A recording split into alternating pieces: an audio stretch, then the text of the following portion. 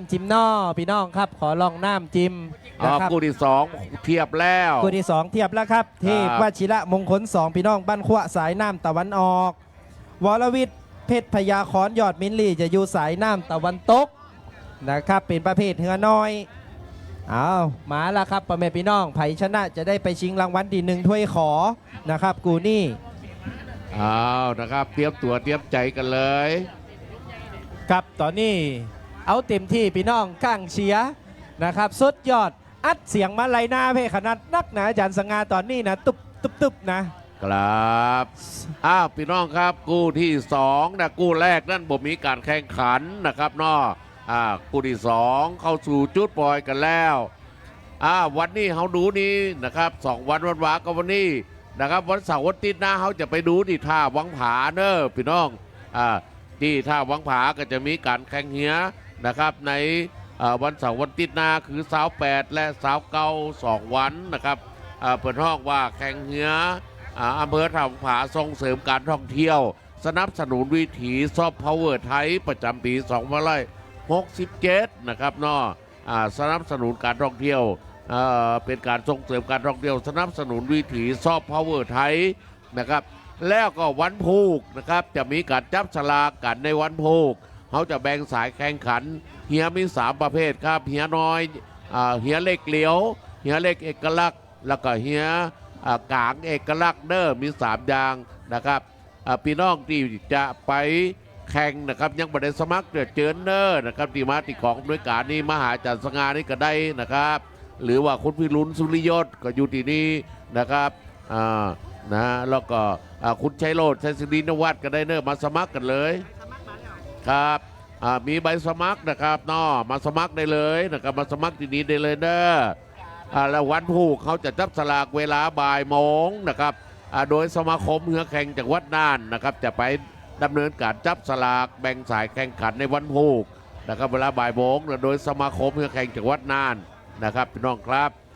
ดังนั้นวันผูกก็ขอเชิญเนอะครับตอนนี้มาแล้วครับคู่ที่2นะครับตอนนี้เทียบจุดปล่อยแล้วครับพี่น้องเจ้าเหือนะครับเหือตีขึ้นไปแอบฟังน้อยนอพี่น้องครับเหือตีกำลังขึ้นนะครับ2ฟังนะครับชิดฟังน้อย1นอขอลองน้ำนะครับขอลองน้ำนะครับขอบคุณครับขอบคุณพี่น้องบัวผาล้ามครับชิดฟังเฮือจิมนอนะครับตอนนี้กู้ที่2นะครับเทียบทุนแล้วจะปล่อยแล้วนะครับขอลองน้ำนอครับขอบคุณครับขอบคุณครับมาละพี่น้องบันขวะสายน้ำตะวันออกวรวิทย์เพชรพยาขอนยอดมินลีสายน้ำตะวันตกครับเป็นประเภทเหือน้อย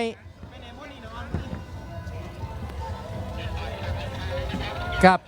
พร้อมทุกฝ่ายพร้อม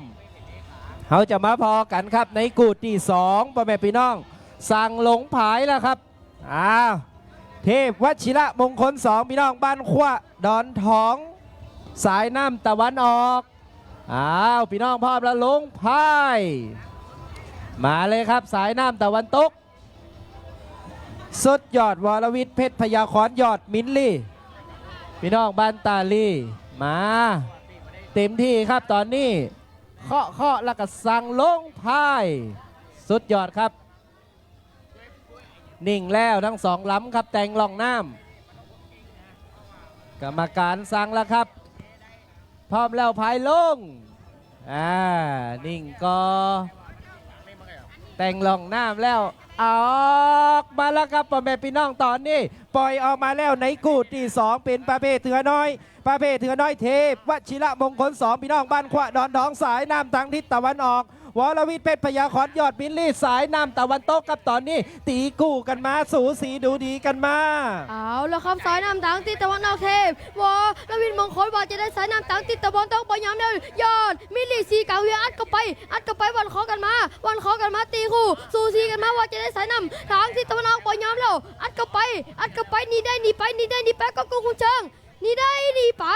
เอา ละครับสายน้ำพางกีตะวันออกเป็นเทวศิลามงคลวันโคดอนทองหงใหม่ทงน้อยครับตอนนี้จะอยู่สายน้ำพางกีดอกปะกับวรวีเพชรพยาคอนยอดมินลีจะอยู่สายน้ำพางกีตะวันออกตอนนี้พี่ดูตามสายตาว่าสายน้ำพางกีตะวันออกน้ำมาแล้วน้ำมันหนึ่งกำลังราสายน้ำพางกีดอกเทวศิลามงคลพี่น้องบันโคดอนทองหนีออกมาหลอกขู่พื้นสะพานมาสายน้ำพางกีตะวันตกจะหนีได้บ่ได้ มีได้บ่ได้แล้วว่าแจ๊ตอนนี้เอาแล้วเอาแต่ว่าแจ๊กูที่สองตามตารางการแข่งขันสายน้ำทางกิตะวันออกตอนนี้เฮบาชิระมงคลต่อคุณพี่น้องบ้านครัวดอนทองเอาแล้วตอนนี้ยังนำยังหนีขึ้นมาอยู่สายน้ำทางกิตะตกต้องเร่งแล้ววชิระเพชรให้คอนยอดมินลี่ต้องเอาแต่ตอนนี้ตีไปหนีไปสายน้ำทางกิตะวันออกหนีได้หนีขึ้นไป หนีได้หนีไปครับบ้านขั้วสายน้ำตะวันออกไปก่อนแล้วครับเทพวชิรมงคล2บ้านขั้วดอนทองหนีไปก่อนวรวิทย์นะครับวรวิทย์ถอยมาสายน้ำตะวันตกวรวิทย์ถอยมาแล้วนะครับพี่น้องใกล้จะเอาใจแล้วพี่น้องบ้านขั้ววางผายกันแล้วปล่อยเหียไหลเข้าเส้นชัยเข้าเส้นชัยคณะกรรมการบรอจ้าจากทองสี แด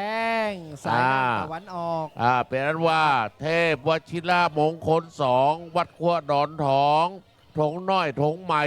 เป็นฝ่ายชนะนะครับในหล่องน้ำแรกนี่ในกู้ที่2นะครับผ่านไป1กู้นะครับต่อไปจะเป็นกู้ที่3แล้วครับกู้ที่3เทพบุตรพญาแก้วบานสมสายน้ำตะวันออกเจ้าพ่อผาสุกวัดสวนหอมสายน้ำตะวันตกเป็นประเภทเหือเอกลักษณ์นานครับพี่น้องครับเหือเอกลักษณ์นานนะครับกู้ที่3แล้วเนอะเทพบุตรพญาแก้วบานสมสายอยู่สายน้ำตะวันออกเจ้าพ่อผาสุกวัดสวนหอมสายน้ำตะวันตกนะครับบรรยายหน่อย เอาละครับต่อไปเป็นกูที่3เป็นประเภทเนื้อเอกลักษณ์นานสายน้ำช้างทิศตะวันออกเทพบุตรพญาแก้วซบสายน้ำช้างที่ตะวันตกเจ้าพ่อผาสุกส่วนหอมพอไปตีจุดปล่อยเงินทั้ง2ลำเข้าเทียบทุ่นแล้ว คือมันพูดบรรยาย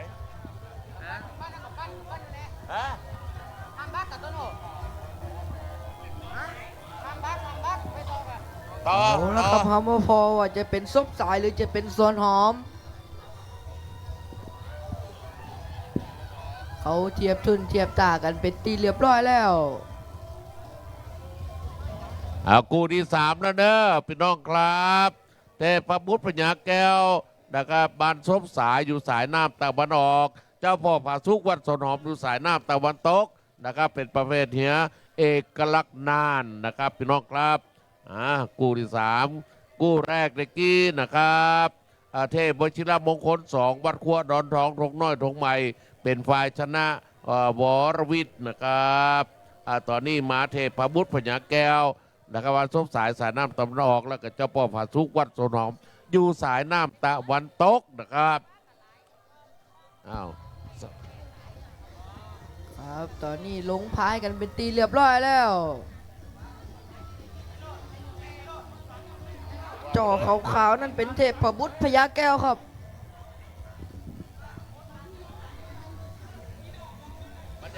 ลงพายเป็นตีเรียบร้อยแล้ว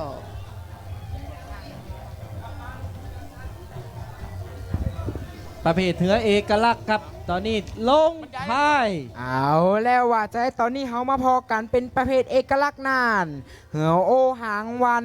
ว่าแล้วตอนนี้สายน้ำทางทิศตะวันออกเทพบุตรพญาแก้วเอาแล้ววันนี้บานซบสายทรงกำลังอกกำลังใจบ่ว่าจะมาพอทั้งสองฝั่งแม่น้ำนานหรือว่าตีทั้งพอทั้งน่านลองโบดแม่วันนี้เฮามาพอกันบานซบสายจะมาปักกับบ้านสวนหอมเจ้าพ่อผาสุกจะอยู่สายน้ำทางที่ประตกตอนนี้เข้าเทียบทุนเทียบทาที่จุดปล่อยเป็นที่เรียบร้อยแล้ว ครับเอาละครับตอนนี้กรรมการยกธงขึ้นเสมอไล่เป็นที่เรียบร้อยแล้วสายน้ำพี่ตะวันออกก็เป็นเบพระบุตรพญาแก้วพี่น้องบ้านซบสายอำเภอท่าหวายออก มาแล้ว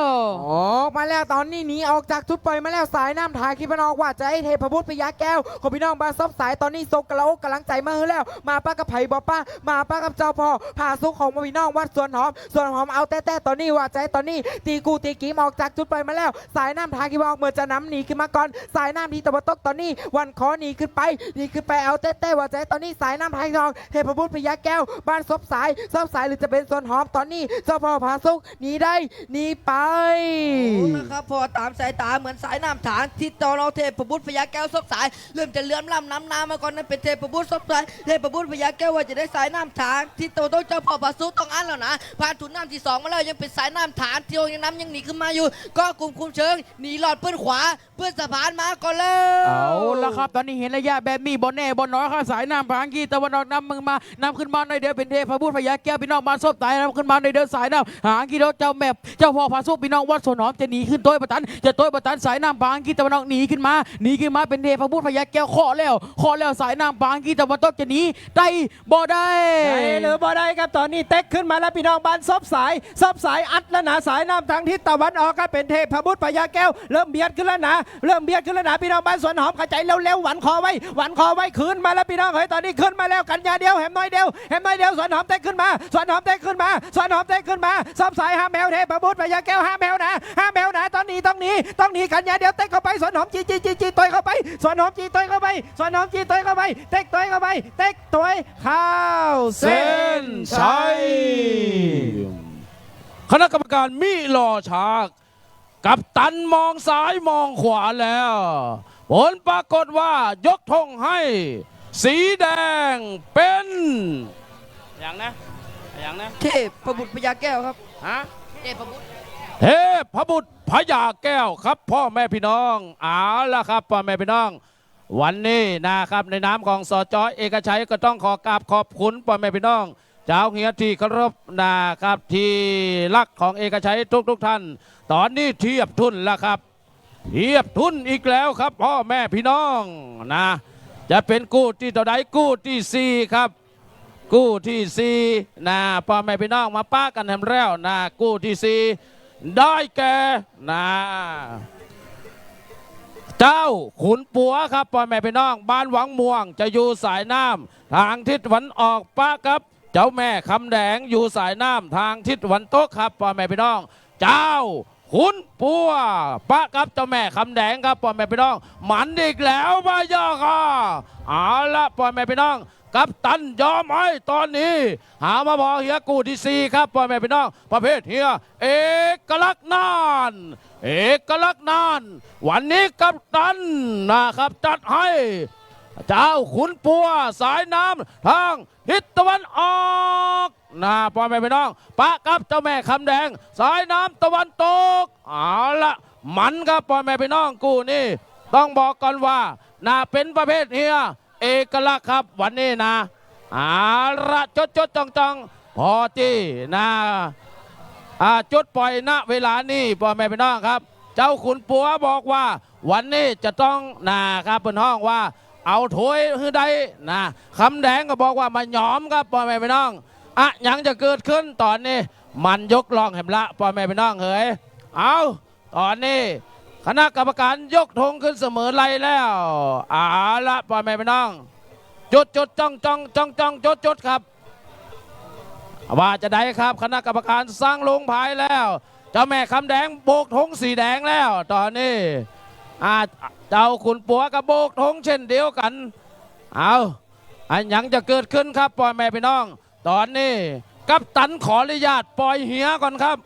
เดี๋ยวจะไปกู้ลูกต่อตอนนี้ขออนุญาตครับหมาพอกู้กับสิงห์เหนือฉายานามว่าเจ้าขุนปัวสิงห์ใต้ได้สายนามว่าเจ้าแม่คำแดงเอาละตอนนี้เทียบทุนแล้วพ่อแม่พี่น้องเอ๋ยเทียบทุนณเวลาต่อจากนี้เอาจดจ้องจุดครับตอนนี้เจ้าแม่คำแดงโบกธงได้โบกธงไปมองจุดมองจ้องดีๆครับเอาละพ่อแม่พี่น้องหยังจะเกิดขึ้นตอนนี้บอกก่อนว่ากูนี่ม้วนครับม้วนว่าใดครับว่าใดตอนนี้ว่าใดพร้อมหรือยัง เจ้าขุนปัว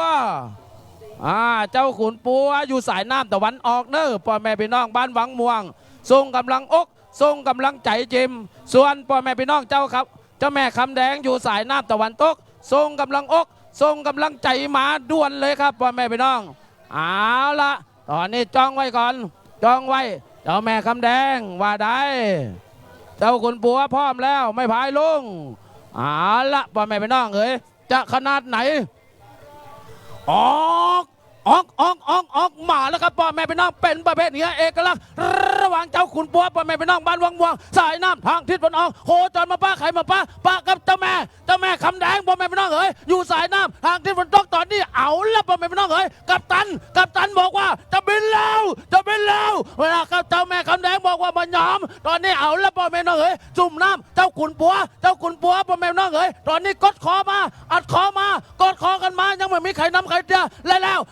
หัวเริ่มกดพายให้ระเบิดเถิดเถิงกันออกไป เอาแล้วเข้าสายน้ำทางทิศตะวันออกเจ้าขุนปัวบ้านวังม่วงมาบอกกับสายน้ำทางทิศตะวันตกเจ้าแม่คำแดงน้ำคอเก่าบ่ยอมแล้วอัดเข้าไปจิกันเข้าไปวันคอกันมาตีกูสู้ซีกันมาสายน้ำทางทิศตะวันออกบ่ยอมแล้วตะวันออกบ่ยอมนี่เป็นเจ้าขุนปัววังม่วงหนีได้แล้วว่าจะได้สายน้ำทางทิศตะวันตกเจ้าแม่คำแดงหนีไป น้ำถางทิศตะวันตกหนีได้หนีไปครับเจ้าแม่คำแดงว่าจะได้สายน้ำถางทิศตะวันออกเจ้าขุนปัวต้องอันแล้วนะ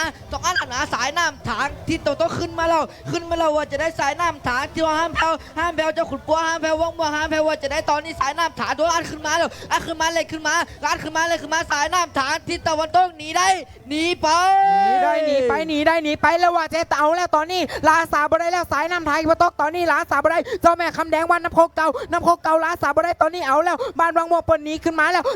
กึ่งลำเหือแล้วเอาแล้วตอนนี้เจ้าขุนปัวว่าใจแหมน้อยเดียว50 เมตรสุดใต้ลาสาบ่ได้แล้วสายน้ำทากีมาตกก็ซาไปพายไหลเข้าเส้นชัย เอาละครับเข้าเส้นชัยไปทั้งคู่แล้วครับ ระหว่างเจ้าขุนปัวบ้านวังม่วงสายน้ำตะวันออกเจ้าแม่คำแดงวัดน้ำโคกเก่าสายน้ำตะวันตกคณะกรรมการไม่รอช้าจักรธงสีน้ำเงินสายน้ำสีน้ำเงินเจ้าแม่คำแดงนะครับวัดน้ำโคกเก่านะครับเป็นฝ่ายชนะไปในกู้นี้นะครับพี่น้องครับเป็นกู้ที่4ในรายการของเราแล้วพี่น้องครับต่อไปจะเป็นกู้ที่5นะครับกู้ที่5นะครับพรหลวงพ่อเจ็ดกษัตริย์บ้านดูเหนือพัฒนากฟผสายน้ำตะวันออกเทพฐานที่บ้านใช้สถานอยู่สายน้ำตะวันตกเป็นประเภทเฮียใหญ่ได้ตำนานวันนี้คือขนาดพี่น้องเฮ้ยนะครับมีอยู่8ลำด้วยกันในวันนี้นะครับจับกู่จับกีมเข้ากู่เข้ากีมกันนะครับโดยนะครับพี่น้องครับโดยพรหลวงพ่อเจ็ดกษัตริย์บ้านดูเหนือพัฒนากฟผอยู่สายน้ำตะวันออกประเภทเฮียใหญ่ในตำนานนะครับและสายน้ำตะวันตกจะเป็นเทพฐานที่บ้านใช้สถานครับพี่น้องคณะกรรมการห้องเอาเฮียตั้งกูเฮียใหญ่ในตำนานเข้าสู่จุดปล่อยกันแล้วครับกู้ที่5ครับเอาล่ะขอบคุณอาจารย์สง่าอินยาครับตอนนี้เฮามาเข้าโหมดบักประเภทเทียใหญ่ในตำนานพ่องพ่อแม่พี่น้องฉายาน้ำนะครับสายน้ำทางทิศตะวันออกชื่อเดิมคือนางพญายอดขวัญครับพ่อแม่พี่น้องแต่เปิ่นมากับลำเปลี่ยนชื่อนะครับเป็นพรเจ้าพ่อนะครับเจ็ดกษัตริย์ของพ่อแม่พี่น้องบ้านดูเหนือพัฒนาครับป้ากับใครบ่ป้านะครับใส่เสื้อออกเป็นโทนสีน้ำเงินพ่อแม่พี่น้องครับฉายานามว่าเทพฐานที่พ่อแม่พี่น้องบ้านใสฉสานครับพ่อแม่พี่น้องเอาละกู้นี่มันครับเพื่อที่จะเข้าไปต่อก่อนนะครับในรอบชิงชนะเลิศใครจะได้ก่อนล่ะพ่อแม่พี่น้องจดจ้องพอก่อนครับพ่อแม่พี่น้องพรหลวงพ่อเจ็ดกษัตริย์พ่อแม่พี่น้องได้รับการสนับสนุนจากกพผครับพ่อแม่พี่น้องพิษณุนี่นะครับผู้จัดการนี่นะบอกว่าปีนี้ขออนุญาตอัดฉีดครับเอาเลยนะครับอยู่สายน้ำทางทิศตะวันออกปะกับเทพฐานที่พ่อแม่พี่น้องครับซ่อมตึงวันนะครับตีมาอยู่ตีสนามน้ำน่านของเขานี่ เปิ้นซ่อมทั้งหมดทั้งมวลอยู่ 4 วันเต็มๆที่นะครับเอกชัยได้เข้ามาจัดอย่างต่างๆเปิ้นซ่อมมาวันครับพ่อแม่พี่น้องยังจะเกิดขึ้นล่ะตอนนี้เฮามาพอกูนี่เป็นกูรักกูแค้นนะเอาพ่อแม่พี่น้องวันนี้กองเชียร์เต้นเต็มที่ครับเต้นเต็มที่เลยนะครับไม่ต้องห่วงหยังกองเชียร์นี่นะพร้อมทะยานออกเลยเอาพรหลวงพ่อเจ็ดกษัตริย์ใส่ชุดสีออกเหลืองๆครับเทพฐานทิพย์ออกใส่เสื้อสีเป็นสีฟ้าละตอนนี้เทียบทุนละพ่อแม่พี่น้องเฮ้ยเทียบทุนไว้ก่อนเอากัปตันอเมริกันนะครับเพื่อกำลังใจทุกลำครับเธอกำลังใจทุกลำเลยนาละพ่อแม่พี่น้องครับสุดยอดคำแดงกับสุดยอดละว่าจะได้ครับพรหลวงพ่อเจ็ดกษัตริย์ลงผายแล้วครับตอนนี้เทพทันทิพย์ก็ลงผายเช่นเดียวกันพร้อมละ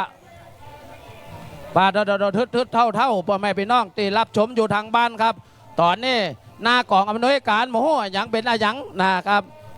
พ่องก็แต่งตัวคืออยู่นี่ขออนุญาตประชาสัมพันธ์นะครับผู้นะครับหรือว่ามาทบอย่างต่างๆห้ามจิเด็ดขาดนะครับต้องขออนุญาตนะครับถ้าวันใดจิจะขออนุญาตนะครับไปขออนุญาตตักเตียนนะครับขออนุญาตผู้บรรลัยกันอย่างต่างๆห้ามจุดนะครับขออนุญาตหลังจากเตรียมเมื่อวานนี่อันตรายครับนะครับวันนี้จึงขออนุญาตงดนะครับในการจุพูดผู้นะครับหรือว่าสิ่งต่างๆที่เสียงดังนะครับขออนุญาตละพ่อแม่พี่น้องไปพอจุดปล่อยกันต่อนะครับพรหลวงพ่อเจ็ดกษัตริย์ตื่นเต้นครับเป๋ซ้ายเป๋ขวามาน้อยหนึ่งนะครับแต่ตันครับตันว่าจะได้เทพทันทิพย์ได้ล่องน้ำแล้วเป็นประเภทเหี้ยใหญ่ในตำนานกูที่5พ่อแม่พี่น้องนิ่งแล้วครับเอาละพ่อแม่พี่น้องครับเอาละเป๋อยู่ครับเป๋อยู่พรหลวงพ่อเจ็ดกษัตริย์ยังเอาใต้มาได้เจียพ่อแม่พี่น้องครับวันนี้เป็นวันรอบรองชนะเลิศนะครับสักเบิร์ดนี่กัปตันอเมริกันจะขออนุญาตไปกู้โลกที่จังหวัดพะเยาก่อนเนื่องจากว่านะครับน้ำท่วมที่หมอพะเยารอบที่2นะครับเน็ตแต่ละใช้เน็ตเอาละครับเอาละได้ละครับได้ละละพรหลวงพ่อเจ็ดกษัตริย์เอาหัวไปอยู่จากเพิกต่างวันออกเป๋แล้วครับเป๋แต่งครับแต่ง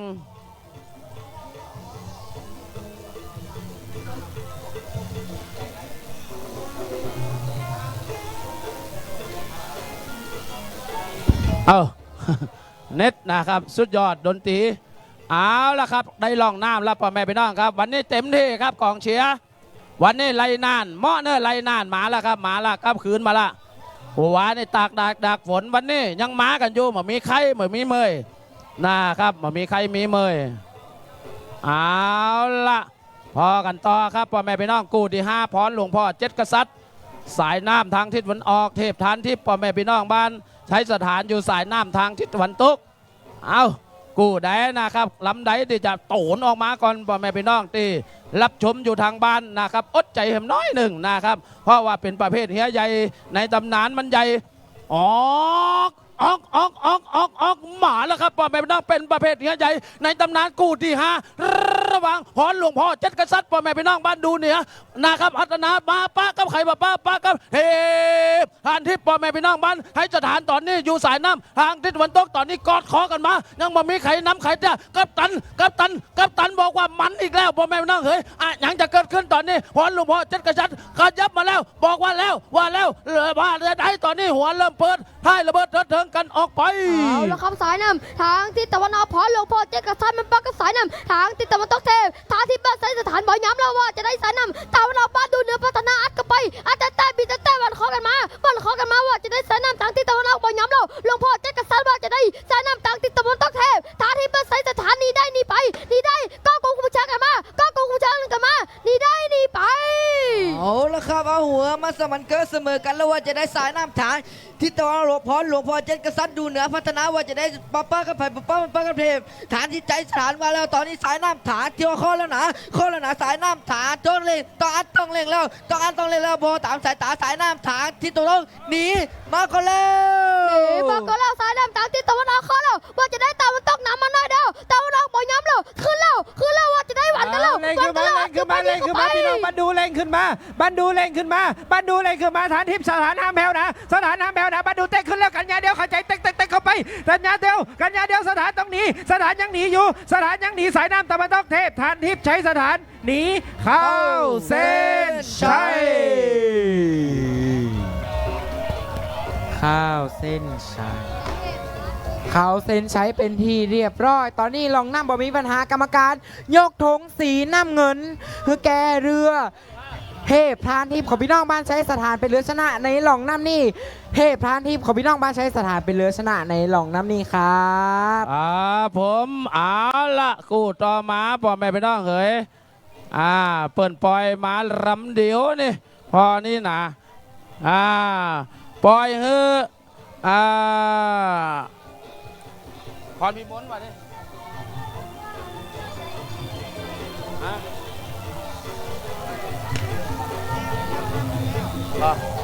ปล่อยเฮ้นะครับเจ้าแม่พรพิบุญบ้านหัวเวียงเหนือบ่น่าจะใจนะบ่ใจ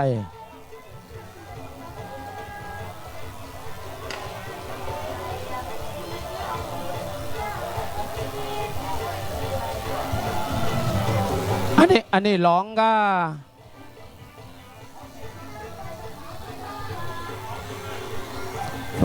ฝ้าประธานพรพรพิมลบายคือฝ้าประธานพรนะครับทราบมาอยู่สายน้ำตะวันเป็นแถมไหม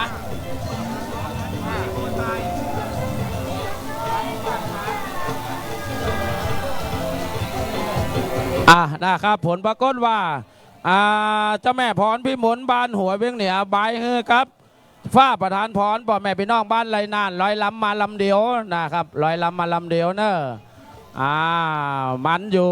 อาจารย์สง่าเอาต่อเลยครับพี่น้องครับกับผ่านไปแถมกู้หนึ่งละเด้อพี่น้องเอ๋ยนะครับเป็นกู้ที่6ผ่านไปว่าประธานบ้านไรนานหมู่ที่1หมู่ที่8นะครับก็เป็นฝ่ายชนะไปหนึ่งจากเจ้าแม่พรพิมลบ้านหัวเวียงเหนือบายเฮนะครับในกู้ที่6นี่พี่น้องมาพอกู้ที่7ครับ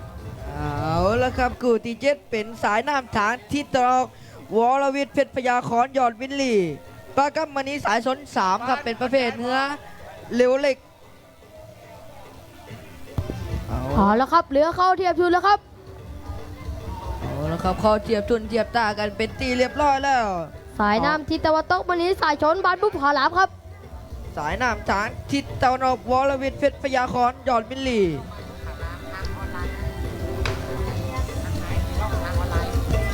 จะเป็นการตัดเจือกของประเภทเถือน้อย30ฝีพายครับพ่อแม่พี่น้องกูที่7นี่ไผชนะจะไปชิงรางวัลชนะเลิศนะครับเพราะฉะนั้นบอกว่าจะเป็นพี่น้องบ้านบุผารามมาหนีสายชนนะครับสายน้ำตะวันตกครับตอนนี้สั่งลงพายแล้วสายน้ำตะวันออกวรวิทย์เพชรพยาคอนยอดมินลี่นะครับในหัวใต้ประคองเหียสั่งลงพายแต่งรองน้ำแล้วเอาละครับตอนนี้สายน้ำพี่ตะวันออกเป็นวรวิทย์เป็นพยาคอนยอดมินลีจะมาปักกับมันนี้ใส่ชดพี่น้องบ้านบุผาลาครับตอนนี้กรรมการยกธงขึ้นเสมอไล่เป็นดีเรียบร้อยแล้วบ้านบุผาลามตอนนี้พี่น้องบ้านบุผาลามทรงกระอกกำลังใจมาทั้งไล่ซนและว่าใจบอกว่าจะเป็นวรวิทย์เพชรพยาคอนยอดมินลีพี่น้องบ้านสีกังเวียง1บ้านล่องตองฮารีสีกังเวียงคู่นี้จะเป็นประเภทเฮือน้อย3ฝีผีพายขอละจะมีขวานล้าสาละแมวกอครับใจแล้วครับส่วนวรวินีใจฝีพายชุดพละล่องตองครับบอกเลยว่าบ่ธรรมดาเลยครับออกมาแล้ว ออกมาแล้วเอาแล้วกว่าจะได้กรรมการสะบัดธงลงน้ำสายน้ำทางที่บอกเอาแล้ววรวิทย์พยาคอนยอดมิลลี่สีกลางเวียงหนึ่งเอาแล้วบ้านล่องตองทาลีสีกลางเวียงว่าจะให้เป็นประเภทเฮือน้อยสาฟีผีพายเอาแล้วเอาแต่ว่าใจมาป้ากับไผ่บอกป้ามาป้ากับมณีสายชนสามกับพี่น้องบ้านบุพผาล้ำว่าจะให้ตอนนี้บ้านบุพผาล้ำส่งกำลังอกกำลังใจมาเฮือแล้วจะได้เอาแต่ตอนนี้ออกจากจุดปล่อยมาแล้วตอนนี้ว่าใจสายน้ำทางที่ตะวันออกยังนำยังหนีกันมาอยู่วรวิทย์เพชรพยาคอนยอดมิลลี่ยังหนีขึ้นอยู่ว่าจะให้เอาแต่หนีได้หนีไป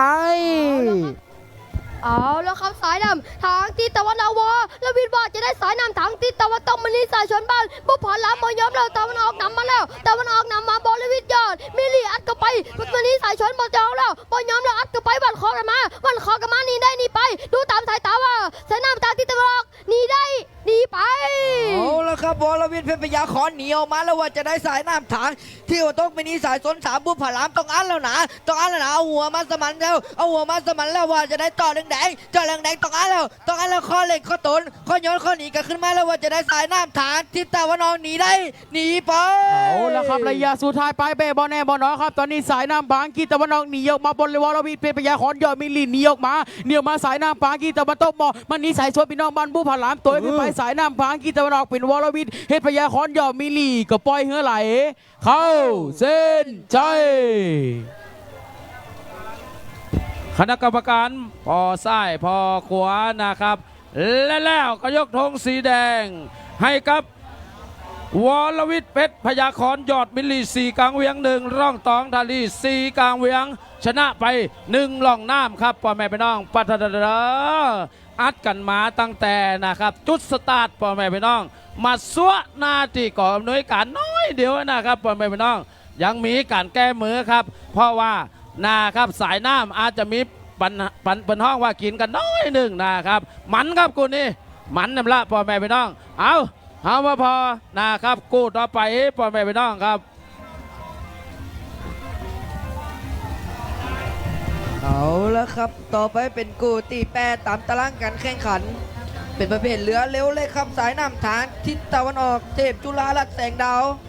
ป้ากับขวัญทารายอดนาวาสายน้ำทางทิศตะวันตก เอาแล้วครับตอนนี้เข้าสู่จุดปล่อยเป็นที่เรียบร้อยครับกำลังไหลลงมาครับสายน้ำพิษตะวันออกไหลลงมาแ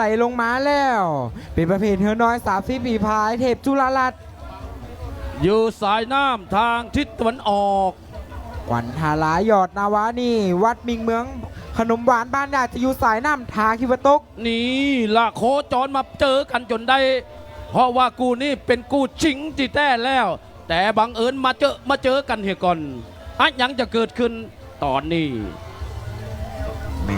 หาชนะนี่เปิดจะไปชิงที่1ที่2หาแพ้จะเป็นชิงที่3ที่4เขาต้องมาถามใจกันในลองน้ำนี่ลองน้ำแรกไขจะเอาไปก่อนเทียบทุนณเวลานี้พ่อแม่พี่น้องครับเอาเทพจุฬาลัตน์ดรโอคลินิกวัดแสงดาวสายน้ำตะวันออกใส่เสื้อโทนสีเขียวๆครับพ่อแม่พี่น้องครับป้าครับขวัญทลายยายอดนาวาวัดมิงเมียงขนมโบราณบ้านยาจะออกโทนสีแดงพ่อแม่พี่น้องครับเอาพอโนวารำนี่ค้าไข่ครับชนะไปเลยครับไปล้อชิงที่1ที่2ประเภทกอพักก้านไปชิงที่3ที่4ประเภทกอกันพ่อแม่พี่น้องเอาละตอนนี้ต้องบอกก่อนว่าทั้ง2ลำเนี่ยอัดกันมาแน่พ่อแม่พี่น้องครับเพราะว่าเทพจุฬาลัตน์ดรโอคลินิกวัดแสงดาวดีกีห้วยพระราชฐานพ่อแม่พี่น้องเหยแล้วก็มาป้ากับขวัญทลาย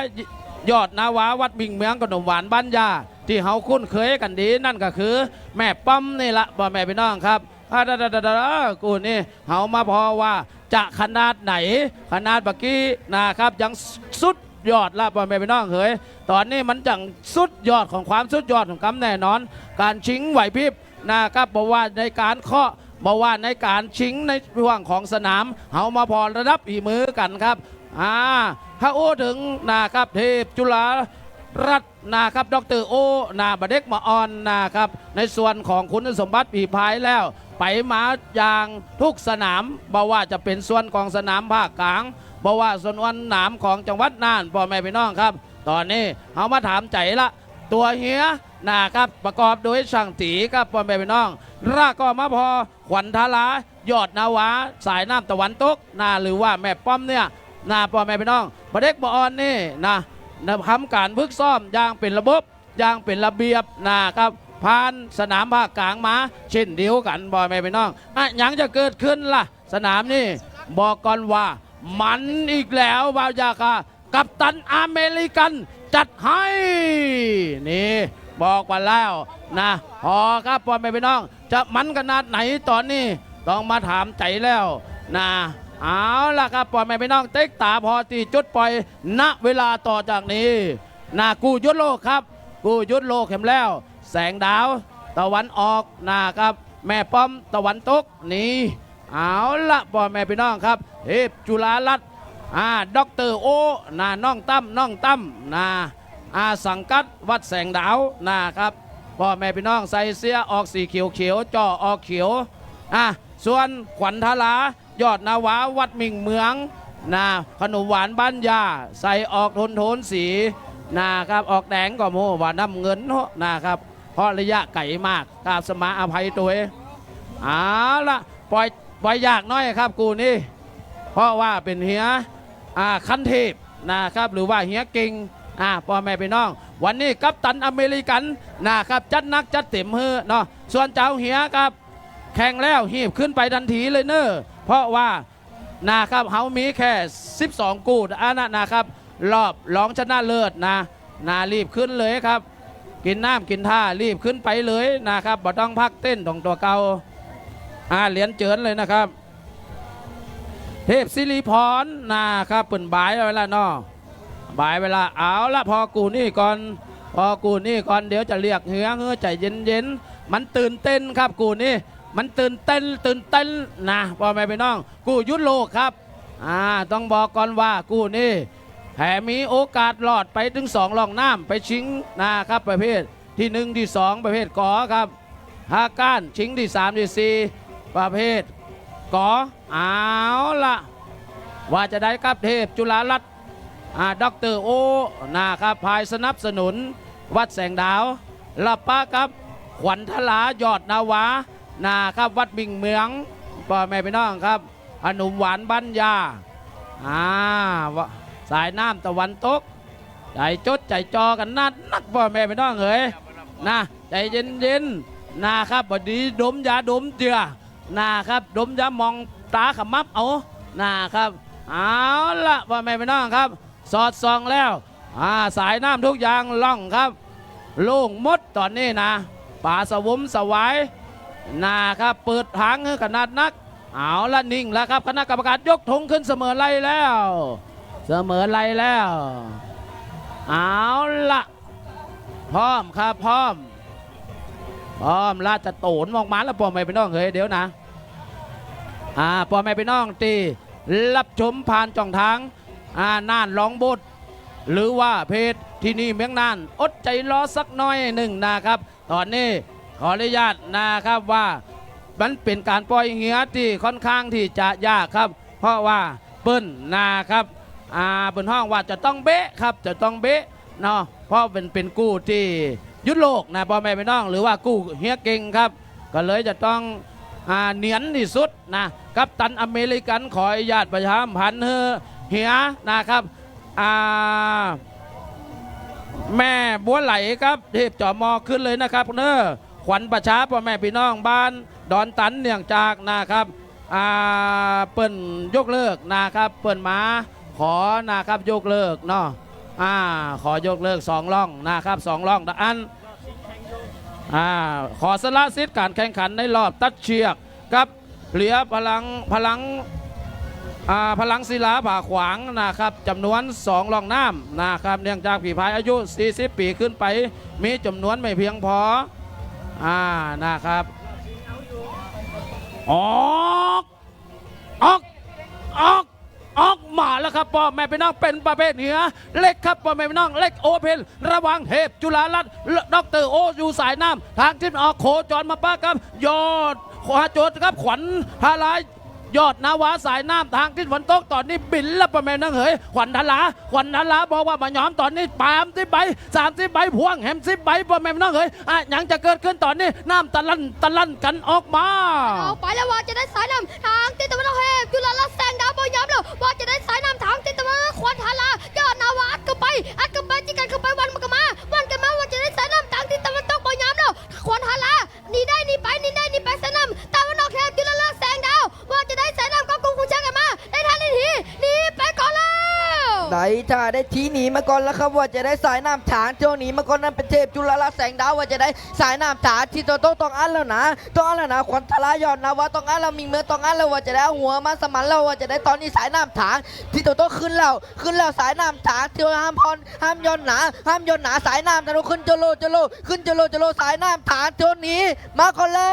ว นี่แล้วครับตอนนี้สายน้ำผางกีดอกเทพจุลลักษณ์พี่น้องวัดแสงดาวหนีแล้วสายน้ำผางกีตะวันได้บ่ได้ตอนนี้สายน้ำผางกีดอกเทพจุลลักษณ์พี่น้องวัดแสงดาวหนีเลยเดี๋ยวตอนนี้จะหวันแล้วครับตอนนี้สายน้ำผางกีดอกเต็กขึ้นเลยสายน้ำผางกีตะวันหนีไปแล้วครับสายน้ำผางกีตะวันออกหนีไหลเข้าเส้นชัย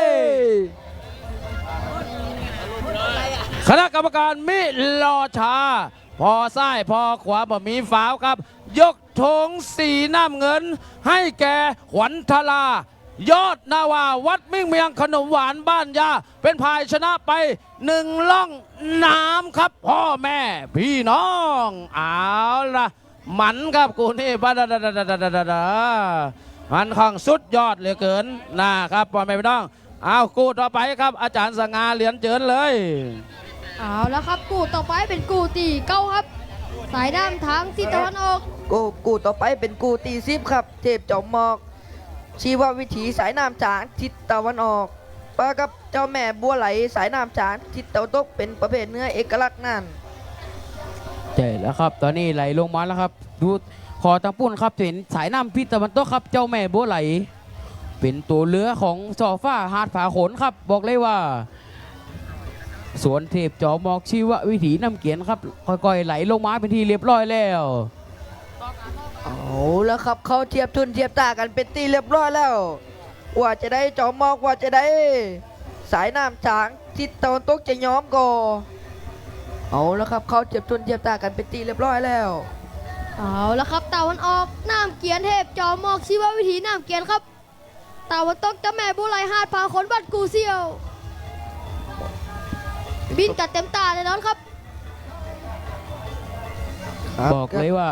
อายุ40อัพแรงบ่มีตกนะครับเมื่อกูนี่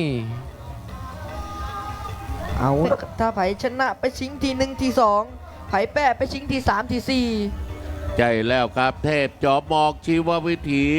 อบตน้ำเกียนสายน้ำตะวันออก เจ้าแม่บัวไหลหาดผาโขนวัดกูเซียว สายน้ำตะวันตกเป็นเฮียเอกลักษณ์นานนะครับไผ่ชนะไปชิงที่1ที่2ไผ่ก้านไปชิงที่3ที่4นะเฮียประเภทกอนะครับอันนี้กอนะครับเทพจอมหมอกชีววิถีอบตน้ำเกียนสายน้ำตะวันออก เจ้าแม่บัวไหลหาดผาโขนวัดกูเซียวสายน้ำตะวันตกครับ เอาละครับเอาละครับตอนนี้กรรมการยกธงขึ้นเสมอไรเป็นที่เรียบร้อยแล้วสายน้ำพี่ตะวันออกเป็นพี่น้องบ้านน้ำเกียนสายน้ำพี่ตะวันตกเป็นบ้านหาดผาขนหรือว่าสีกูเซียวเพราะว่า2บ้านนี้เป็นรวมตัวกัน เพียทุกลำทำการแข่งขันแล้วคือขึ้นไปต้นทางเลยเนอะนะครับขึ้นไปเลยเนอะแข่งแล้วขึ้นไปเลยนะครับบ่ต้องล้อนะครับล้อแล้วเดี๋ยวจะมีนะครับเปิดห้องแล้วทันบ่ไปนะครับถึงเวลา10 นาทีครับเปิดจะปล่อยเฮียกูดเฮียล้ำที่เข้าสู่จุดปล่อยมาก่อนท่านก็จะสละท่านก็จะงดซิดนะครับเสียดายเด้อแข่งแล้วขึ้นไปเลยครับไปพักอยู่ต้นทางเลยนะครับขึ้นไปต้นทางเลยเนอะ ครับตอนนี้ลงพายเป็นที่เรียบร้อยครับบอกว่าเทพจอมอกชีววิถีบอกว่าชนะครับสิงห์ที่1ที่2แป้สิงห์ที่3ที่4ครับตอนนี้กรรมการยกธงขึ้นเสมอไล่แล้วส่วนเจ้าแม่บัวไหลครับเป็นตัวเรือซอฟ้าหาดผาขน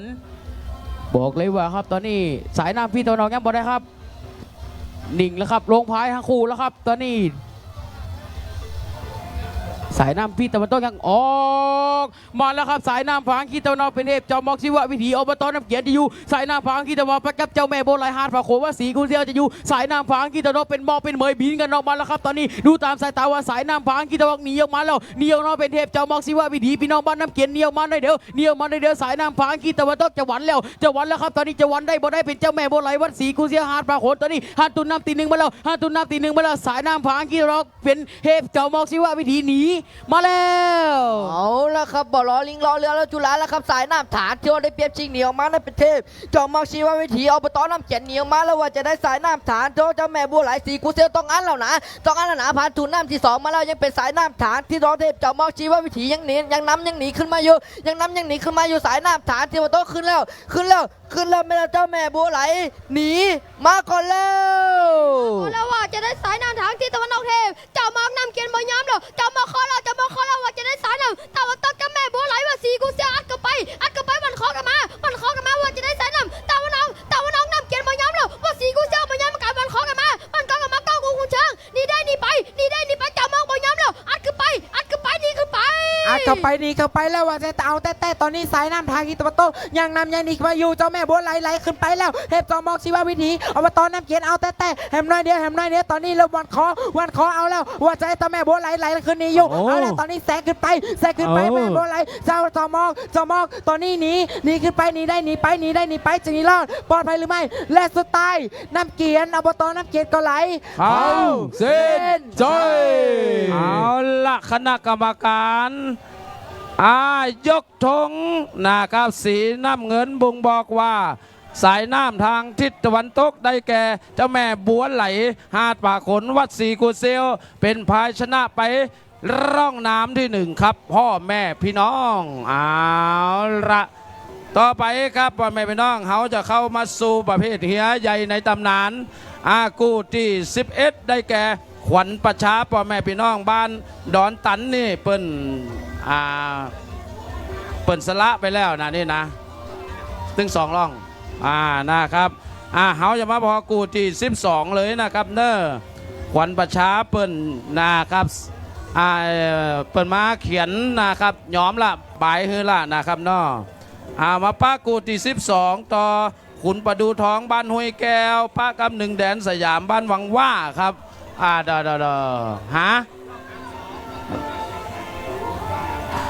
พ่อแม่พี่น้องครับลองน้ำที่2ขอเฮ้พ่อแม่พี่น้องเจ้าเหีย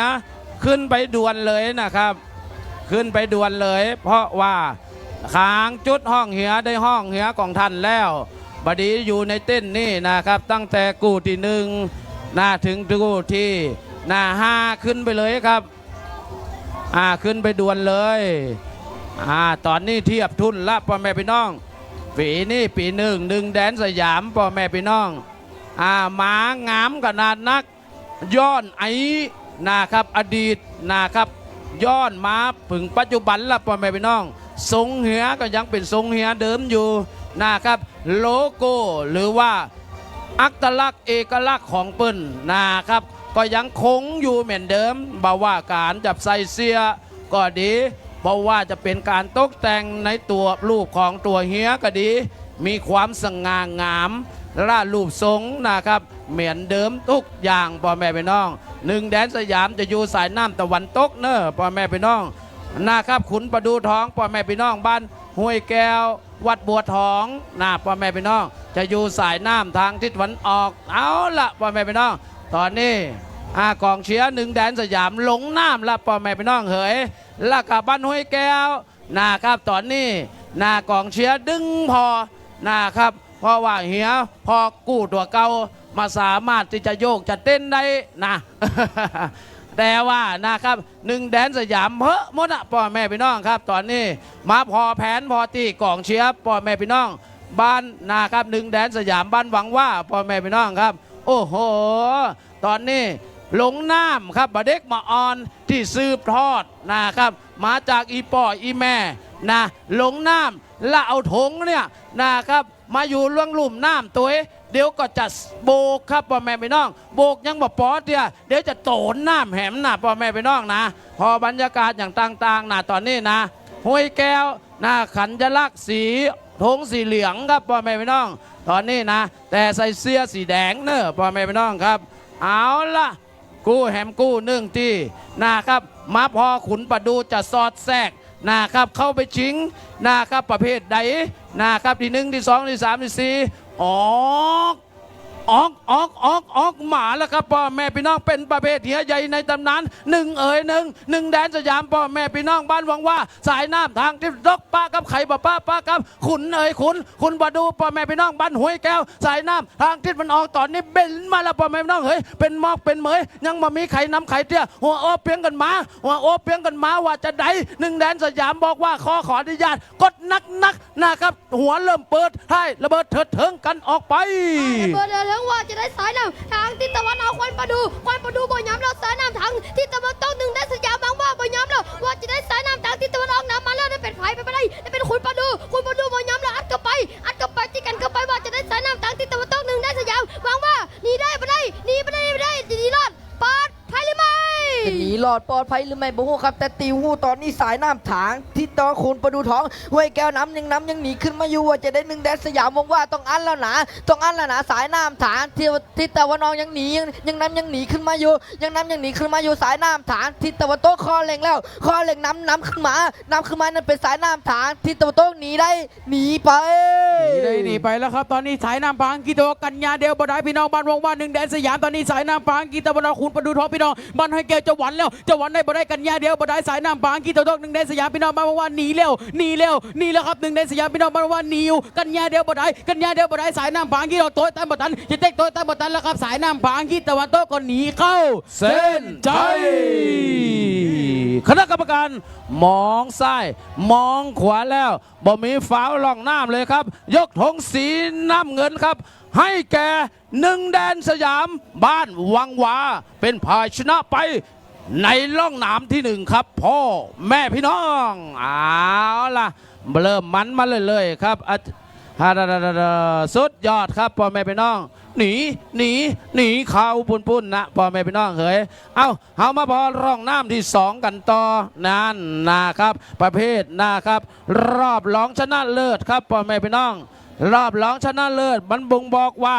จะคัดแล้วนะครับจะคัดไปชิงกันละกู้ที่สองละพ่อแม่พี่น้องเฮ้ยกู้ที่หนึ่งนะครับเนื่องจากพิพัฒน์พรสำนักสงฆ์ธรรมชัยบ่มีกู้แข่งครับก็เลยจะต้องมาแข่งกู้ที่สองเลยพ่อแม่พี่น้องครับป่าต่อกู้ที่สองมันนั่นละพ่อแม่พี่น้องเฮ้ยเอามาพอเทพวชิระมงคลสองขวะดอนทองทงน้อยทงใหม่จะมาอยู่สายน้ำทางทิศตะวันตกของปากับวรวิทย์เพชรพยาคอนยอดมิลลีสีกลางเวียงสองบ้านร่องตองตาลีสีกลางเวียงสายน้ำตะวันออกครับพ่อแม่พี่น้องหลังจากที่เทพวชิระมงคลสองชนะไปหนึ่งร่องน้ำถามใจว่าวรวิทย์เพชรพยาคอนนะครับจะฮื้อร่องน้ำนี่หรือไม่เอาละเทียบทุนนะเวลาต่อจากนี้ครับพ่อแม่วันนี้ขออนุญาตกายล่างมาเป็นครับกัปตันอเมริกันครับเพราะว่าซูเปอร์แมนบอกว่างนะครับจะขออนุญาตว่าเอากัปตันอเมริกันมาแตนไปก่อนวันนี้ครับเอาพ่อแม่พี่น้องครับตอนนี้บรรยากาศของเขามากโดยนะครับจากอดีตหวนกลับคืนมาในสนามที่สองนะครับในสนามสมาคมเรือแข่งจังหวัดน่านได้รับการอุดหนุนจากองค์การบริหารส่วนจังหวัดน่านจัดงานประเพณีแข่งเรือเอกลักษณ์น่านสารสัมพันธ์น่านเหนือน่านกลางน่านใต้ประจำปีพุทธศักราช 2567 ในวันที่ 21-22 กันยายน 2567 ณ บริเวณสะพานพัฒนาภาคเหนือผ้าท่อมีเอ็กโคโดยคนตนเองครับเอาพ่อแม่พี่น้องครับตอนนี้กองเชียร์เต็มหมดขึ้นด่วนเลยนะครับเนอะเหียบอกว่าจะเป็นเทพบุตรพญาแก้วบอกว่าจะเป็นเจ้าพ่อผาสุกบอกว่าจะเป็นเจ้าขุนปัวบอกว่าจะเป็นเจ้าแม่คำแดงบอกว่าจะเป็นพรหลวงพ่อเจ็ดกษัตริย์บอกว่าจะเป็นเทพทานทิพย์บอกว่าจะเป็นเจ้าแม่พรวิมลฝ้าประธานขึ้นด่วนเลยนะครับตอนนี้ว้ายมาพอเฮียกูที่สองครับเอาละตอนนี้มันครับพ่อแม่พี่น้องครับมันแน่นอนกูนี่จะมีลองน้ำที่สามก็ว่าแล้วอ ออกมาแล้วครับพ่อแม่พี่น้องเป็นประเภทเฮียน้อยกู้ที่สองเฮวอลวิทย์เพชรพยาครพ่อแม่พี่น้องเฮ้ยอยู่สายน้ำทางทิศตะวันออกโคจรมาปะกับเฮวัลชะมงคลสองวัดขวาดอนหองตอนนี้อัดกันออกไป ออกไปแล้วว่าจะได้สายน้ำต่างทิศตะวันออกว่าจะได้ยอดมิลลี่บอยามแล้วสายน้ำต่างทิศตะวันเทวชิลามงคลบอยามแล้วบันครัวดอนทองบินออกมาวันคอกันมาดึงสโตกย่อกันมาครับว่าจะได้สายน้ำตะวันออกวอลวิทย์บอยามแล้วว่าจะได้สายน้ำต่างทิศตะวันตกเทวชิลามงคลบันครัวดอนทองนี่กันมาก็กงหูช้างนี่ได้นี่ไป หนีไปแล้วครับตอนนี้สายน้ำปางกีตะวันออกตอนนี้เฮบรวิทย์เพชรพยาคอนทองอดีสายน้ำปางกีตะวันตกตอนนี้เทพศิลามงคลพี่น้องมันโคดอนทองหนีออกมาหน่อยเดียวสายน้ำปางกีตะวันออกจะหนีได้บ่ได้ เอาละครับสายน้ำฐานทิศตะวันออกจะหนีได้บ่ได้บ่ฮู้ครับตอนนี้สายน้ำฐานทิศตะวันออกวรวิทย์เพชรพยาคอนขึ้นแล้วว่าจะได้สายน้ำฐานทิศตะวันตกภายสบายหนีมาเลย หนีขึ้นมาแล้วครับหนีขึ้นมาแล้วในสายน้ำทางทิศตะวันตกครับพ่อแม่พี่น้องตอนนี้หนีออกมาก่อนแล้วเป็นพี่น้องบ้านขวาดอนทองเทพวชิระมงคล2หนีออกมาก่อนแล้ววรวิทย์เพชรพยาคอนยอดมิลลี่ครับสายน้ำทางทิศตะวันออกเต็กตัวกันเข้าไปเล่งตัวกันเข้าไป50 เมตรสุดท้ายแล้ว50 เมตรสุดท้ายพี่น้องบ้านขวาหนีเข้าเส้นชัย เข้าเซ็นชัยกันไปคณะกรรมการจากโรงสีน้ำเงินครับเป็นสายน้ำทิศตะวันตกเทพวชิระมงคล2บ้านขวดดอนท้องถงน้อยถงใหม่เป็นฝ่ายชนะไปนะครับทั้ง2ลองน้ำนะครับตอนนี้เหือเทพวชิระมงคล2บ้านขวดดอนท้องถงน้อยถงใหม่ก็จะเข้าไปชิงดี1ที่2สายขอนะครับส่วนยอดมิลลี่สีกลางเวียง2นี่ก็จะเข้าไปชิง3-4สายขอด้วยกันเนอตอนนี้เขาคัดเหียมาแล้วนะครับพอเป็นพี่น้องในรอบรองชนะเลิศนี่รอบนี้จะมีรองน้ำตี3ได้ตัวนะครับถ้าพัดกันก้านพัดกันชนะเนอพ่อแม่พี่น้องครับเขาทำการแข่งขันในรอบรองชนะเลิศทั้งหมด12กู้ด้วยกัน12กู้นี่ตอนนี้รองน้ำตี2นะครับแข่งไปแล้ว2กู้นะครับน้องเฮือตีจะทำการแข่งขันใน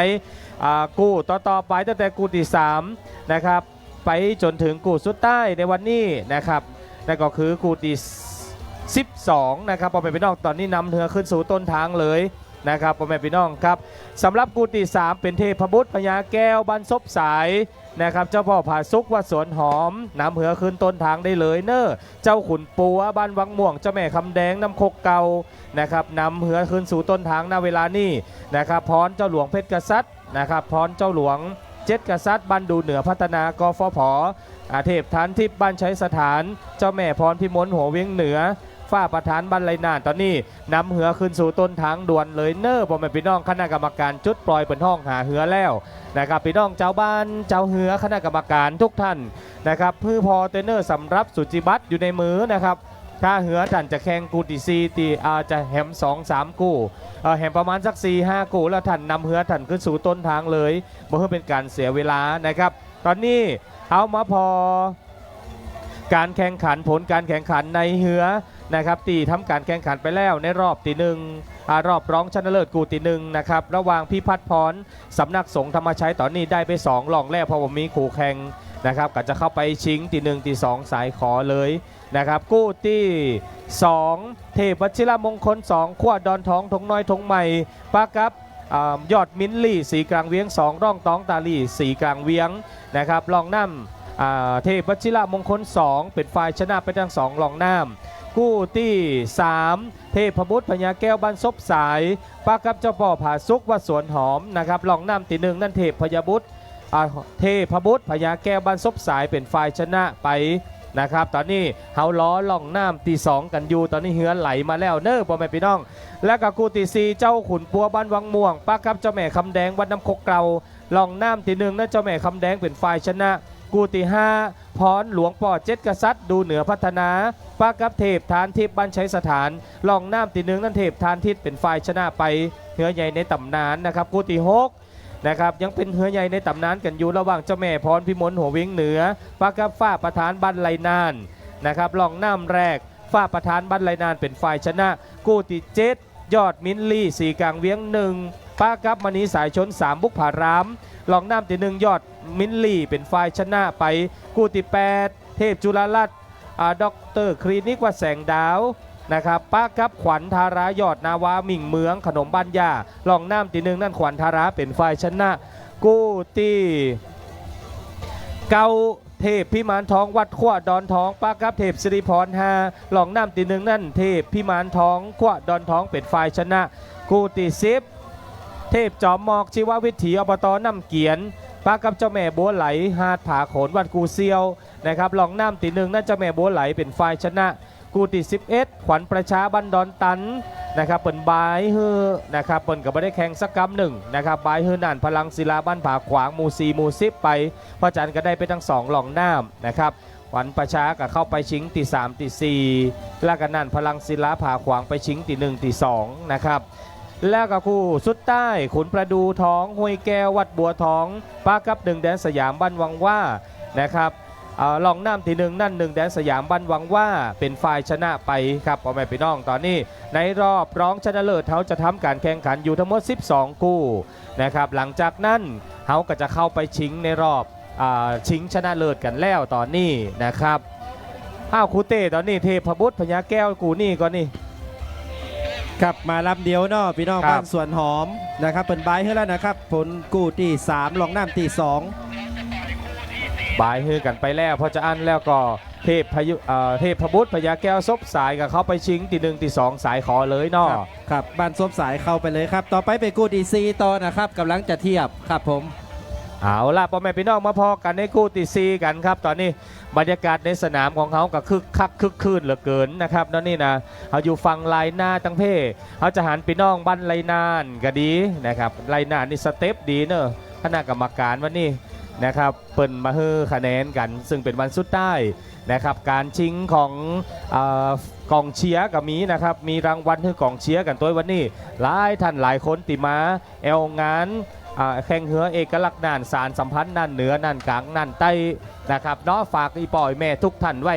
นะครับในอ้อมอกอ้อมใจกันตัวปีหน้าเขาก็ยังมีกิจกรรมจะนี่ของทางองค์การบริหารส่วนจังหวัดน่านนะครับภาพงามๆที่เกิดขึ้นในสนามของเขานะครับไม่ว่าจะเป็นภาพไม่ว่าจะเป็นเสียงนะครับต้องขอบคุณที่นี่เมืองน่านร้องโบสตัวและกับเสน่ห์น่านวันนี้นะครับปีหนึ่งนะครับเราเก็บภาพตั้งแต่จุดปล่อยจนถึงจุดตัดสินนะครับเก็บบรรยากาศต่างๆเหืองามๆกองเชียร์งามๆส่งถึงบ้านว่าพ่อแม่พี่น้องทุกท่านกันตัวพี่น้องจะเห็นว่านะครับตอนนี้กองเชียร์เป็นออกมาเชียร์กันแล้วสเต็ปนี่ดีขนาดนักนะครับการแต่งชุดนี่ก็จะเป็นสัญลักษณ์ของบ้านตัวเก่าเนอร์นะครับสีเสื้อก็จะเป็นเอกลักษณ์ของบ้านตัวเก่านะครับพ่อแม่พี่น้องพอไปบ้านห้วยแก้วนี่พี่น้องคณะสถาบันห้วยแก้ววันนี้กับมาวันนี้คนน้อยบางตาไปน้อยนะบ้านห้วยแก้วนะนอกคุเต้เนาะสงสัยเจ็บแอวกะเอามาหลอบชิงจะมาหลอบชิงทัดมาเนี่ยเป็นพี่น้องบ้านผาขวางตัวพี่น้องบ้านใช้อย่างก็บ้านใช้สถานพี่น้องบ้านใช้สถานอันนี้ก็สเต็ปดีเหมือนกันแต่ว่านี่นะครับฝนมาเต้นปึ้งไปหน่อยหนึ่งวันนี้เพียวเรียบร้อยละจัดแจงเรียบร้อยนะครับทัดมาพี่น้องบ้านผาขวางเสื้อสีแดงๆนะวันนี้นะครับทัดมาเป็นพี่น้องบ้านไรนานครับไรนานนะครับอันนี้แบบสแตนเชียร์เลยนั่งบนอัฐจันทร์เลยนะครับใจอัฐจันทร์เป็นบันไดนะพ่อแม่พี่น้องเหมาะอยู่เอาเก้าอี้มานั่งเชียร์เหียนะครับทัดมาเป็นพี่น้องบ้านดูเหนือครับพี่น้องบ้านดูเหนือพัฒนานะครับแล้วก็ทัดมาก็เป็นพี่น้องบ้านดอนตันแล้วก็พี่น้องบ้านหวังว่านะครับตีเปิลออกสเต็ปกันวันนี้นะเอาละตอนนี้มาพอเหียกันครับกูที่4ระหว่างเจ้าขุนปัวบ้านวังม่วงสายน้ำทิศตะวันตกป้ากับเจ้าแม่คำแดงวัดน้ำโคกเก่าสายน้ำทิศตะวันออกครับพ่อแม่พี่น้องบ้านน้ำโคกเก่าส่งกำลังใจมันเนอร์สายน้ำทิศตะวันออกลองน้ำแหลกได้ไปแล้วครับได้ไปแล้ว1โคบละแต่จะมีลองน้ำที่3ก็ต้องถามพี่น้องบ้านวังม่วงอำเภอปัวนั่นคือเจ้าขุนปัวออกมาแล้ว พ่อแม่พี่น้องเหือเอกลักษณ์นานกูนี่ไผชนะไปชิงที่1ที่2สายขอไผก้านไปชิงที่3ที่4เย้าขุนปัวบ้านบางม่วงสายน้ำทิศตะวันตกพากับเจ้าแม่คำแดงวัดน้ำโคกเก่าสายน้ำทิศตะวันออกคำแดงบ่ยอมแล้วตอนนี้อัดสื่อขึ้นมาก่อนแล้วอัดสื่อขึ้นมาก่อนแล้วนี่คือสายน้ำทิศตะวันออกอัดขึ้นมาเล่นขึ้นมาเจ้าแม่คำแดงเล่นขึ้นมาผ่านตุนน้ำที่1ไปแล้ว เอาแล้วผ่านตุนน้ำทีหนึ่งไปแล้วว่าจะให้เอาแต่ตอนนี้สายน้ำไทยว่าโต๊ะเป็นใครบ่ได้เป็นใครบ่ได้นั่นคือเจ้าขุนปัวของพี่น้องบ้านบางม่วงมาป้ากับสายน้ำไทยออกเจ้าแม่คำแดงของพี่น้องบ้านน้ำโคกเก่าหมู่4หมู่5หมู่11แล้วเอาแต่ว่าจะให้ตอนนี้ตาโคตาเล็กกันขึ้นมาพายแบบสบายขึ้นมาอยู่ยังพายแบบสบายกันขึ้นมาอยู่ตอนนี้ผ่านตุนน้ำที่2ขึ้นมาแฮมระเดียวจะรอปืนขัวปืนสะพานพัฒนาภาคเหนือแล้วว่าจะได้เจ้าขุนปัวของพี่น้องบ้านบางม่วงเอาแต่ตอนนี้เอาแต่เจ้าแม่คำแดงน้ำโคกเก่าต้องเอาแฮมน้อยหนึ่งตอนนี้สายน้ำไทยที่ตะวันตกตอนนี้ยังดีขึ้นมาอยู่สายน้ำไทยยองหนีขึ้นมาแล้ว นี่ขึ้นไปว่าจะได้ตาวันออกเจ้าแม่คำแดงบ่ยอมเราสายน้ำต่างทิศตะวันตกเจ้าคุณปัววางมองมันว่าปั้นขอกันมาว่าจะได้ตาวันออกเจ้าแม่คำแดงอัดเข้าไปที่ก็เข้าไปตะวันตกเจ้าคุณปัววางมองบ่ยอมเราโอ้เปียกันแล้วอัดเข้าไปหนีได้หนีไปว่าจะได้สายน้ำต่างทิศตะวันออกบ่ยอมเราหนีไป เอาละครับตอนนี้สายน้ำบางกีตะวันออกเจ้าแม่คำแดงพี่น้องวันน้ำโคกเก่าข้อแล้วจะโตตามมาตันเจ้าคุณปัวกันงานเดียวบ่ได้เดียวบ่ได้ครับสายน้ำบางกีเราหนีเราไปน้อยเดียวบ่ได้ครับเจ้าแม่คำแดงพี่น้องวันน้ำโคกเก่าตอนนี้หนีไปน้อยเดียวบ่ได้เจ้าคุณปัวพี่น้องบ้านมะม่วงเต็กโตตามมาตันเต็กโตตามมาตันสายน้ำบางกีตะวันออกหนีเข้าเส้นชัย คณะกรรมการไม่รอช้าต้องพอว่านะครับสายน้ำมีปัญหาก็บ่มีอย่างสักอย่างพ่อแม่พี่น้องและแล้วก็จักธงสีแดงนะครับคือครับเจ้าแม่คำแดงเป็นภาชนะไปถึง2 ร่องน้ำครับพ่อแม่พี่น้องเอากูต่อไปครับน้องอามกูแหนต่อ ครับผมเอาละมาพอกูต่อไปตอนนี้ไหลมาแล้วติดจุดปล่อยพ่อแม่พี่น้องครับสำหรับกูที่5นะครับระหว่างพรหลวง7 กษัตริย์สายน้ำที่ตะวันตกสลับสายน้ำกันพองปักกับเทพฐานทิพย์ของพี่น้องบ้านชัยสถานสายน้ำที่ตะวันออกหล่องน้ำที่1นั่นเป็นเทพฐานทิพย์ของพี่น้องบ้านชัยสถานเป็นฝ่ายชนะไปนะครับพ่อแม่พี่น้องครับเอาละพี่น้องบ้านชัยสถานมาเนอร์มาส่งกำลังใจเฮือนะครับยากการอยู่กับหีบมาตราหน้าหมอกเหือของเขาจะเข้าไปชิงละตอนนี้นะเทพฐานทิพย์ของพี่น้องบ้านชัยสถานพี่น้องดูเหนือพัฒนาเหมือนกันครับพรหลวงป7 กษัตริย์ดูเหนือพัฒนานะครับจะอยู่สายน้ำที่ตะวันตกกูนี่ถ้าไผ่ชนะเข้าไปชิงที่1ที่2สายขอไผ่ก้านชิง3-4นะครับสำหรับการแข่งขันในกูที่5นี่นะครับพ่อแม่พี่น้องครับเอาละตอนนี้คึกคืนมาเต็มที่บรรยากาศดีแดดบ่มีเนอร์บ่มีพี่น้องอยู่ตั้งบ้านติดฟังกันอยู่ทั้งวิทยุก็ดีทั้งวิทยุธนวัฒน์เรดิโอ 94.25 แสงงามเรดิโอ 102.75 นะครับเนาะส่งถึงบ้านบ่มีพี่น้องเครื่องหับสัญญาณอยู่รวมถึงทั้งที่นี่เมืองน่านลองโบสนะครับบ่มีพี่น้องติดตามกันนะครับผ่านทางออนไลน์บอกลูกบอกหลานช่วยกันพอจิมปุ้นนะบางคนทำงานอยู่กรุงเทพทำงานอยู่ต่างจังหวัดบ่สามารถที่จะมาพอเฮียได้นะครับแต่มักนะครับเรื่องของการพอเฮียชมเฮียพายเฮียพ่อแม่พี่น้องนะครับกับบอกลูกบอกหลานมานะครับมาช่วยกันพอนะครับเนาะนะครับเขาจะหันว่าเยาวชนนะครับมีการร่วมไม้ร่วมมือกันทั้งบนบกทั้งในน้ำถ้าเป็นในน้ำเยาวชนก็จะลงไปแข่ง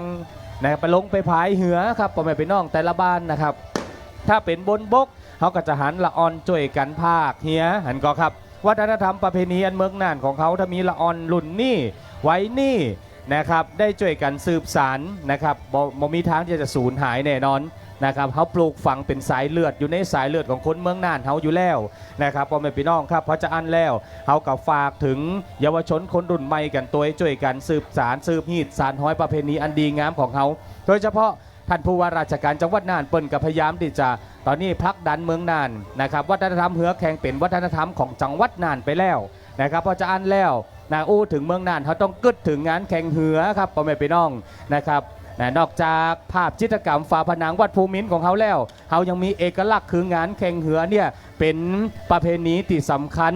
ของจังหวัดของเขากันตัวพระเจ้าไปอู้ต่างๆประเทศไปอู้ต่างๆจังหวัดเนี่ยคนหู้จักว่า เมืองน่านของเฮามีอะไรอย่างดีเฮาก็บอกเลยว่ามีเหือที่บ่เหมือนไผงามแน่นอนพ่อแม่พี่น้องครับมาพอเตอะเมืองน่านหัวโอเฮียนี่นะครับบ่มีที่ไหนบ่มีครับทั้งอื่นทั้งไก่เพิ่นบ่ได้มีหัวโอเฮียบ่มีพญานาคจะนี่นะครับเขาจะหันรูปร่างพญานาคเล่นน้ำนะครับก็ต้องมาพอที่เมืองน่านบ้านเฮานี่เนาะพ่อแม่พี่น้องช่วยกันเน้อเอาละพอต้นทางของเขาครับเพื่อทั้งสองลำลงพายกันแล้วสายน้ำทิศตะวันออกนั่นคือเทพฐานทิพย์ของพี่น้องบ้านชัยสถานสายน้ำทิศตะวันตกนั่นคือดูเหนือพัฒนาพรหลวงป่อเจ็ดกษัตริย์ครับเสื้อสีเหลืองๆนั่นนะจอสีแดงๆนั่นคือเฮียพรหลวงป่อเจ็ดกษัตริย์ดูเหนือพัฒนาเสื้อสีฟ้านะครับจอสีฟ้านี่เป็นเอกลักษณ์ของพี่น้องบ้านชัยสถานนะครับเปิ้นก็จะเอาสัญลักษณ์ก็คือเนี่ยครับชุดนะครับชุดสีฟ้าเปิ้นลงแข่งยำใดเปิ้นก็จะเอาลักษณะของสีของเปิ้นสีฟ้าเนี่ยนะครับพ่อแม่พี่น้องครับเอาหันแต่ไก่ย้นโฉมแต่ไก่เลยตอนนี้นะครับคณะกรรมการยังบ่สั่งลงพายกันเตือตอนนี้นะครับในใต้กำลังควานหาอันเจือกอยู่นะครับเจือกอยู่ในโฮ นะครับน้ำบ้านเขาเป็นน้ำไหลนะครับเนาะถ้าเป็นน้ำโคกกาเป็นน้ำตั้งลุ่มปุ่นเปิ้นอาจจะแข่งน้ำที่บ่เป็นน้ำนิ่งบ่แม่นพี่น้องอันนั้นแต่บ่จำเป็นก็ได้นะครับเนาะก้อยๆปล่อยไหลมาเปียงกันแล้วก็ปล่อยเลยแต่บ้านเขาเป็นน้ำไหลเพราะจะอันแล้วเขาต้องใจตัวจ่วยของในใต้ตัวจ่วยของลำเหือทั้งสองบ้านที่ก่อนจะอ้อยปล่อยออกมานั่นก็ต้องใจเจือกครับเป็นตัวจ่วยในการล็อกเหือไว้นะครับเหือมันนิ่งนะครับกติกาก็คือหัวเหียจะต้องเปียงกันถึงจะปล่อยออกมาได้นะครับจนถึงสุดได้นะครับสุดใต้คณะกรรมการจุดตัดสินก็จะพอตีหัวโอเหียเหมือนกันนะครับเพราะจะอันปล่อยก็พอหัวโอเหียนะครับถึงเส้นชัยก็พอหัวโอเหียเพราะว่าถ้าหัวโอไหนเข้าก่อนกับหัวโอนั่นกับลำนั่นบ้านนั่นก็ชนะไปอีนะครับน้องปอมเป็นพี่น้องครับพอจะอันแล้วกติกานะครับที่เปิดมีฮือเฮากับปฏิบัติตามนะครับพี่น้องเจ้าเหือกับปฏิบัติตามกันตัวถ้าเปิดห้องเหียขึ้นไปแล้วพี่น้องกับนำเหือของท่านขึ้นไปตัวนะครับทางสมาคมเปิดกับแจกสุจิบัตรเฮือครับทุกๆหมู่บ้านกันไปแล้วนะครับมีสุจิบัตรอยู่ในมือพี่น้องก็ช่วยกันพอจิมนะครับใกล้ละถึง 4-5 กูจะถึงกูเฮาแล้วก็นำเหือขึ้นสู่ต้นทางกันเลยนะครับพ่อแม่พี่น้องครับเอาละมาพอเหือใหญ่ในตำนานครับลงพายสายน้ำทิศตะวันตกเป็นพี่น้องบ้านดูเหนือสายน้ำทิศตะวันออกเป็นพี่น้องบ้านชัยสถานครับตอนนี้เปิดวิทยุอยู่เปิดดังๆเนอส่งกำลังใจมาพ่อแม่พี่น้องในหัวบ่นั่งเตื้อเอาละบ่นั่งเตื้อล้อพอกำหนึ่งพี่น้องบ้านชัยสถานยังเยอะไม่พายอยู่ตอนนี้ตะวันตกดิ่งไว้สายน้ำทิศตะวันตกดิ่งไว้แล้วก็ออกมาแล้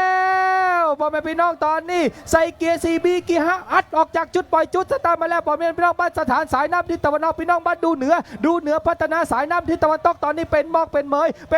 ยออกจากจุดปล่อยจุดสตาร์ทมาแล้วพ่อแม่ต่างฝ่ายต่างบ่ยอมแล้วตอนนี้ตัดสื่อขึ้นมาก่อนนะคือพรหลวงเจ็ดกษัตริย์ดูเหนือพัฒนานำขึ้นมาน ขึ้นมาแล้วว่าจะเอาแต่สายน้ำทางที่ตัวเราเทพพานทิพย์ของพี่น้องบ้านชัยสถานมาปะกระพรหลวงพ่อเจ็ดกษัตริย์ของพี่น้องบ้านดูเหนือพัฒนาตาโคตาอัดตาโคตังเลยหนีออกจากจุดปล่อยมาแล้วว่าใจตอนนี้ยังดูบอกทุกเดือเอาแต่ตัวใจตอนนี้ตาโคตาพายกันขึ้นไปเทพพานที่ลึกจะเป็นหลวงพ่อเพชรกษัตริย์เอาแต่ตอนนี้สายน้ำทางที่ตะวันตกเหมือนจะน้ำหนีขึ้นมาก่อน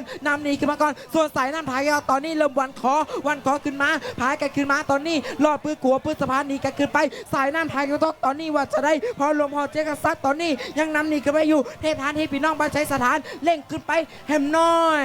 เอาละครับถ้าพายมาในลักษณะนี้บูจะขวาหรือจะซ้ายบูจะออกหรือจะโต๊ะครับแต่พอตามสายตาตอนนี้สายน้ำถาที่ตัวโต๊ะพอหลวงพ่อเจ็ดกษัตริย์ดูเหนือพัฒนาอัดขึ้นมาแล้วเลยขึ้นมายังน้ำยังหนีขึ้นมาอยู่จะได้สายน้ำถาที่ตัวต้องอัดแล้วนะ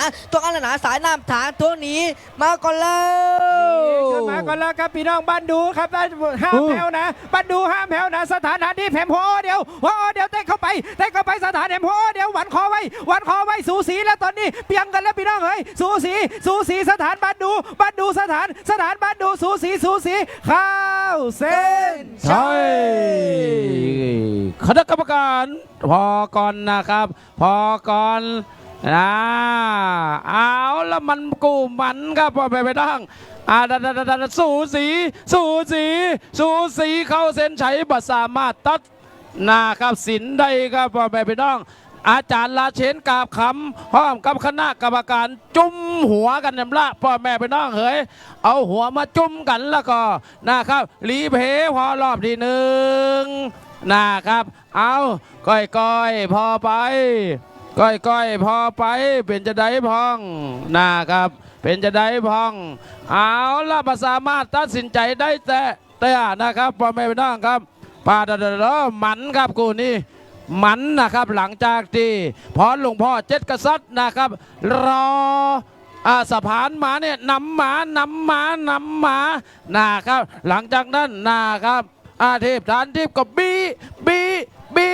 นะครับเขาพวดไปพุ่นนะแต่บ่ฮู้เตี้ยครับเดี๋ยวเหมือนครับพ่อแม่พี่น้องครับเหมือนกันนักตอนนี้เรามาสามารถยกธงได้ครับแต่ว่าทุนจับลาตอนนี้เฮียกูต่อไปน้องอาร์มเช็คด้วยเนอร์ว่ากูต่อแดเอาแล้วครับยกธงสีแดงนะครับบ่งบอกว่าสีแดงได้แก่ เทพฐานทิพย์ เทศทานทิพย์ชนะไปถึง2ล่องน้ ถูกต้อง ำ ครับผม เอ้าน้องอาร์มกูต่อไป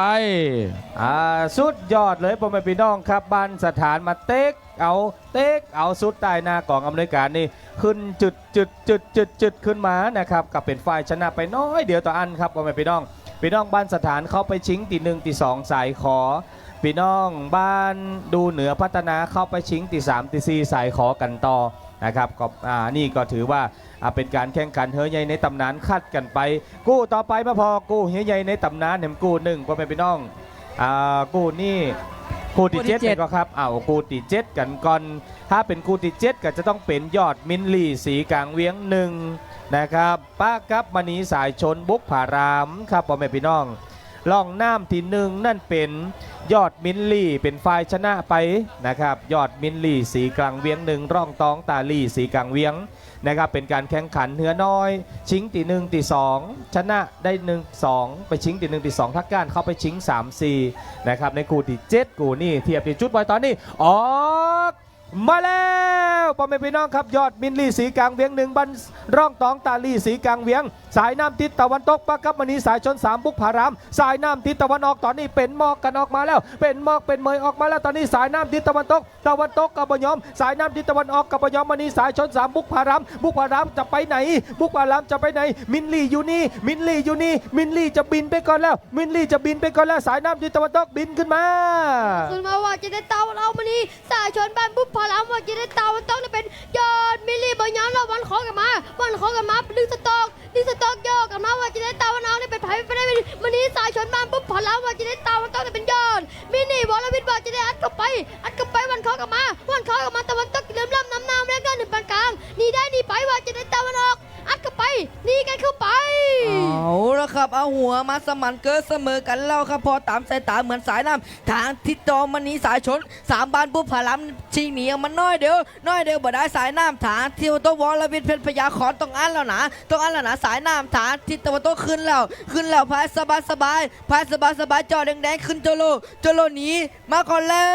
ว หนีมาแล้วครับตอนนี้สายน้ำพังกีตะวันตกหนีออกมาบรวีเพชรพยาคอนยอดมิลลีหนีออกมาพยังสบายสายน้ำพังกีดอกตัวขึ้นไปเป็นพี่น้องมันนี่ใส่โซพี่น้องบ้านผู้พลามตัวขึ้นไปพายสายน้ำพังกีตะวันตกหนีขึ้นไปแล้วดึงหนีไปแล้วครับตอนนี้สายน้ำพังกีตะบรวีเพชรพยาคอนยอดมิลลีก็หนีเข้าเส้นใจคณะกรรมการมิหลอชานะครับพอซ้ายพอขวาแล้วว่าจะได้พ้องจักรธงสีน้ำเงินนะครับปล่อยให้วรวิทย์พยาขอนยอดมิลลีชนะไปถึง2ร่องน้ำครับพ่อแม่พี่น้องเอาละน้องอามตอนนี้กูนั่นไหลลงมาละห้าวต่อครับผมกู้ตี8มาพอกู้ตี8กันพ่อแม่พี่น้องเทพจุฬาลัตน์แสงดาวสายน้ำทิศตะวันตกขวัญธารายอดนาวาวัดมิ่งเมืองขนมบัญญาสายน้ำทิศตะวันออกไหลมาที่จุดปล่อยแล้วพ่อแม่พี่น้องตะวันออกเสื้อสีชมพูนะครับเขาจะหันไกลๆนะพ่อแม่พี่น้องครับโอ้ทอดมวนเนอการแข่งขันเหือของเขา สารสัมพันธ์น่านเหนือน่านกลางน่านใต้ทั้งเหนือทั้งกลางเขากับในเมืองทั้งใต้เขากับทั้งเวียงสานะครับติดลำน้ำน่านเขาจะมีทุกบ้านจะมีเหียหมดกูบานครับสมัยก่อนนี่เปิ้นเอาเหียมาแข่งกันนะครับเนาะทุกหมู่บ้านจะต้องมีเหือโดยเฉพาะบ้านอยู่ติดลำน้ำน่านนะบอกแม่พี่น้องนะครับเนาะพอจะอ่านแล้วทางสมาคมของเขาก็พยายามเอาเหือเก่าๆแก่ๆมานะครับมาแข่งกันแถมกำหนึ่งนะครับโดยคณะกรรมการจัดการแข่งขันของเขาก็คือนำโดยนายกสมาคมเหือแข่งจังหวัดน่านอาจารย์ราเชนกับคำอุปนายกสมาคมเหือแข่งจังหวัดน่านคณะกรรมการสมาคมเหือแข่งทุกท่านนะครับรวมถึงอนุกรรมการสมาคมและสจ.เอกชัยอินทนันท์ซึ่งเป็นเลขาในการจัดการแข่งขันในครั้งนี้นะครับพ่อแม่พี่น้องครับเขาก็ต้องถือว่าการจัดงานของเขาปีนี้ม่วนครับม่วนมันเลยทีเดียวและต้องขอบคุณสำหรับเหือกูไผ่นะครับตลอดงานของเขาเปิ่นอำนวยความสะดวกในเรื่องของการบันทึกภาพแต่ว่านี่เปิ่นนำทางสมาคมสื่อมวลชนจังหวัดทางที่นี่เมืองน่านทางอันเสน่ห์น่านวันนี้ปีหนึ่งไปลงล่องลำเหือครับไปเก็บภาพในสนามแข่งเหือของเขานะครับก็ต้องขอบคุณสำหรับเหือกูไผ่นะครับบอกว่าจะเป็นของอบจ.น่านกูไผ่ขององค์การมหาชนตำบลกองควายมูลนิธิเพชรเกษมเทศบาลเมืองน่านกูชีพกูไผ่ของอบต.ม่วงตึดนะครับสว่างนครน่านรวมใจและก็องค์การบริหารส่วนตำบลตาดน่าวนะครับดิเปิลอำนวยความสะดวกเพื่อนำกูไผ่มานะครับแล้วก็มาช่วยในการแข่งขันเหือเอกลักษณ์ในวันนี้นะครับพ่อแม่พี่น้องซึ่งวันนี้เป็นวันสุดใต้กันละเนาะพ่อแม่พี่น้องครับเดี๋ยวเขาจะฮู้กันแล้วว่าเบิดนะครับไผ่จะได้รับรางวัลชนะเลิศแต่ละประเภททั้งประเภทเหือน้อยเร็วเหือเอกลักษณ์และก็เหือใหญ่ในตำนานนะครับเราจะมาพอกันตอนนี้มาพอกูนี่ก่อนลงพายกันแล้วพ่อแม่พี่น้องครับระหว่างเทพจุลรัตน์แสงดาวสายน้ำทิศตะวันตกปะกับขวัญธารา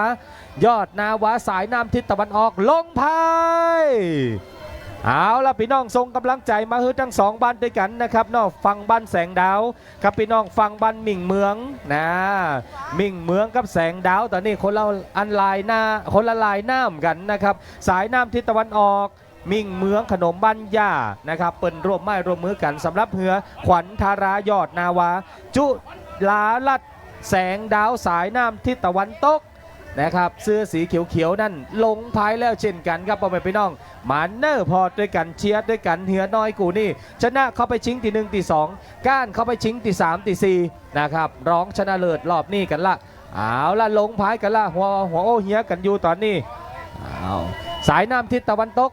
ปล่อยลงมาน้อยหนึ่งสายน้ำตะวันตกปล่อยลงมาน้อยหนึ่งสายน้ำทิศตะวันออกนิ่งไว้ละนิ่งไว้นิ่งไว้นิ่งไว้นะครับพ่อแม่พี่น้องเอาละนะครับลงแล้วในหัวนั่งแล้วแล้วก็ออกมาแล้วเทพจุลรัตน์แสงดาวสายน้ำทิศตะวันตกขวัญธารายอดนาวาสายน้ำทิศตะวันออกเป็นหมอกเป็นเมยพญานาคเล่นน้ำเอาแล้วตอนนี้มาพอกันพ่อแม่พี่น้องครับใส่กีซีบีเกอัดขึ้นมาอัดโตนอัดโยนอัดเล่งขึ้นมาเล่งกันขึ้นมาตอนนี้สายน้ำทิศตะวันตกแสงดาวสายน้ำทิศออกมิ่งเมืองตะวันออกมิ่งเมืองตะวันออกแสงดาวตะวันตกแสงดาวบนยอมแล้วที่พันตุนน้ำที่1มาพันตุนน้ำที่1มาสายน้ำทิศตะวันตกอัดขึ้นมาอัดโตนอัดโยนสายน้ำทิศออกบนยอมเหมือนกันใส่กีซีบีเกอัดหนีมาแล้วว่าจะได้เต้าเราขวัญหารายอดนาวาบนย้ำเราเต้ามันต้องเป็นไผ่ไม่ได้เป็นเทพจุฬาลักษณ์แสงดาวบนย้ำเราอัดกันไปมันคอกันมาเต้าเราสูสีอยู่ยิ่งกันเราสูสีกันมาเราเต้าเราได้เปรียบได้ทันทีนี่มันก็เราว่าจะได้เต้ามันต้องบนย้ำเราอัดกันไปมันคอกันมาว่าจะได้เต้ามันต้องแค่จุฬาลักษณ์แสงดาวนี่ได้นี่ไปเอาละครับสายน้ำถางทิศตะวันออกได้เปรียบชิงหนีออกมานะเป็นขวัญธารายอดนาวามิ่งเมืองได้เปรียบชิงหนีออกมาว่าจะได้สายน้ำถางที่มันต้องเทพจุลลักษณ์แสงดาวต้องอันแล้วนะสายน้ำถางทิศตะวันตกสายน้ำถางห้ามยนต์สายน้ำถางขึ้นแล้วสายน้ำถางจะหนีได้หนีไปเอาละครับตอนนี้ระยะทางแบบมีบนแน่บนน้อยครับสายน้ำพางกิโลขวัญธารายอดนาวาสายน้ำหางกิโลเก็บจุฬาลักษณ์พี่น้องว่าแสงดาวตอนนี้บินแล้วฮิโลฮาลาขวัญลาจุฬาฮาลาจุฬา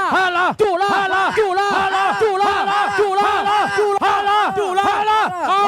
เส้นได้ เขาเซ็นใช้กันไปแล้วป้าโตสุดยอดคณะกรรมการจักรธงสีแดงนะครับ ขอ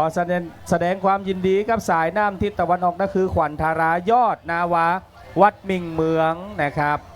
เป็นฝ่ายชนะไปพอจะอันแล้วนะครับขวัญธารายอดนาวาจะเข้าไปชิงที่1ที่2จุฬาลัดเข้าไปชิงที่3ที่4นะครับพ่อแม่พี่น้องกูต่อไปเป็นกูที่10นะครับกูที่10เป็นเหือเอกลักษณ์น่านนะครับสาย A นี่คือเทพจอมหมอกอบตน้ำเกียนสาย B นี่คือเจ้าแม่บัวไหลหาดผาขนกูเซียวเอาละตอนนี้พี่น้องเหือเอกลักษณ์น่านคือความเป็นเอกลักษณ์เหือจะต้องหัวโอเหียลำเหียจะต้องมีลวดมีลายที่สวยงามนะครับพ่อแม่พี่น้องครับแล้วก็เหือกันยาเหือจะต้องโก้งจะต้องงอนตัวนะครับในความเป็นเอกลักษณ์ถ้ามันโก้มันงอนนี่มันจะงามนะพ่อแม่พี่น้องนะเป็นก็ครับถ้าพอในไล่ในออนไลน์ Facebook นี่นะครับเขาหันมันว่าตัวมันถึงว่าชูช่องามนะครับแต่ถ้าเป็นเหือเร็วนี่เปิ่นง้อบ่ได้นะครับเปิ่นจะต้องไปกับน้ำลอยไปกับน้ำซื่อไว้นะครับเพราะว่าจะมันมีเทคนิคขั้นน้อยหนึ่งนะครับสำหรับเหือเร็วนี่นะแล้วก็การทำเหือตีประกอบขึ้นมานะครับมันก็จะมีเทคนิคแต่ก่อนสมัยก่อนเขาใจคุดเอานะครับเหือแบบคุดนะครับเขาจะอันคุดมันก็จะนักน้อยหนึ่งนะครับการออกตัวมันก็จะอืดน้อยหนึ่งแต่สังเกตการออกตัวของเหือตีผู้การประกอบขึ้นมานั่นมันก็จะลอยแล้วก็จะเร็วออกตัวเร็วตัวนะครับเราพอจะอันแล้วหลายสิ่งหลายอย่างที่เอามาประกอบกันนี่นะพ่อแม่พี่น้องครับเขาก็ต้องช่วยกันนะครับเนาะเขาจะไปเหือสมัยใหม่มากรบเหือสมัยเก่าไปเหือมดนะครับทั้งสมาคมก็เลยมีการแยกประเภทที่เห็นชัดเจนนะครับพอจะอันแล้วเหือก็เกิดการสูสีกันขึ้นนะครับความม่วนมันก็จะเกิดขึ้นแต่เหือคุดกับเหือเหือประกอบขึ้นมาเนี่ยเอามาแข่งกันนี่มันบ่ไหวเนาะมันจะสู้กันบ่ไหวเนี่ยครับนี่เหือไม่เป็นต้นก็เหือเอามาปะเอามาประกอบกันขึ้นนี่นะครับพอจะอันแล้วทางสมาคมเหือแข่งจังหวัดน่านนำโดยอาจารย์ราเชนเพิ่นก็มีการปรับนะครับใหม่นะครับการแข่งเหือแยกเป็นประเภทที่เห็นชัดเจนนะครับการแข่งเหือของเขาก็เลยรู้สึกว่ามันม่วนขึ้นมีคนติดตามมากขึ้นนะครับพ่อแม่พี่น้องครับเอกลักษณ์น่านสิ่งที่เป็นเอกลักษณ์นอกจากจะเป็นหัวโอนอกจากจะเป็นอันกันยาเหือติโก้งอนแล้วสิ่งที่เป็นเอกลักษณ์อย่างหนึ่งก็คือเปิ้นพยายามที่จะเอาหีดท้อยประเพณีคือการแต่งกายก็คือชุดที่เป็นชุดมอห้อมนี่ครับพ่อแม่พี่น้องชุดมอห้อมบ้านเฮานี่นะครับเอามาลงเหือ2ประเภทนี่เหือเอกลักษณ์กับเหือโบราณนะครับเหือเอกลักษณ์กับเหือโบราณนะครับสมาคมเปิ้นก็พยายามจัดสรรเหือดีแล้วบางอย่างเนาะเหือบางล้ำนะครับถ้ามันบอกมีละอ่อนเลยนี่มันก็ยากน้อยหนึ่งคนเท่าบางมันอิดนะครับเปิ้นอนุญาตเหือเอกลักษณ์น่ะนี่มีคนที่อายุต่ำกว่า40ปีเนี่ยนั่งได้ประมาณ10คนบ่เกินนะครับต่ำกว่า40อายุสาวปลายก็ได้หมดแต่แสดงสัญลักษณ์คือเปิ้นหันตัววันนี้นะคนที่อายุน้อยกว่า40ปีนะครับที่นั่งอยู่ในลำเหืออันนี้คณะกรรมการเปิ้นก็จะพอคณะกรรมการจุดปล่อยก็จะพอตัวนะครับพ่อแม่พี่น้องครับว่าคนที่แสดงสัญลักษณ์ผ้าโพกหัวไว้บนศีรษะเนี่ยนะครับอันนี้คือคนต่ำกว่า20ปีที่เหลือต่ำกว่า40ปีที่เหลือเหรอที่เหลือนั่นก็คือคนอายุมากกว่า40ปีนั่งนะครับพ่อแม่พี่น้องครับเอาล่ะตอนนี้มาพอลงพายกันแล้วพี่น้องบ้านน้ำเกียนสายน้ำทิศตะวันตกพี่น้องหาดผาขนกูเซียวสายน้ำทิศตะวันออกครับพ่อแม่พี่น้องคณะกรรมการจุดปล่อยห้อง2ลำลงพายแล้วเนอร์กูนี่ไผ่ชนะเข้าไปชิงที่1ที่2เหือเอกลักษณ์น่านไผ่ก้านเข้าไปชิงที่3ที่4ประเภทเอกลักษณ์น่านลงพายทั้ง2บ้านแล้วตอนนี้พี่น้องบ้านน้ำเกียนอยู่ที่ไหนนี่อยู่แต่ฟังอันโคศกสนามเพ่พี่น้องบ้านน้ำเกียนนะพี่น้องบ้านหาดผาขนกูเซลสายน้ำดีตอนนี้ออกมาแล้วลองน้ำที่1เจ้าแม่บัวไหลเป็นฝ่ายชนะมาพอลองน้ำนี่พี่น้องอบตน้ำเกียนว่าจะได้พี่น้องบ้านน้ำเกียนสายน้ำทิศตะวันตกสายน้ำทิศตะวันตกเร็วอัดขึ้นมาได้เปรียบแล้วตอนนี้ได้เปรียบแล้วสนามดกได้เปรียบตัดสื่อขึ้นมาก่อนนะคือพี่น้องน้ำเกียนอัดขึ้นมาตอนนี้จะเข้าสู่ตุนน้ำที่1แล้วจะเข้าสู่ตุนน้ำที่1แล้วสายน้ำทิศตะวันตกได้เปรียบหนีออกมาก่อนน้อยเดียวหนีออกมาได้น้ำเกียนเลยขึ้นมากูเซียวหาดผาขนเข้าใจเร็วอัดขึ้นมาว่าจะได้ตาวันออกเจ้าแม่บัวไหลว่าจะได้บัดกูเสียมบัดตาว่าต้องเป็น เทพเจ้ามักช่วยวิธีน้ำเกมบ่ย้ำแล้วบินเข้ามาโหวันกันแล้ววันจะได้บ่ย้ำแล้วบ่ย้ำตะวันออกไผเป็นไผบ่ได้เป็นเจ้าแม่บ่ไหลวันกูเสียงตะวันตกเป็นเทพเจ้ามักช่วยวิธีน้ำเกมหนีได้หนีไปเดี๋ยวกองกงหูเสียงกันมาดูตามสายตาบ่ย้ำแล้วสายน้ำตั้งที่รักหนีได้หนีไป โอ้แล้วครับเจ้าแม่บัวไหลหนีมาก่อนแล้วซองแรกเอาไปโคนเรามาพอลองสองครับตอนนี้สายน้ำถางที่เราต้องเต็บจะมอกชีววิถีอัดขึ้นมาแล้วนะสายน้ำถางที่ตัวห้ามแผ่วเจ้าแม่บัวไหลห้ามแผ่วว่าจะได้สายน้ำถางตัวอัดขึ้นแล้วสายน้ำถางเราหนีมาแล้ หนี ว มาแล้วครับหนีมาแล้วเทพจอมมอพี่น้องบ้านน้ำเขียนเคาะเล็งแล้วเคาะเล็งขึ้นมาแล้วนะครับคราวนี้ขึ้นมาแล้วพี่น้องบ้านหาดโขนพาโขนบัวไหลว่าสีโคเซลห้ามแผ่วนะตอนนี้หัวเปียงกันแล้วบัวไหลห้ามแผ่วจอมมอแหมน้อยเดียวหัวเดียวเตะเข้าไปวันคอไว้จอมมอวันคอไว้แหมน้อยเดียวบัวไหลห้ามแผ่วจอมมอเตะเข้าไปวันคอไว้เข้าเส้ เส้ น นชัยเอาละคณะกรรมการทำงานนักแอมแล้วอาจารย์ลาเชนทำงานนักแอมแล้วมาสามารถตัดสินได้ครับพ่อแม่พี่น้องตอนนี้ต้องรีเพย์แล้วรีเพย์กล้องครับกับตันอเมริกันจัดให้นี่พ่อแม่พี่น้องมันเต็มแล้วครับกูนี่ดูเดือดก่อนครับโอ้โหไหลมาน่าพ่อแม่พี่น้องน่าครับบนห้องว่ามันครับกูนี่ใครจะได้คะแนน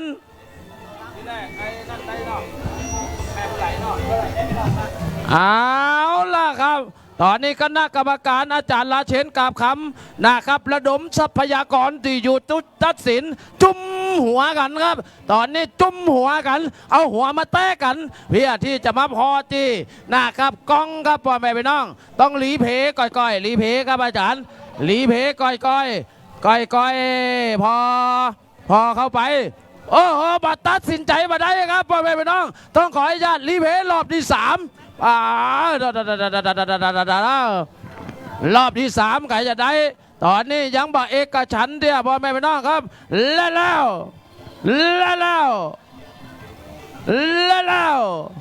ยกธงสีแดงสายน้ำตะวันออกครับปล่อยให้เจ้าแม่บัวไหลหาดพาขนนะครับตึง2ร่องน้ำเอากู้ต่อไปครับน้องอามต่อไปเลย ครับตอนนี้ไหลมา1 ลำนะครับกูเตต้นทางน่าจะเป็นเฮือกูตีต่อใดครับกูตี2กะ12กูตี12ที่เพิ่นบายเฮืออันนี้บายก็ใน12กูตีกำลังไหลมานี่เป็น11ก็เอากำลังออกจากต้นทางสายน้ำที่ตะวันออกนะครับน่านพลังศิลาก็ต้องการกติกาเดี๋ยวพอกันเนอร์นะครับพ่อแม่พี่น้องเขาจะทำการแข่งขันในรอบชิงชนะเลิศคือตอน 13 นาฬิกาเนอร์พ่อแม่พี่น้องครับบ่ายโมงนะครับบ่ายโมงเขาจะมาพอนัดชิงชนะเลิศกันแล้วตอนนี้นะครับตอนนี้การแข่งขันของเขาก็ใกล้จะในรอบร้องชนะเลิศจะเสร็จสิ้นละนะครับเขาจะรอรอบชิงชนะเลิศกันตอนบ่ายโมงด้วยกันนะพี่น้องที่ฟังกันอยู่เบิร์ดบ่ายโมงนี่เขาต้องมาเชียร์กันแล้วนะโดยเจ้าบ้านของพ่อแม่พี่น้องตอนนี้ก็เข้ารอบชิงกันละนะครับมาส่งกำลังใจที่2ฟังลำน้ำน่านของเขากันตัวเนอร์พ่อแม่พี่น้องครับ2ฟังลำน้ำนะครับพี่น้องที่อยู่ตังเวียงก็ดีอยู่ตังในเมืองนะครับอยู่ตังเวียงสาครับนะครับทั้งในเมืองนี่ฟังเนอร์ตังแสงงามเรดิโอก็ได้ธนวัฒน์เรดิโอ 94.25 นะครับกระทายทอดเสียงให้พ่อแม่พี่น้องได้ฟังกันตอนนี้ขอบคุณบ่าวไทยโทรศัพท์มาแจ้งว่าตอนนี้ทางสหกรณ์การเกษตรอำเภอตาวังผานะครับกับลิงสัญญาณ 98.0 เพื่อพี่น้องชาวอำเภอตาวังผาได้ฟังกันตัวตั้งแต่ 11 โมงเป็นต้นไปตอนนี้ฝากพ่อแม่พี่น้องกันตัวนะครับเขาก็พยายามจะเกาะติดนะครับทุกๆช่องทางคือครับพ่อแม่พี่น้องทุกท่านทุกๆหมู่บ้านนะครับได้สัมผัสกับบรรยากาศงานประเพณีที่ยิ่งใหญ่ของเขาเจ้าเมืองน่านของเขาตัวพ่อแม่พี่น้องครับคึกคักเหลือเกินลายหน้านี่เขามาพอกันก่อนนะครับคณะกรรมการให้คะแนนอยู่สำหรับพี่น้องชาวกองเชียร์นะครับพี่น้องชาวกองเชียร์จะมีรางวัลให้นะครับทางสมาคมเฮือแข่งจังหวัดน่าน ปีนี้เปิ่นจัดยิ่งใหญ่นอกจากการมีการแข่งเหือที่ยิ่งใหญ่แล้ว การจัดกองเชียร์ตัวนี้นะครับพ่อแม่พี่น้องกองเชียร์นี่นะครับเปิ่นได้รับความร่วมมือจากเหือใหญ่ในตำนานนะครับบ้านที่เป็นเหือใหญ่ในตำนานเปิ่นเอากองเชียร์มาร่วมกันเชียร์ตัวนี้ น้องอาร์ตขออยากกำเนิด เอาเจอเลยครับ ตอนนี้คุณประดูนะครับ ตอนนี้จุดนาเรียกเลี้ยห้องเฮียของท่านแล้วเนอะคุณประดูด่วนเลยนะครับ คุณประดูว่านห้วยแก้วขึ้นด่วนนะครับเนอะเป็นห่วงนะครับว่า2ว่า8เฮียทุกลำนะครับที่ได้ทำการแข่งขัน อาจจะแข่งขันรอบ2ขึ้นด่วนเลยนะครับเอาต่อไปน้องอาร์มเป็นจะแดพ้องกองเชียร์ตอนนี้มันเป็นจะแดก็ มันม่วนพี่มันม่วน อันได้ไปลายหน้าหาเปิดแล้วก็พี่ เบิดพักเตียงบ่ายโมง เขาจะแข่งเนาะ แม่น ช่วงเขาว่างเนี่ยสักประมาณสักเตียงเนี่ยเดี๋ยวจะออกไปละเดินทางละ ไปทำข่าวฟังพูดนะ ไปฟังข่าวแล้วก็ไปให้ ได้ กำลังใจ กัปตันอเมริกันจะขออนุญาตบินไปทั้งปุ่นก่อน ได้ น้องอาร์ม ได้ ครูเต้ก็เช่นเดียวกันนะครูเต้เนอะนะเขาจะไปด้วยกัน โอเค แล้วก็คณะกรรมการจุดกองเชียร์ของเขานี่มี3ท่าน อ๋อ นะ มีไผ่พองนะครับ นี่อยู่หลังๆเขานี่ นี่ ครับ เดี๋ยวเขาจะไปเอารายชื่อเปิ่นม้าว่าเป็นไผ่คล้อง แม่น เนาะ ในช่วงตีว่างเดี๋ยวเขาจะฮื้อเปิ่นบอกแล้วว่า คะแนนเนี่ยฮืออันหยังพ่องเช่ ตอนนี้ดูดีตั้งแต่พ่องเอี้ยเนาะ แม่นเขาจะสัมภาษณ์สักหน้อยหนึ่ง แม่นหลักนี่นะน้องอาร์ม ครับ กองเชียร์แรกนี่บ้านห้วยแก้วเนอะ โอ้ยแก้ว ครับ อันที่2นี่บ้านอะไรใช้สถาน ครับ 3 คือผาขวาง ผาขวาง เต้นที่4คือไรนาน ที่ทึดเท่านั่นนะ ปัดโทข มาว้าได้ข่าวฝนตก ครับ มาย้อมหนี บ่ยอมหนี อ่า เอาห่มมากางเนี่ยสุดยอดนี่ ทัดมาเป็นของ บ้านดูเหนือดูเหนือพัฒนา อันนี้กับปัจจัยย่อยเนอะ แม่น มันย้อมหนีเหมือนกันพระเจ้านะ หนีเหมือนกัน ทัดมาก็จะเป็นบ้าน ดอนตัน ดอนตันทัดมาหันขาวสั่งลั่งนั่นอย่างนั้น หวังว่า หันก็นี่นอกจากจะเอาเรือมาลงแข่งแล้วก็ยังเอากองเชียร์มาตัว ครับ ตั้งว่าผาขนมาหมดบันหวังว่าดอนตั นี่นะ แม่น ป่าแสดงว่าหมู่บ้านท่านเงียบสงบหมดนะ เงียบหมดนะครับ มาอยู่ตาน้ำในเวียงพุ่หมดเลยขนกันมา มาลำเดียวน้องอาม ครับผมนี่คือเป็นหนึ่งแดนสยามบ้านวังว่าลงมาลำเดียวนะครับในคู่ที่12นะครับพ่อแม่น้องแสดงบ้านห้วยแก้วเป็นกับบายฮือไปนะครับพี่น้องบ้านห้วยแก้วกับเข้าไปชิงตี3ตี4นะครับขุนประดูท้องนะครับหนึ่งแดนสยามบ้านวังว่าเข้าไปชิงตี1ตี2กันครับ เดี๋ยวเขาจะขอสยาดสรุปด้วยได้สุเนาะปิ้นมาฮือเฮาดีกว่าเนาะมันจะได้ชัดเจนเนาะ ครับผมตอนนี้การแข่งขันของเขาก่อนในรอบรอง หมดแล้วครับ หมดแล้วเนาะคุเต้เนาะ หมด เรียบร้อย น้องอามเขาบันทรายส่องบรรยากาศท่านผู้ชมท่านผู้ฟังที่รับฟังผ่านแสงงามเรดิโอ ธนวัฒน์เรดิโอ แล้วก็เพจ ที่นี่เมืองน่าน ลองโบสนะครับเนาะหลายท่านหลายคนไปติดตามแล้วก็แชร์ให้กันนะครับนะให้เพื่อนที่ฝูงต่างจังหวัดได้พอกันตัว งามก่อนน้องอาม งาม ลอยลำมาละ หนึ่งแดนสยามแต้แดนสยามเพลงนี้ของเปิ้ล แม่นแล้ว สุดยอดจริง เสียต้องออกสีฟ้า ๆ แม่นครับ นะครับ คาดหัวแหมกำนี่แม่นเลย ถูกต้องนะครับอันนี้ก็ต้องขอบคุณนะพี่สจเอกชัยที่ไปเอาเหือเก่าเหือแก่มา แม่น เอามาลงเล่นน้ำ แม่น นะครับเขาได้ยินจื่อมุเนี่ยหนึ่งแดนสยามก็ขวัญประชากะขุนประดูกาฟ้าประธานเขาได้ยินมาเมื่อละสมัยเป็นละอ่อน มาได้หันเนาะ แม่น แล้วเปิ่นก็ยุดเล่นไปเห็นเนาะอาม นั่นกะเพราะยังเพราะยัง เพราะอะไรอย่างเขาก็ต้องบอกก่อนว่าเขาจะต้องไปเจี้ยไปเจิญบนหมานะน้องอาม นั่นกะ องค์ประกอบนักขนาดนัก แม่น น้องอาม องค์ประกอบนี่อาจจะเพราะว่าเหือสมัยใหม่มันมี เข้า บ มา ทบาทเยอะ ครับ ครับก็คือเหือตีบ่ได้คุดเองนี่นะพี่เนาะ ครับ มาแข่งกับเฮียไอ้ประกอบมันสู้กันมาได้ มันสู้กันบ่ได้นะครับ เอากันเลยคิด เออ คิดแล้วคิดแหมอย่างเงี้ยจะทีการ ครับ จะแดนน้อง ครับ อามให้นะครับ ก็เลยแยก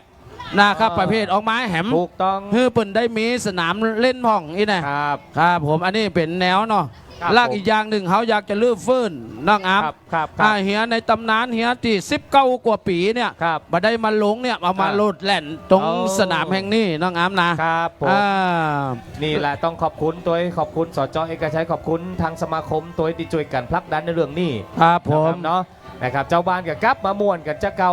นะค ครั รับบ ม่วนกันเหมือนเดิมนะครับเขาจะหันทุกเพศทุกไว้อยู่ในเต้นนะครับนะตั้งแต่วัย60ก็มีนะ60ที่สมัยก่อนเป็นสาวแดนเซอร์งามๆอยู่ฟังเพ่นะครับฟังมือผู้เพียงเพ่นะครับปีนี้เป็นกับขนกันมานะครับพี่น้องฟังไรหน้าป้นพอจะนี่นะขนนักเนอร์นะครับขนนักขนาดนักอะแต่ว่าอันกองอำนวยการของเขาจะอยู่ฟังอำเภอภูเพียงนะครับฟังไรหน้าจะเป็นของกองเชียร์ครับกองเชียร์ซึ่งกองเชียร์มาพอกันพ่อแม่พี่น้องครับเปิ้นก็มีกฎกติกากันอยู่กฎกติกานั่นก็คือว่ากองเชียร์แต่ละบ้านจะต้องมีการแสดงสัญลักษณ์มีกี่อย่างมีอะไรอย่างพ้องสัญลักษณ์ที่เปิ้นจะแสดงคือนั่นก็คือป้ายนี่ป้ายต้องชัดเจนนะครับป้ายต้องชัดเจนเห็นชัดเจนคณะกรรมการเปิ้นบ่ได้อยู่ฟังปุ้นเปิ้นอยู่ฟังเพ่เปิ้นพออ๋ออันนี้บ้านผาขวางกะอันนี้บ้านไรนานกะมีป้ายติดถึงเห็นชัดเจนมีการตกแต่งกองเชียร์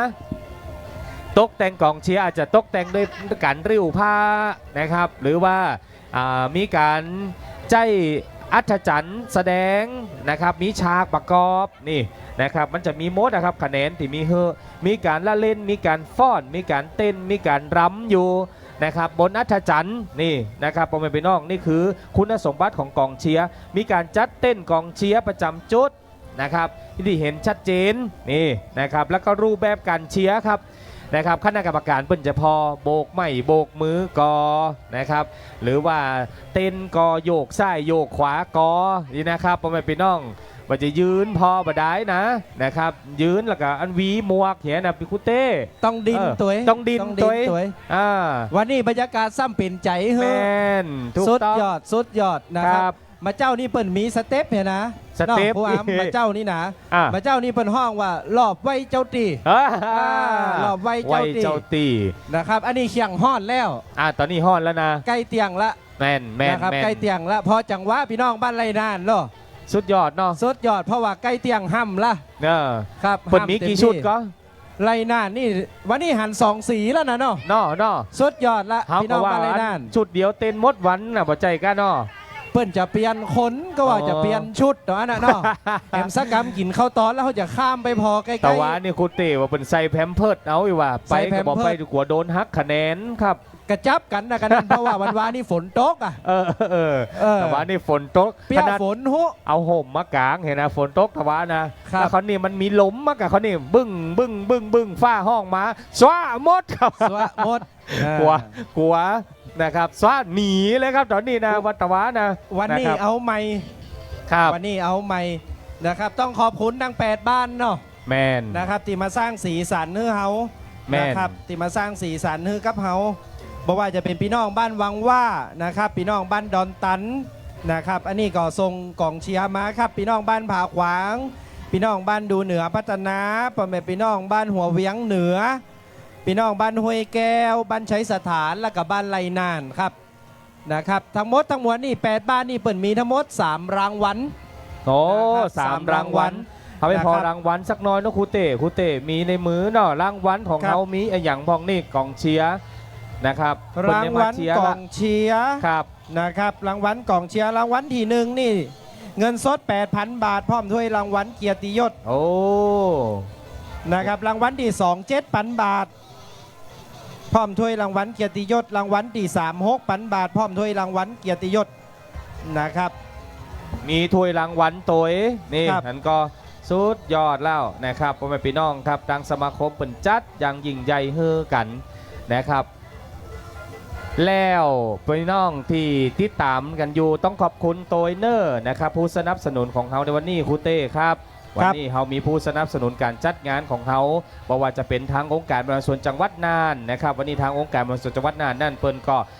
มีงบประมาณนะครับมาเฮือทางสมาคมช่วยกันแล้วก็จัดกิจกรรมงานแข่งเรือ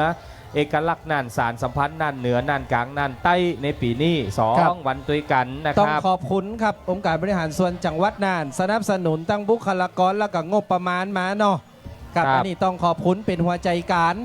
แม นะ น ครับเป็นหัวเรือใหญ่ในงานนี้นะครับในสนามนี้ต้องกราบขอบพระคุณครับทางทีมผู้บริหารตัวเองนะครับบุคลากรที่ได้สนับสนุนรวมถึงงบประมาณนะครับ แล้วก็มีขอบคุณทางสมาคมเรือแข่งจังหวัดน่านครับคุณเต้ทางสมาคมเรือแข่งจังหวัดน่าน ตอนนี้อยู่ทุกจุดในสนามของเขานะครับมีทุกจุดตั้งแต่จุดปล่อยจนถึงจุดตัดสินเลยนะครับ ครับ ครับผมแล้วก็จะมีรากปานานเพิ่นก็มาร่วมงานสนับสนุนงานแข่งเรือเอกลักษณ์น่านของเขาตัวนะครับมีป้ายมาติดตัวนะครับเนาะนี่แล้วก็มีทั้งขอบคุณพระราชนันทวัฒน์บัณฑิต รองเจ้าคณะจังหวัดน่านเจ้าอาวาสวัดพระธาตุแจ่แห้งพระอารามหลวง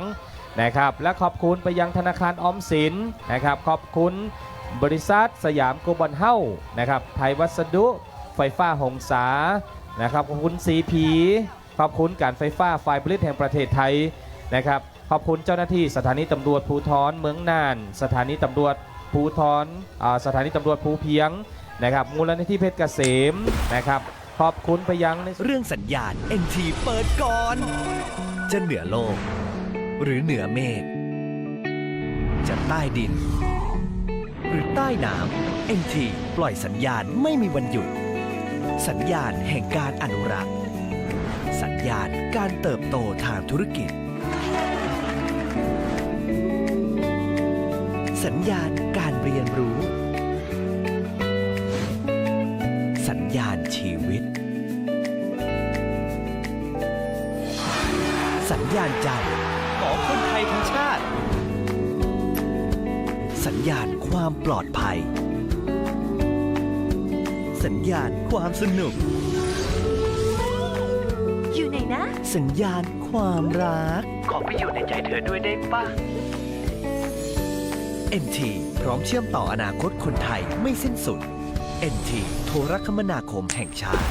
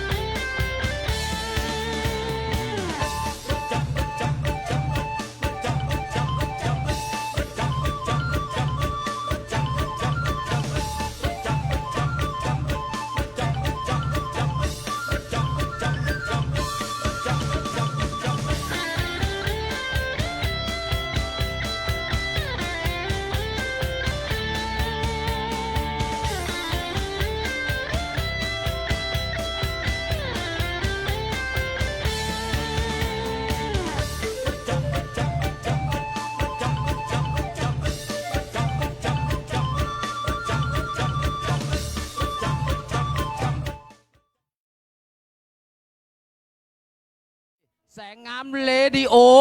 แล้วก็ทวัตเรดิโอนะพ่อแม่พี่น้องแล้วเขาก็สัญญาณหมดนะพ่อแม่พี่น้องที่เคารพครับ ตอนนี้มาเลยเขาจะขออนุญาตนำเข้าสู่รอบชิงชนะเลิศนะครับ งานประเพณีแข่งเรือเอกลักษณ์น่านสารสัมพันธ์น่านเหนือน่านกลางน่านใต้ในวันที่21-22 กันยายนพุทธศักราช 2567 ครับพ่อแม่พี่น้องเอาละส่วนหอมเจ้าพ่อผาสุกนะครับ ขึ้นด่วนเลยนะครับเนอะเจ้าพ่อผาสุกขึ้นด่วนเลย เจ้าขุนปัวรอแล้วพรหลวงพ่อเจ็ดกษัตริย์นะครับขึ้นด่วนเลย เจ้าแม่พรพิมลรอแล้วเจ้าแม่พรพิมลรอแล้วรากก็พิพัฒน์พรสำนักสงฆ์ธรรมชัยเทพวชิระมงคล2ขึ้นเลยนะครับเนอะเทพพบุตรพญาแก้วเจ้าแม่คำแดงวัดน้ำโคกเก่าขึ้นเลยนะครับเนอะ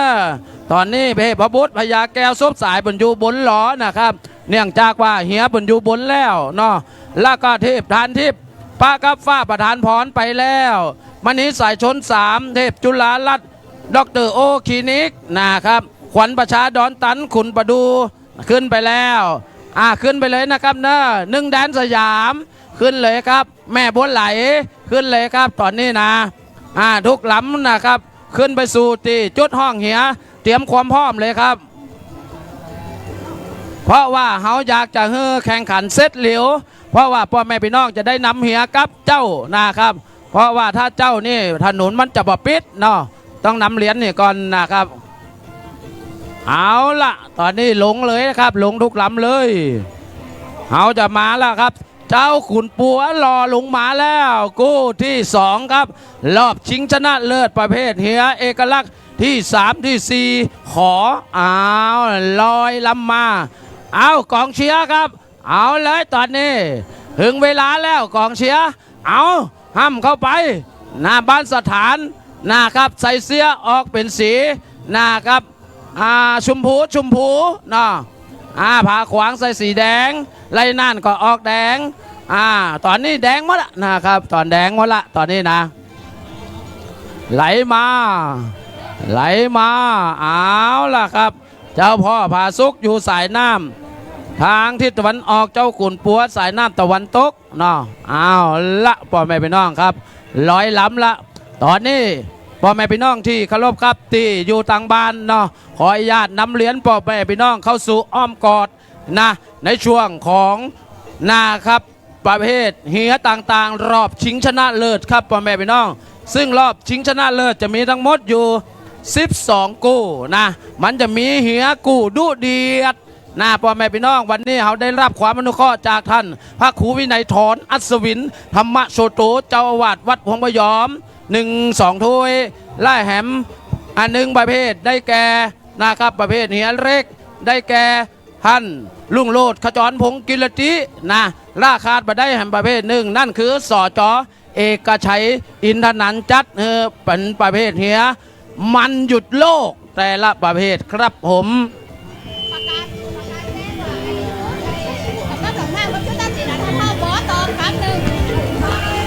จุดกำกับร่องน้ำเนาะพร้อมแล้วนะครับวอตอบประจังศูนย์วิทยุตัวเปิดห้องแล้วนะครับเปิดห้องว่าพร้อมหรือยังเนาะเอาล่ะครับตอนนี้ไหลมาแล้วครับไหลลงมาเอาล่ะเจ้าพ่อผาสุกจะต้องอยู่สายน้ำตะวันออกครับเจ้าขุนปัวนี่หนุ่มหน้ามนคนพอปากก้ายต้องเจ้าขุนปัวเจ้าแห่งสายเหนือครับพ่อแม่พี่น้องมีหมาทรงหมาลำเดียวครับเจ้าขุนปัวเนี่ยเด็ดนะครับเพราะว่าทรงหมาทุกปีสืบสารประเพณีทุกอย่างนะครับนั่นคือเจ้าขุนปัวครับพ่อแม่พี่น้องต้องกราบขอบคุณท่านประธานนะครับเฮียแข่งเจ้าขุนปัวตัวที่ร่วมสนับสนุนมาตลอดบักขาดสายพ่อแม่พี่น้องเอาละตอนนี้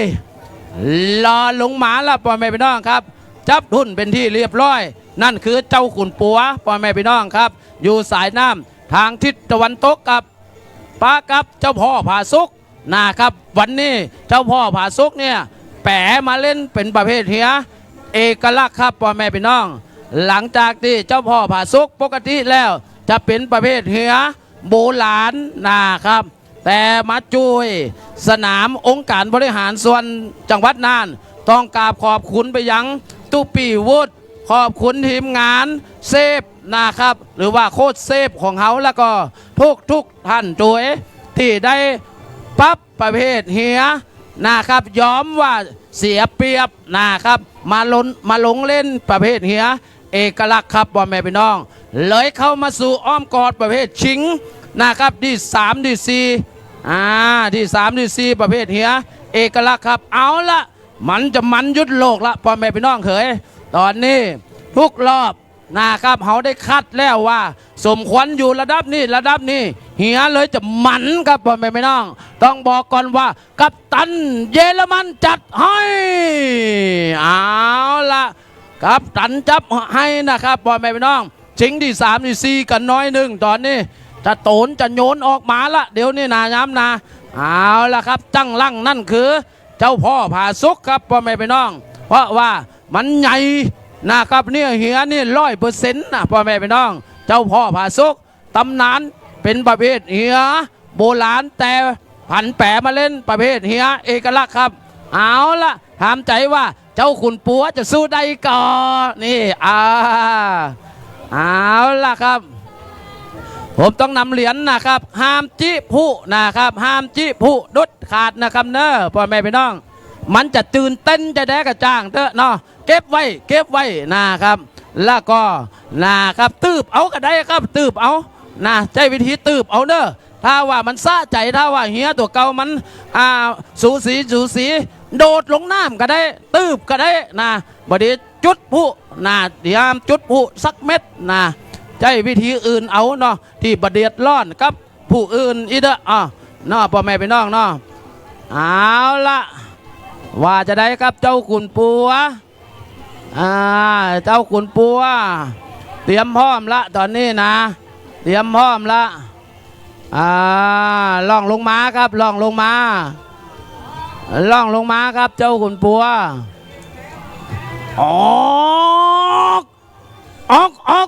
อกมาแล้วครับพ่อแม่พี่น้องเป็นประเภทเรือเอกลักษณ์ชิงที่3ที่4กันระหว่างเจ้าขุนปัวพ่อแม่พี่น้องเฮ้ยอยู่สายน้ำทางที่ถนนตกโคจรมาป้ากับไข่ป้ากับเจ้าพ่อผาสุกพ่อแม่พี่น้องบ้านสวนหอมอยู่สายน้ำทางทิศตะวันออกตอนนี้กอดคอกันมายังบ่มีใครน้ำใครเตี้ยว่าจะได้เจ้าขุนปัว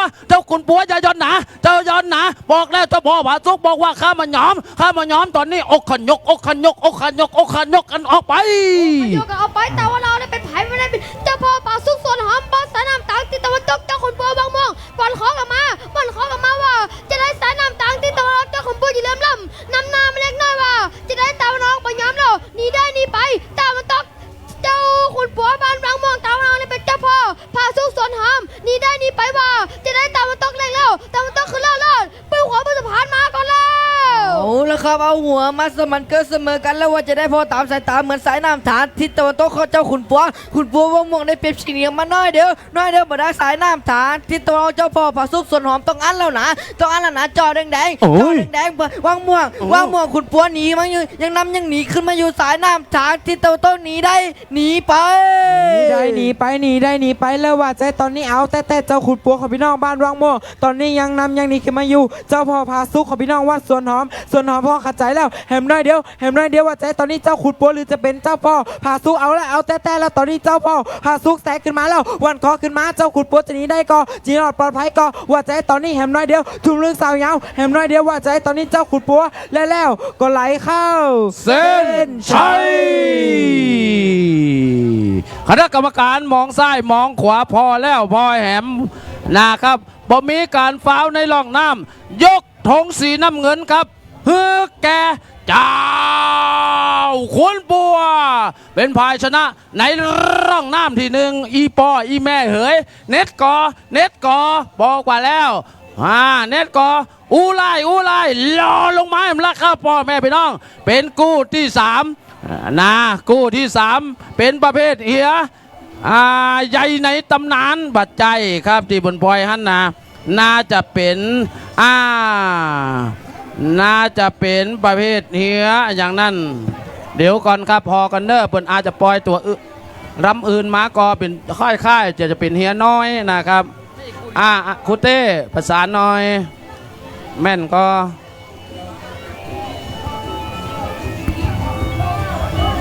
ขออนุญาตเช็คกัมนะครับเพราะว่า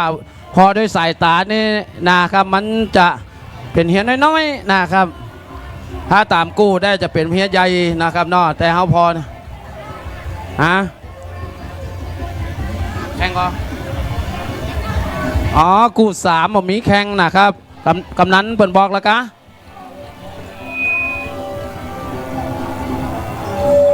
บายนะครับบายพรพิมลยอมนะครับ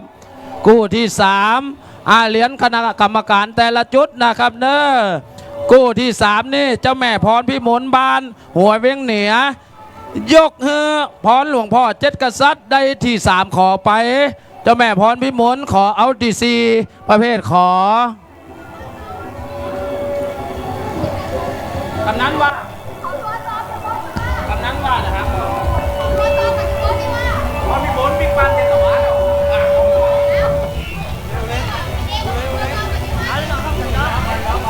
เอาล่ะตอนนี้100 ลำลอย เอาล่ะครับพ่อแม่พี่น้องครับตอนนี้รอลงมาละนั่นใส่เสื้อสีเหลืองนั่นแน่นอนแน่นอนนั่นเห็นเหลืองลำนั่นคือนะครับพรหลวงพ่อ7 กษัตริย์บ้านดูเหนือพัฒนาไหลลงมาไหลแทรกมาไหลแทรกมาไหลแทรกมาไหลแทรกมาแล้วก็พายออกจากจุดสตาร์ทออกมาลำเดียวแบบสบายแบบเบิดนะเอาล่ะปล่อยไปไม่ต้องอันนั้นเนี่ยพอสตูกปุ่นโน่นะครับโยกสวยงามมากครับพ่อผู้ใหญ่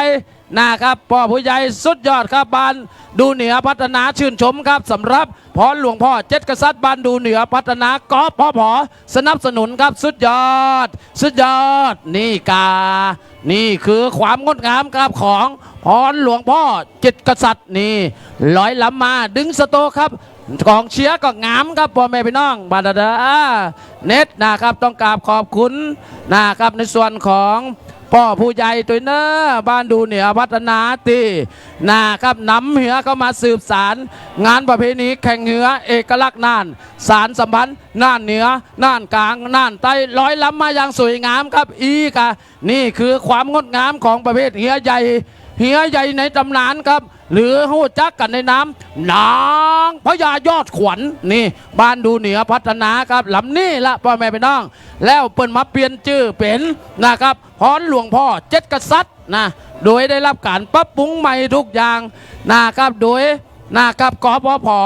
ได้รับการสนับสนุนจากพิษณุเป็นผู้ประสานครับสวยงามมากครับโอ้โห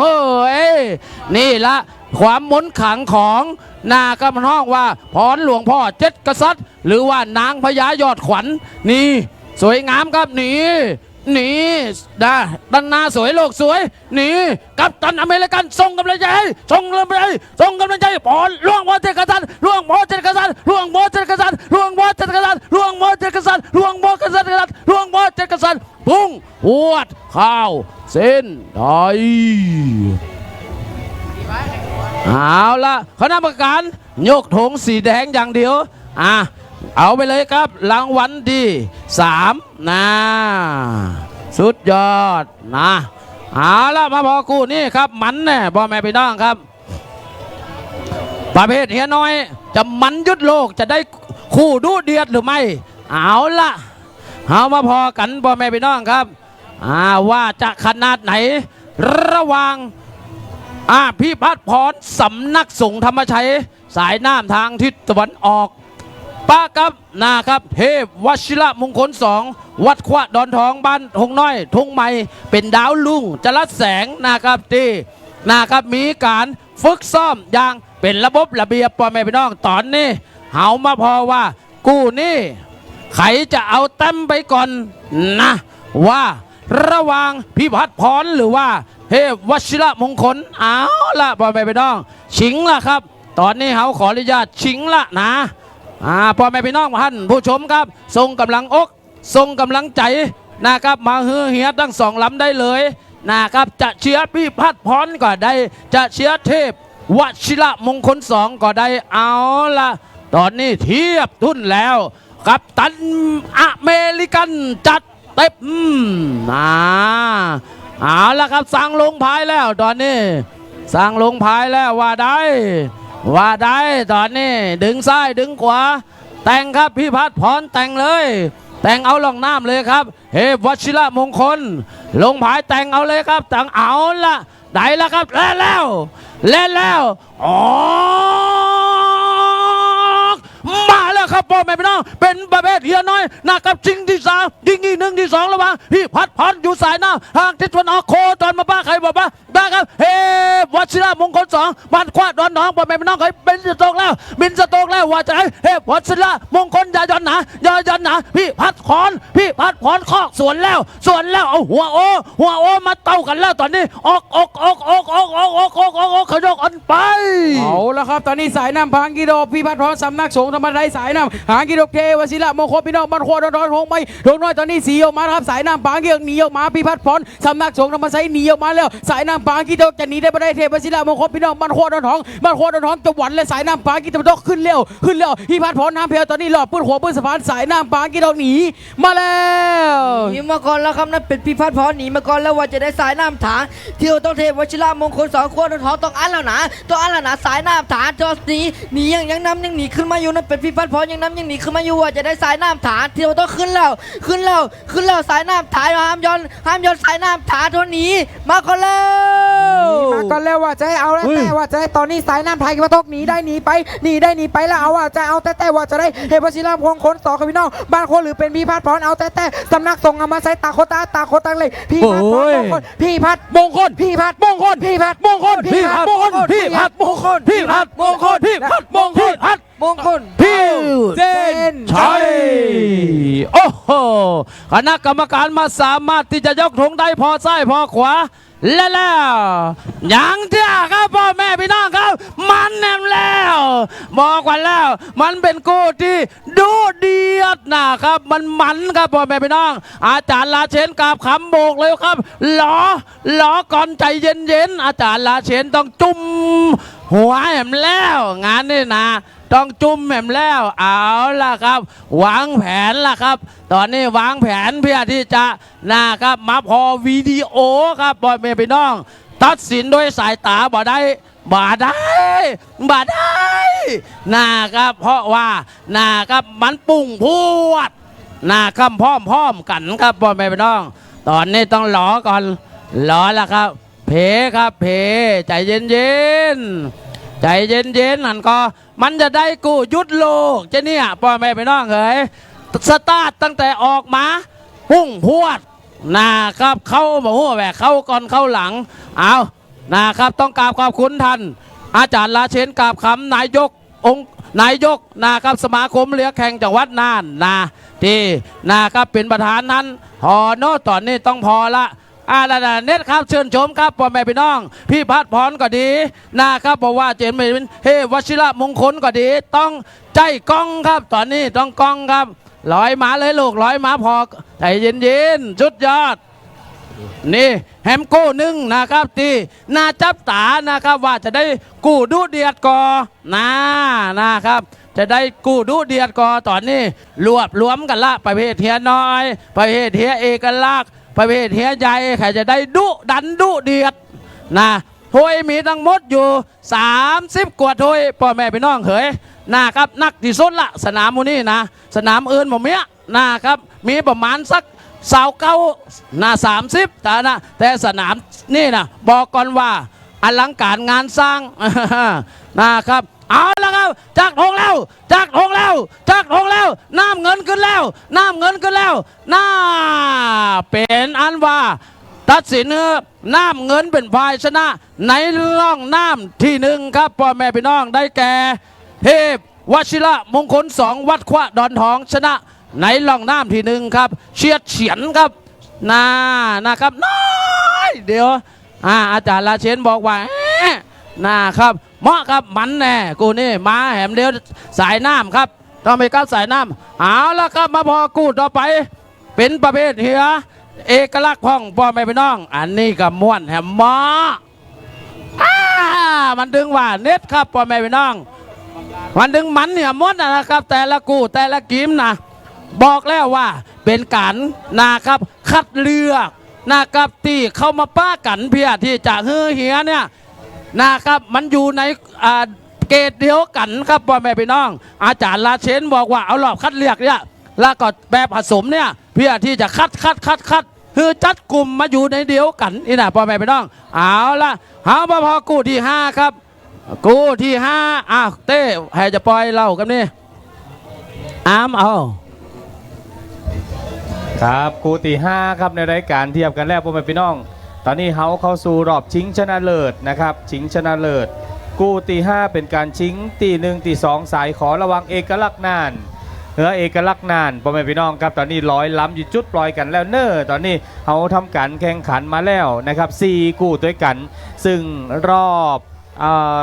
ชิงชนะเลิศเฮียน้อยตอนนี้ได้เรียบร้อยแล้วพ่อแม่พี่น้องเป็นยอดมินลี่สีกังเวียง2นะครับยอดมินลี่ได้ไปแล้วนะครับรางวัลที่3ขอนะครับแล้วก็ตอนนี้ลองน้ำติด1นะครับชิงที่3ที่4ขอเอกลักษณ์นานเจ้าขุนปัวได้ไปแล้วนะครับได้ไปแล้ว1โคบละ3คะแนนนะครับแล้วก็กู้ที่3นะครับกู้ที่3แม่เจ้าแม่พรพิมลเปิ่นบายนะครับพรหลวงพ่อเจ็ดกษัตริย์ดูเหนือพัฒนาเพราะเฮียใหญ่กูนี่ใหญ่ในตำนานนะครับพรหลวงพ่อเจ็ดกษัตริย์ก็ได้รับรางวัลที่3ขอไปนะครับที่4ขอก็เป็นเจ้าแม่พรพิมลนะครับและกู้ที่4นะครับเซตเปตะกีนนี่นะครับพี่พัฒพรสำนักสงฆ์ธรรมชัยปะกับเทพวชิรมงคล2นะครับพ่อแม่พี่น้องกูนี่เทพวชิรมงคลทั้ง2เป็นฝ่ายชนะไปในกูนี่นะครับและกูที่5ตอนนี้กำลังล้ำอยู่ครับกูที่5เทพบุตรปัญญาแก้วซบสายน้ำที่ตะวันออกปะกับเจ้าแม่คำแดงน้ำครกเก่าสายน้ำที่ตะวันตกชิงที่1ที่2สายขอเอกลักษณ์ครับเอาล่ะตอนนี้คณะกรรมการจุดปล่อยห้องหาเฮียทั้ง2ล้ำนะครับเฮียทั้ง2ล้ำจับลักกันเรียบร้อยแล้วนะครับหันเสื้อมาหอมนะครับแต่ไก่มาเลยพ่อแม่พี่น้องครับตอนนี้ช่วงบ่ายนะครับบ่ายโมงครึ่งกันแล้วตอนนี้พ่อแม่พี่น้องไผ่ที่บ่ได้มาติดสนามเตื้อมากันรอบชิงชนะเลิศกันแล้วเขาแข่งประเภทขอเซตสิ้นเขาจะไปพอประเภทกอกันบ้องนะครับประเภทกอนะครับไปจนถึงกู้สุดใต้ก็คือกู้12กู้ด้วยกันนะครับรอบชิงชนะเลิศนี่นะครับพ่อแม่พี่น้องครับชิงที่1ที่2ชิงที่1ที่2สายขอลงพายกันแล้วตอนนี้เทพบุตรพญาแก้วซบสายน้ำทิศตะวันออกเจ้าแม่คำแดงน้ำคกเก่าสายน้ำทิศตะวันตกจอสีแดงนั่นเป็นพี่น้องน้ำคกเก่านะครับพี่น้องบ้านซบสายน้ำทิศตะวันออกกันลงพายด้วยกันทั้ง2แล้วพ่อแม่พี่น้องครับมาคือกำลังใจทั้ง2บ้านด้วยกันตอนนี้ในหัวยังบ่นั่งเตือนนะครับล้อตั้งล้ำล้อจัดลูกน้องลูกทีมในล้ำเหือกันอยู่นะครับพ่อแม่พี่น้องครับเอาละลงพายละสายน้ำทิศตะวันออกนิ่งไว้ตะวันออกนิ่งไว้โคดขยับหน่อย1สายน้ำทิศตะวันออกนะเป็นพี่น้องบ้านซบสายพี่น้องบ้านน้ำคกเก่านะครับเปิดรวมไม้รวมมือกันระหว่างหมู่5กับหมู่11เจ้าแม่คำแดงน้ำคกเก่านะครับลดเข้ามาแล้วก็ได้เข้ามาชิงนะครับตี1ตี2อยู่สายขอนะครับพ่อแม่พี่น้องกำลังใจกันตอนนี้ส่งกำลังใจพี่น้องบ้านน้ำคกเก่าฟังอยู่นะครับก็เปิดดังเชียร์กันอยู่ที่บ้านนะครับกำลังใจกันล่ะพี่น้องซบสายตาวังผาออกมาแล้วพ่อแม่พี่น้องครับสำหรับชิงที่1ที่2สายของเอกลักษณ์นั่นระหว่างเทพพญาบุตรเทพบุตรพญาแก้วซบสายน้ำทิศตะวันออกเจ้าแม่คำแดงสายน้ำทิศตะวันตกตอนนี้คำแดงตอนนี้อัดมาคำแดงอัดขึ้นมาสายน้ำทิศตะวันตกอัดขึ้นมาเลยขึ้นมาตัดสื่อขึ้นมาสายน้ำทิศตะวันออกบ่ยอมเข้าสู่ทุนน้ำที่1สายน้ำทิศตะวันตกเบียดขึ้นมาตะวันออกนี่เป็นเทพบุตรพญาแก้วบ้านซบสายมันปากก็เจ้าแม่คำแดงวัดน้ำโคกเก่าบ่ยอมแล้วอัดก็ไปตั้งซื้อขึ้นมาก็แล้ววันแกมาว่าจะได้ตะวันออกเทพบุตรพญาแก้วซบสายบ่ยอมแล้วอัดก็ไปตะวันตกบ่ยอมแล้วเจ้าแม่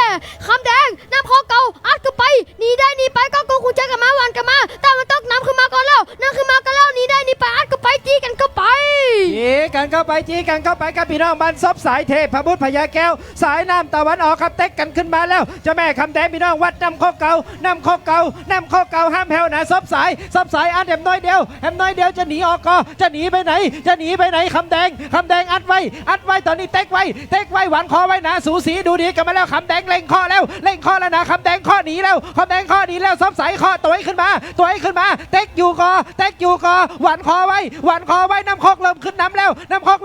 ล้วซบสายเต็กตัวเข้าไป เตะเข้าไปครับส้มสายเตะเข้าไปเร็วเดี๋ยวน้อยครับส้มสายอยู่สายน้ำตะวันออกเข้าใจเตะขึ้นไปคำแดงหนีแล้วครับคำแดงหนีแล้วน้ำโคกเก่ายังหนีไปอยู่ส้มสายเข้าใจตัวขึ้นไป แล้วก็ไหลเข้าเส้นชัยเข้าเส้นชัยพระกูแล้วครับพ่อแม่พี่น้องเอ๋ยนะครับระวังบ้านส้มสายเทพพญาแก้วนะครับเทพรูปพญาแก้วและก็เจ้าแม่คำแดงคณะกรรมการจากทองสีจากระยัง น้ำเงิน นะครับทองสีน้ำเงินแสดงว่าสายน้ำตะวันตกนะครับเป็นฝ่ายชนะนั่นก็คือเจ้าแม่คำแดงวัดน้ำโคกเก่าหมู่5หมู่11ชนะไปนะครับผ่านไปแบบกู้หนึ่งนะครับพ่อแม่พี่น้องครับ ต่อไปจะเป็นกู้ที่6ในรายการของเขาใหญ่ในตำนานละเด้อใหญ่ในตำนานนะครับกู้ที่6นะครับระหว่างเทพฐานทิพย์บ้านชัยสถานอยู่สายน้ำตะวันออกฟ้าประธานบ้านไหลนานหมู่1หมู่8อยู่สายน้ำตะวันตกนะครับพี่น้องครับกู้ที่6แล้วนะครับเทพฐานทิพย์บ้านชัยสถาน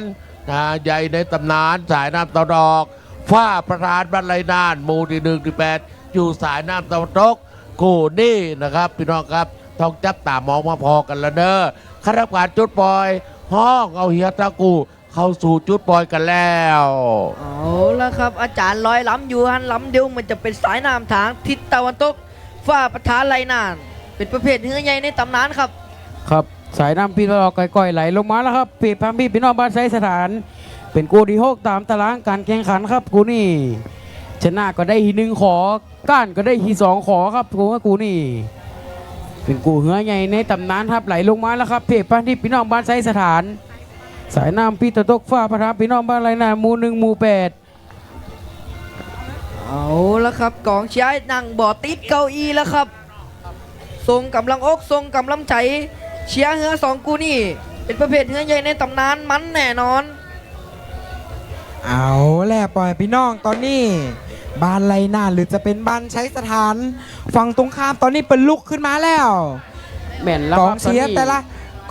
ละหมู่บ้านนี่บอกว่าจะเป็นบ้านใช้สถานบ้านไรน่านี่เปิ่นหยุดเต้นก่อนเปิดจะเชียร์เฮอก่อนน้องโอนแม่นแล้วครับตอนนี้กองเชียร์นี่นั่งบ่ติดเลยครับตอนนี้ถูกต้องตัวพี่น้องบ้านไรนั่นก็เต้นอันยึกแต่เจ้าแล้วครับปีนี้ใช่แล้วสายน้ำทางที่ตะวันตกนี่ใส่เสื้อสีฟ้านี่จะเป็นฝ้าประธานของพี่น้องบ้านไรน่านสายน้ำพี่ตะวันออกเป็นเดฟทางพี่น้องบ้านไซสถาน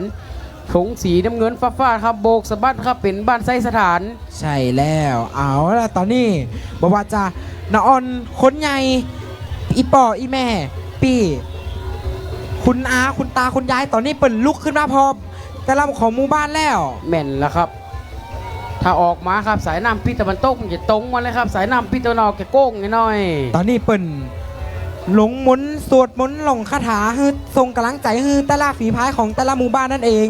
แม่นแล้วครับบ้านไรนานครับอยู่ทางใดครับเมื่อของท่านแข่งแล้วครับเอาแล้วตอนนี้เปิ่นลุกขึ้นมาแล้วกองเชียร์เปิ่นก็เต้นทรงกำลังใจแม่นแล้วครับตอนนี้เต้นอยู่ใกล้กันห้ามบ่ห่างบ่ไกลเอาละครับตอนนี้กรรมการยกธงขึ้นเสมอไล่เป็นที่เรียบร้อยแล้วสายน้ำพี่ตะวันออกเป็นพี่น้องบ้านไซสถานเอาแล้วตอนนี้กรรมการบอกว่าสายน้ำทางที่ตะวันตกยังบ่นิ่งเตื้อคือสายน้ำทางที่ตกไหลลงไปหน่อยฟ้าประธานไหลลงไปหน่อยครับดูพี่น้องบ้านไซสถานเป็นนั่งบ่ติดเก้าอี้แล้วครับตอนนี้เป็นยืนทั้งหมดทุกคนแล้วเป็นลุกขึ้นมาแล้วบอกว่าจะพ่อแม่พี่น้องตีรับชมอยู่ทางบ้านตีพอทางน่านลองโบสและก็ที่นี่เมืองน่านแม่นแล้วครับเอาละครับเมื่อกูนี่มันจะปล่อยจ้าหน่อยมันนักมันหน่วงเป็นประเภทเฮือในใหญ่ในตำนานเหลือใหญ่ในตำนานเปิ่นกลับมาเล่นแถมข้างหนึ่งในสนามนี่นั่นเองแม่นแล้วครับ เอาละครับตอนนี้กรรมการบอกว่าห้ามพร้อมสั่งลงพายแล้วครับสายน้ำพิษตะวันตกยังบ่ได้ครับเป็นฟ้าประธานบ้านไรนาน เปิ่นเอาหัวโอมาเปียงกัดก่อนเอาหัวโอมาเปียงกันก่อน แม่นแล้วครับถ้าหัวโอ้บ่เปียงกันนี่บ่ปล่อยต้องเสมอกันดีนะครับ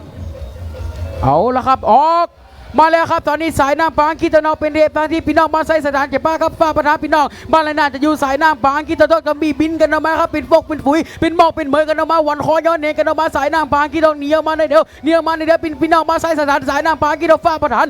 นจะเต็กตัวตาเพลินจะเต็กทุนตาประธานสายน้ำปางกิตนอกเหนียวมาพี่น้องบ้านไซสถานตอนนี้บินกันออกมาฟ้าประธานพี่น้องบ้านไรนานขจายตัวตาประธานพาตุนน้ำทีหนึ่งสายน้ำปางกิตนอกหนีมาแล้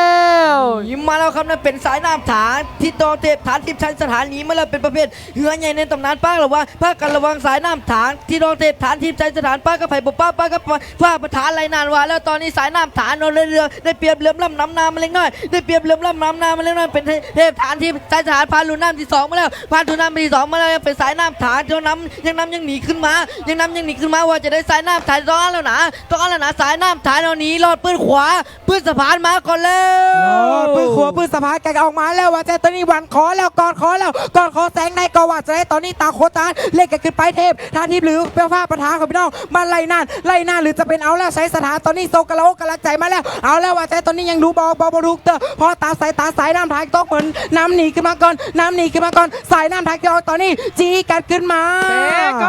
าไปพี่น้องบ้านใช้สถานแหมหัวแล้วเดียวอัดขึ้นไปไรนานห้ามแผ่วนะฟ้าประธานพี่น้องบ้านไรนานลอยไปสุดใต้ยังนับอยู่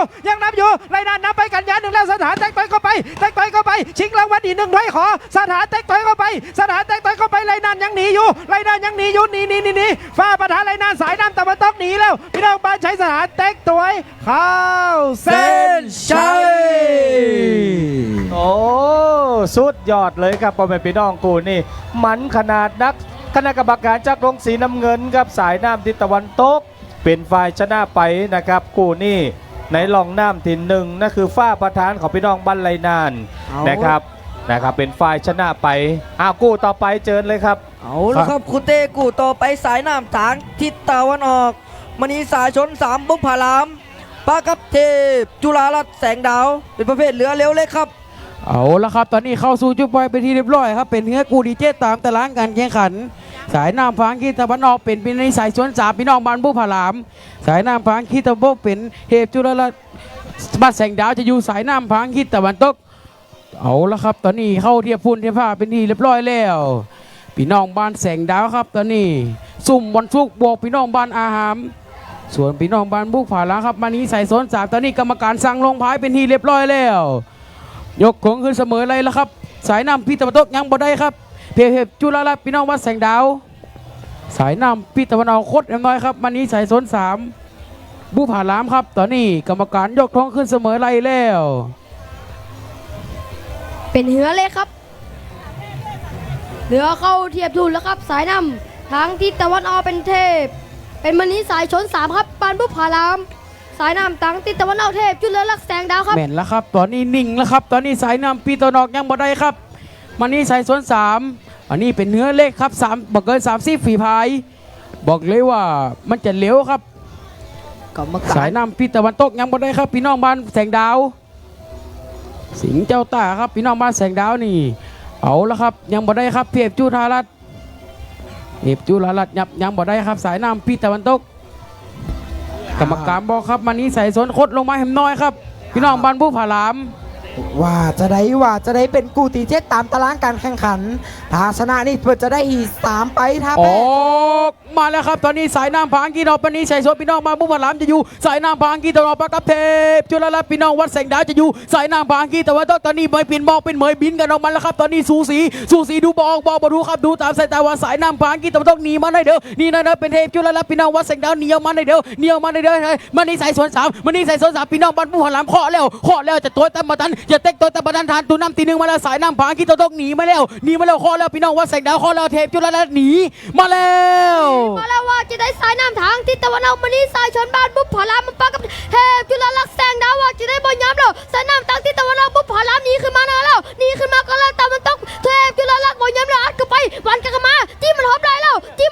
ว่าจะได้วันขึ้นมาวันขอกันขึ้นมาวันขอมาตีคู่สูสีกันมาลาดผู้ขอสะพานแล้ว ไปแล้วครับว่าจะได้สายน้ำถางที่รถหนีมาแล้วว่าจะได้เทพจุฬาลักษณ์แสงดาวยังน้ำยังหนีคือยามยังน้ำยังหนีขึ้นมาอยู่เป็นประเภทเรือเร็วเรียกว่าจะได้สายน้ำถางที่รองมันนี้สายชน3บุพารามต้องอันแล้วนะก็อันแล้วนะจอเขียวๆเสื้อเขียวๆเสื้อเขียวๆจุฬาลักษณ์ยังน้ำยังหนีขึ้นมาอยู่ยังน้ำยังหนีขึ้นมาอยู่ผ่านทุนน้ำที่4จุฬาลักษณ์หนีมาเลย หนีมาแล้วหนีได้หนีไปแล้วว่าใจตอนนี้สายน้ำทางเกมาต้องยังหนีขึ้นมาอยู่เอาแล้วเอาแต่ตอนนี้ตาโคตาเทพจุฬายังหนีขึ้นไปมันนี้สายสนเอาแต่ผู้ผ่านน้ำแหมน้อยเดียวแหงตาโคตาเล็กหนีได้หนีไปตอนนี้มันนี้สายสนก็ปล่อยไปพายแล้วก็ไหลเข้า เส้นชัยคณะกรรมการมองซ้ายมองขวาพอแล้วบ่มีฟาวล์ยังสักอย่างโบกธงขึ้นเสาส่งสัญญาณสีน้ำเงินเป็นฝ่ายชนะได้แก่นะครับเทพจุฬาลัตน์ดรโอคลินิกวัดแสงดาวนะครับในรองน้ำที่1ครับพ่อแม่พี่น้องเอาต่อไปเทียบทุนทันครูเต้เฮ้ยกูเก้านี่เปิ่นน่าจะผ่านกว่าจะแดน่าจะเป็นชิงประเภทเฮียน้อยละตอนนี้แม่นก็ครับตอนนี้น่าจะเป็นการชิงประเภทนี้ครับเล็กนะที่1ที่2นะครับถ้าถามพอตีประเภทเฮียกันเนาะนะครับดูแล้วนะเอาล่ะครับพ่อแม่พี่น้องเป็นกู้ยุทธโลกหรือไม่นะครับเป็นการชิงที่1ที่2ละชิงถ้วยนะครับเกียรติยศครับพ่อแม่พี่น้องครับในวันนี้ว่าใครจะเน็ตที่สุดในประเภทเฮียน้อยประเภทก่อละครับพ่อแม่พี่น้องระหว่างนะครับวรวิทย์เพชรพยาคอนยอดมินลีสีกลางเวียง1บ้านล่องตองทาลีสีกลางเวียงสายน้ำตะวันออกปะครับขวัญทลายอดนวาวัดมิ่งเมียงสายน้ำตะวันตกครับหรือว่าแม่ป้อมนี่ละพ่อแม่พี่น้องเอาละตอนนี้นะครับวรวิทย์เพชรพยาคอนต่อก่อนครับนะครับขวัญทลาละพ่อแม่พี่น้องหยังละพ่อแม่พี่น้องครับต้องนำเหรียญว่าขวัญทลายอดนาวาวัดมิ่งเมืองขนมหวานบ้านยาหรือดีกีแม่ป้อมราชมงคลราชนาเนี่ยแหละพ่อแม่พี่น้องอยู่สายน้ำทางทิศตะวันตกครับจัดการทีมคืออาจารย์โนดครับอธิปัตย์สายสูงนี่ละพ่อแม่พี่น้องรวบรวมมาเด็กมาออนไปอยู่ในส่วนของโลดแล่นภาคกลางมาอย่างโจดโฉนละตอนนี้นะมาพอกู้ต่อก่อนวรวิทย์เพชรพยาคอนยอดมิลลี่1ครับโคตรแหวนนี่ละหลวมพลังกำพลที่เปิ้นห้องว่าที่มีการฝึกเนี่ยนะครับเข้มข้นพ่อแม่พี่น้องเอาละกูนี่บอกก่อนว่ามันแน่นอนครับพ่อแม่พี่น้องครับจะออกตั้งแต่ตุ๊ดสตาร์ทมาเลยนะครับพ่อแม่พี่น้องเฮ้ยเอาจดจ้องดีๆครับพ่อแม่พี่น้องเพราะว่ามันความมันบดีไปดังใดพ่อแม่พี่น้องครับนี่ละที่ว่ามันจะมันขนาดไหนเพราะว่านะครับเป็นเหือที่คัดแล้วคัดแหมจนกระทั่งเอาเก่งที่สุดของแต่ละสายเนี่ยมาปะกันพ่อแม่พี่น้องครับตอนนี้ที่1นะครับที่1มาละที่1ในสาย A ที่1สาย B เอามาพอเนาะว่าลำใดที่จะคว้านะครับโดยรางวัลเกียรติยศไปตอนนี้เอาล่ะครับพ่อแม่พี่น้องจดจ้องพอดีๆนะเอาพ่อแม่พี่น้องครับส่งกำลังใจมาเชียร์นะครับขวัญทลายอดนวาวัดมิ่งเมืองสายน้ำตะวันตกวรวิทย์เพชรพยาคอนนะครับสายน้ำทางทิศตะวันออกครับพ่อแม่พี่น้องออกมาแล้วครับพ่อแม่พี่น้องเป็นประเภทเฮียน้อยชิงที่1ที่2ระวังนะครับวรวิทย์เพชรพยาคอนยอดมิลลีสายน้ำทางทิศตะวันออกโคจรมาปะครับขวัญทลายอดนวาวัดมิ่งเมืองสายน้ำทางทิศตะวันตกตอนนี้เอาละพ่อแม่พี่น้องเฮ้ยเปิดไม้ผายสู้กันละ30 ใบบ่มีคำว่าละ3แล้วแม้ตีกันไปใครจะข้อสวนก่อนใครจะชิงเกมก่อนตอนนี้ว่าแล้วว่าจะได้ขวัญทลายาย้อนหนาเอาละพ่อแม่พี่น้องเฮ้ยวรวิทย์เพชรพยากรเอาหัวโอมาเพียงครับขวัญทลายังจะเกิดขึ้นตอนนี้ตีกันออกมาไปว่าจะได้เสาน้ำตางทิศตะวันออกเป็นยอดมิลลี่เสียกลางเวียนมาปักสายน้ำตางทิศตะวันตกเป็นไผ่เป็นคุณยอดขวัญยอดนาลาว่าจะ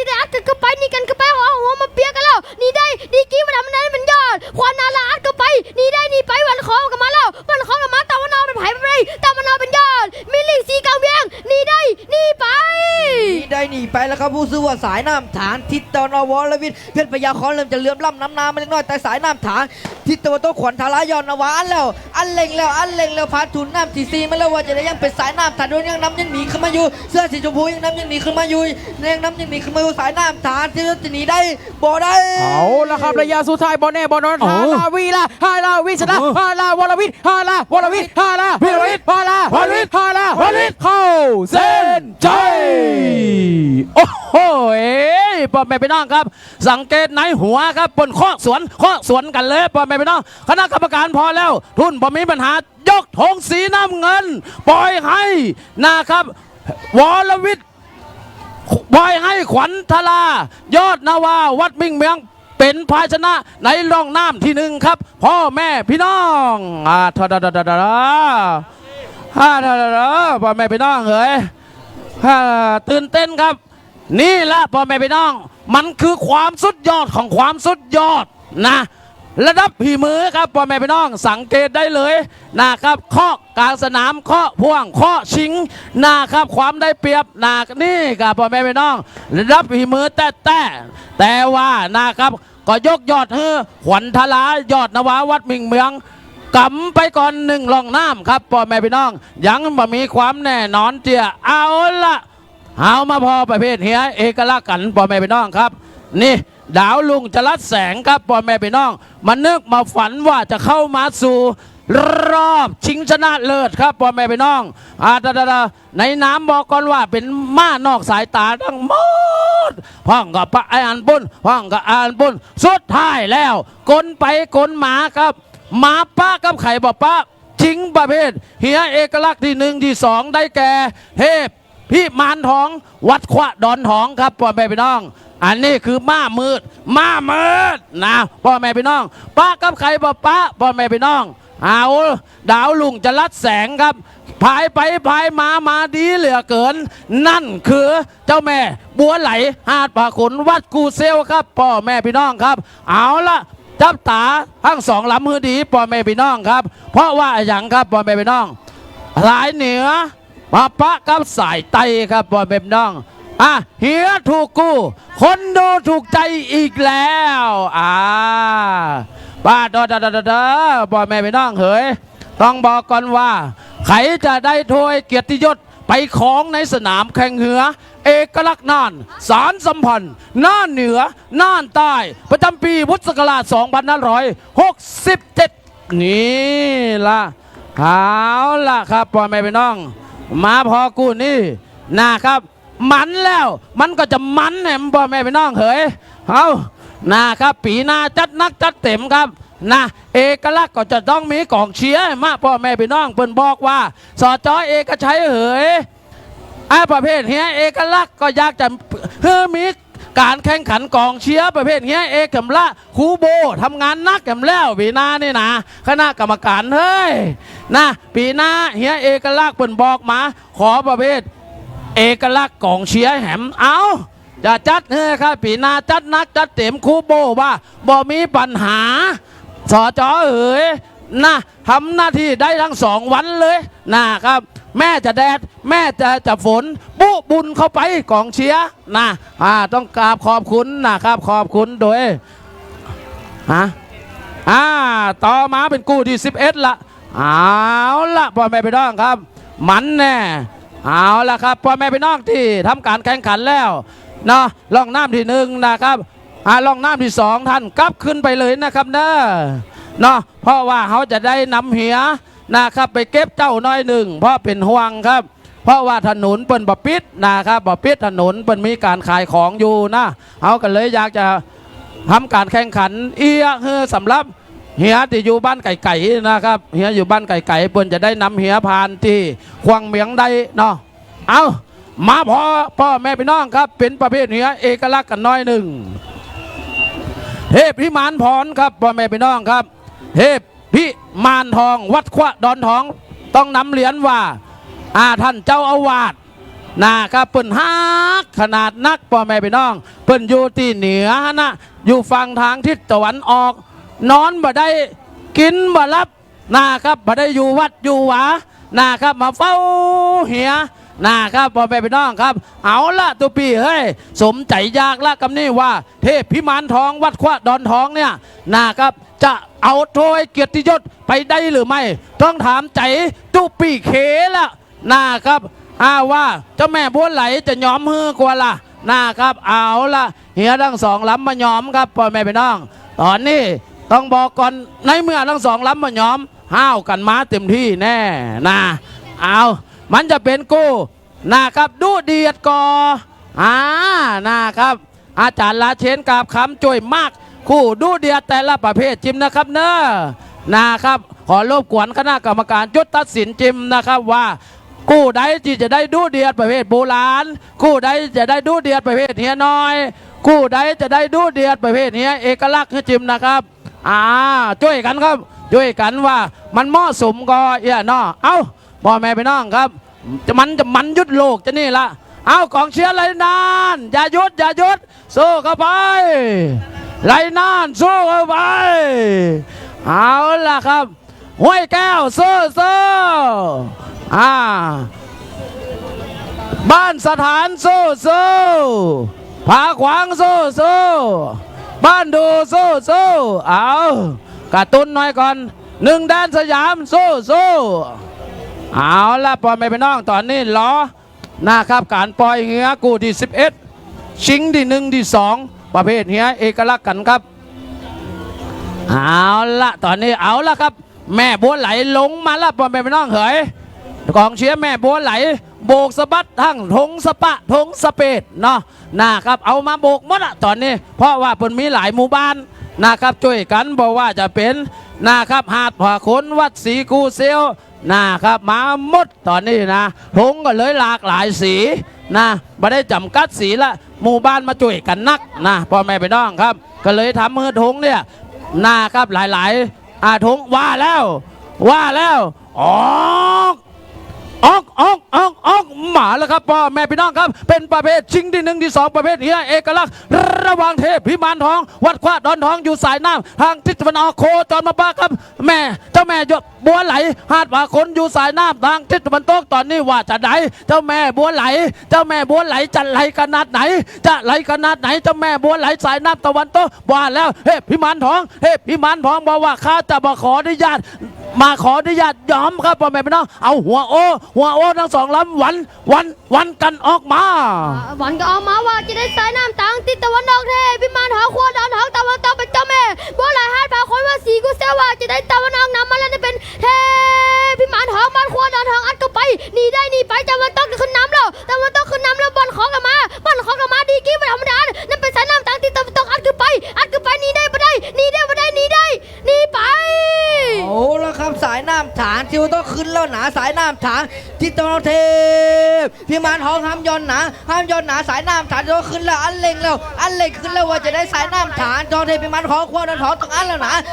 จอขาวต้องอันแล้วหนาพาทุนน้ำซีแล้วสายน้ำฐานโดยยังหนีขึ้นมาอยู่สายน้ำยังหนีขึ้นมาอยู่สายน้ำฐานทิศตะวันออกสายน้ำไทยยังตัวที่อยู่สายน้ำเราหนีมาเลยเอาละครับระยะสุดท้ายที่มานโบไหลเ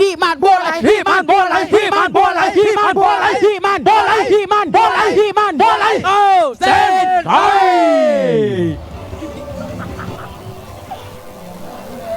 นักกรรมการมองซ้ายมองขวาพ่อแม่พี่น้องครับยกธงสีน้ำขึ้นสู่ยอดเสาให้แก่เจ้า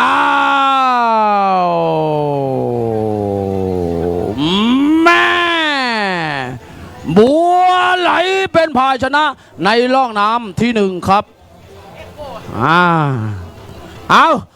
มาพอกูยุดโลกแหมกูพ่อแม่พี่น้องครับกูนี่ต้องบอกก่อนพ่อแม่พี่น้องมันแหมแล้วครับเรือแข่งล้ำเลิศวัฒนธรรมล้านนาห่างไกลยาเสพติดแหล่งผลิตแปรรูปไม้ไผ่รวมใจเป็นหมู่บ้านเศรษฐกิจพอเพียงในนามว่านานพลังศิลาหมู่ที่4หมู่ที่10ครับสายน้ำทางทิศตะวันออกครับพ่อแม่พี่น้องที่เคารพครับเอามาพอประวัตินะครับนานพลังศิลาผ่าขวางสักน้อยหนึ่งพ่อแม่พี่น้องครับนานพลังศิลาเนี่ยลำเฮียตัวนี้นะครับซื้อมาจาก สปปลาวปี2550ครับพ่อแม่พี่น้องเป็นเพียลาวเนี่ยพ่อแม่พี่น้องและจากนั้นเปิ้นมาทำการปรับปรุงเป็นเรือนะครับเมืองน่านของเฮาโดยช่างใบช่างพรเนี่ยนะครับจากนั้นก็เอามาซ่อมมาแข่งพ่องอีเนี่ยพ่อแม่พี่น้องหลังจากนั้นปี2551เปิ้นได้ฮื้อช่างดำเนี่ยนะครับมาทำการปรับปรุงครับพ่อแม่พี่น้องปรับปรุงแล้วมันไหลครับพ่อแม่พี่น้องปี51เปิ้นก็ได้ของแชมป์นะครับสนามนับพิษจากพ่อแม่พี่น้องที่เคารพครับจากนั้นปี2553เปิ้นนะครับก็นำเรือซ่อมมาตลอดพ่อแม่พี่น้องซ่อมไปซ่อมมานะครับบอกได้ไปแข่งอันยังเลยเอาเปิ้นมาซ่อมจนกระทั่งปัจจุบันนี่ครับพ่อแม่พี่น้องเปิ้นได้ทำการปรับปรุงใหม่โดยยกหัวยกใต้ขึ้นโดยช่างมนูนนะครับและผู้กำกับเนี่ยบอกก่อนว่านายหัวคือผู้ใหญ่นาทรนายท้ายคือสารวัตรกำนันทวนพรหมมโนพ่อแม่พี่น้องอันนี้คือประวัติพอสังเขปสำหรับนะครับน่านพลังศิลาวัดผาขวางครับพ่อแม่พี่น้องเฮามาพอดีกี1แดนสยามน้อยพ่อแม่พี่น้องครับวิหารแสนงาม1แดนสยามเกรียงไกรดอกฝ้ายสะไพรศูนย์รวมใจสามัคคีในนาม1แดนสยามบ้านวังหวาครับพ่อแม่พี่น้องครับเหรียญนี่ขุดโดยไม้ตะเคียนทองนะครับที่พบไม้ตะเคียนทองจากบ้านห้วยเหลาครับพ่อแม่พี่น้องอำเภอสองแควจังหวัดน่านแล้วก็ขุดเหียขึ้นมาโดยช่างมโนรวยละลินพ่อแม่พี่น้องในปี2543นะครับความยาวได้ที่15 หวา9 นิ้วแล้วก็ทำการแข่งขันมาตลอดจนกระทั่งปี2550ครับพ่อแม่พี่น้องทำการปรับปรุงใหม่โดยช่างสมพรชูคงบ้านวังว่าหรือว่าเป็นเขยพ่อแม่พี่น้องพร้อมกับช่างใบอันนี้คือประวัติพอสังเคปอละ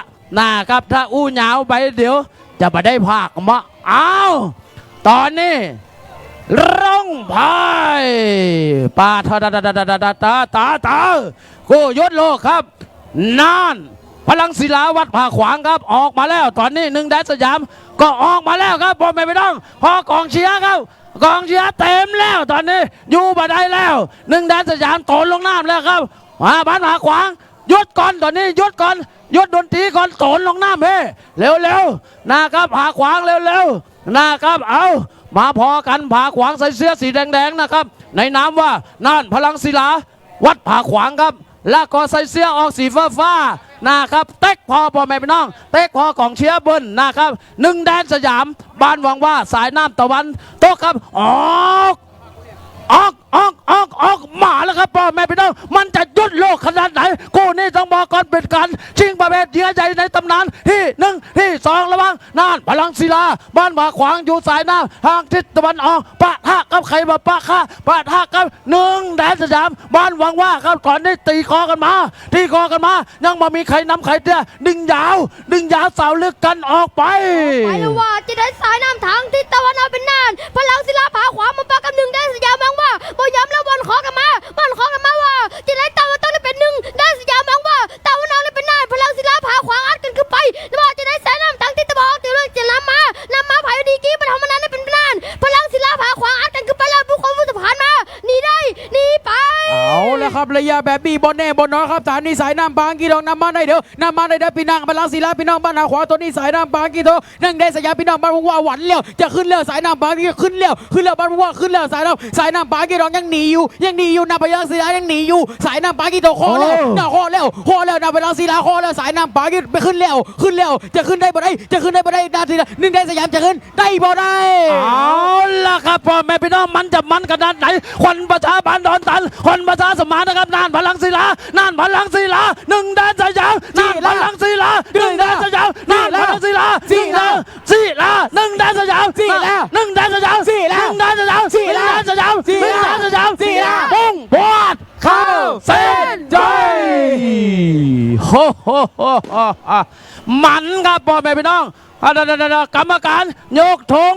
อย่างเตี้ยตอนนี้เอาละครับยกธงสีแดงครับพ่อแม่พี่น้องครับทำมือนะครับน่านพลังศิลาบ้านผาขวางชนะ1รองน้ำกันครับเอาละ เอาละพ่อแม่พี่น้องเอ๋ยอย่างจะเกิดขึ้นตอนนี้มาเถอะเอาละพ่อแม่พี่น้องเอ๋ยเอาละดีใจกันนักนะครับสงครามยังบ่สิ้นสุดอย่าเพิ่งนับนะเพิ่นว่านะเอาละมันนะครับพ่อแม่พี่น้องครับเอามาเข้าพอกู้ต่อไปครับครูเต้หรือว่าน้องอามเรียนเชิญต่อเลยครับเอาเลยครับ ครับผมขอบคุณครับพี่เอกชัยมันขนาดม่วนขนาดกูนี่นะครับผมเป็นพี่น้องครับแต่ฟังเพราะจะโปรดเนาะตืบแต่ฟังขนาดนักพี่น้องบ้านผาขวางกับพี่น้องบ้านวังว่านะครับผมเป็นพี่น้องชิงที่1ที่2ครับเฮือใหญ่ในตำนานนะครับ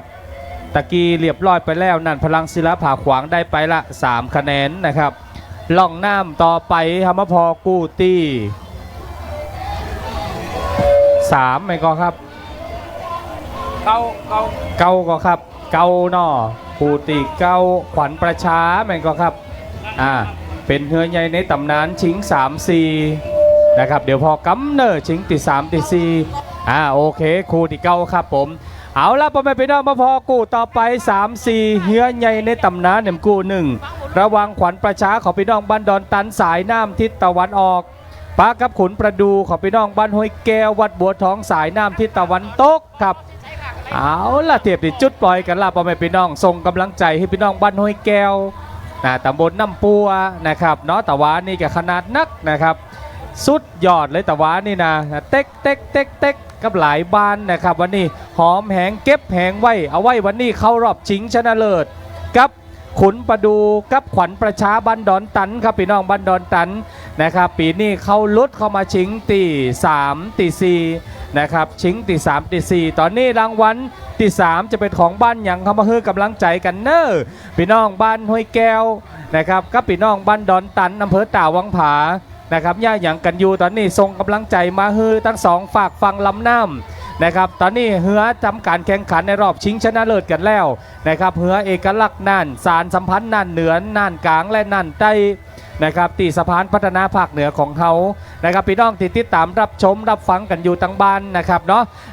บอดีลืมกันละกันส่งกำลังใจกันมาเพจที่นี่เมืองน่านลองโบดนะครับ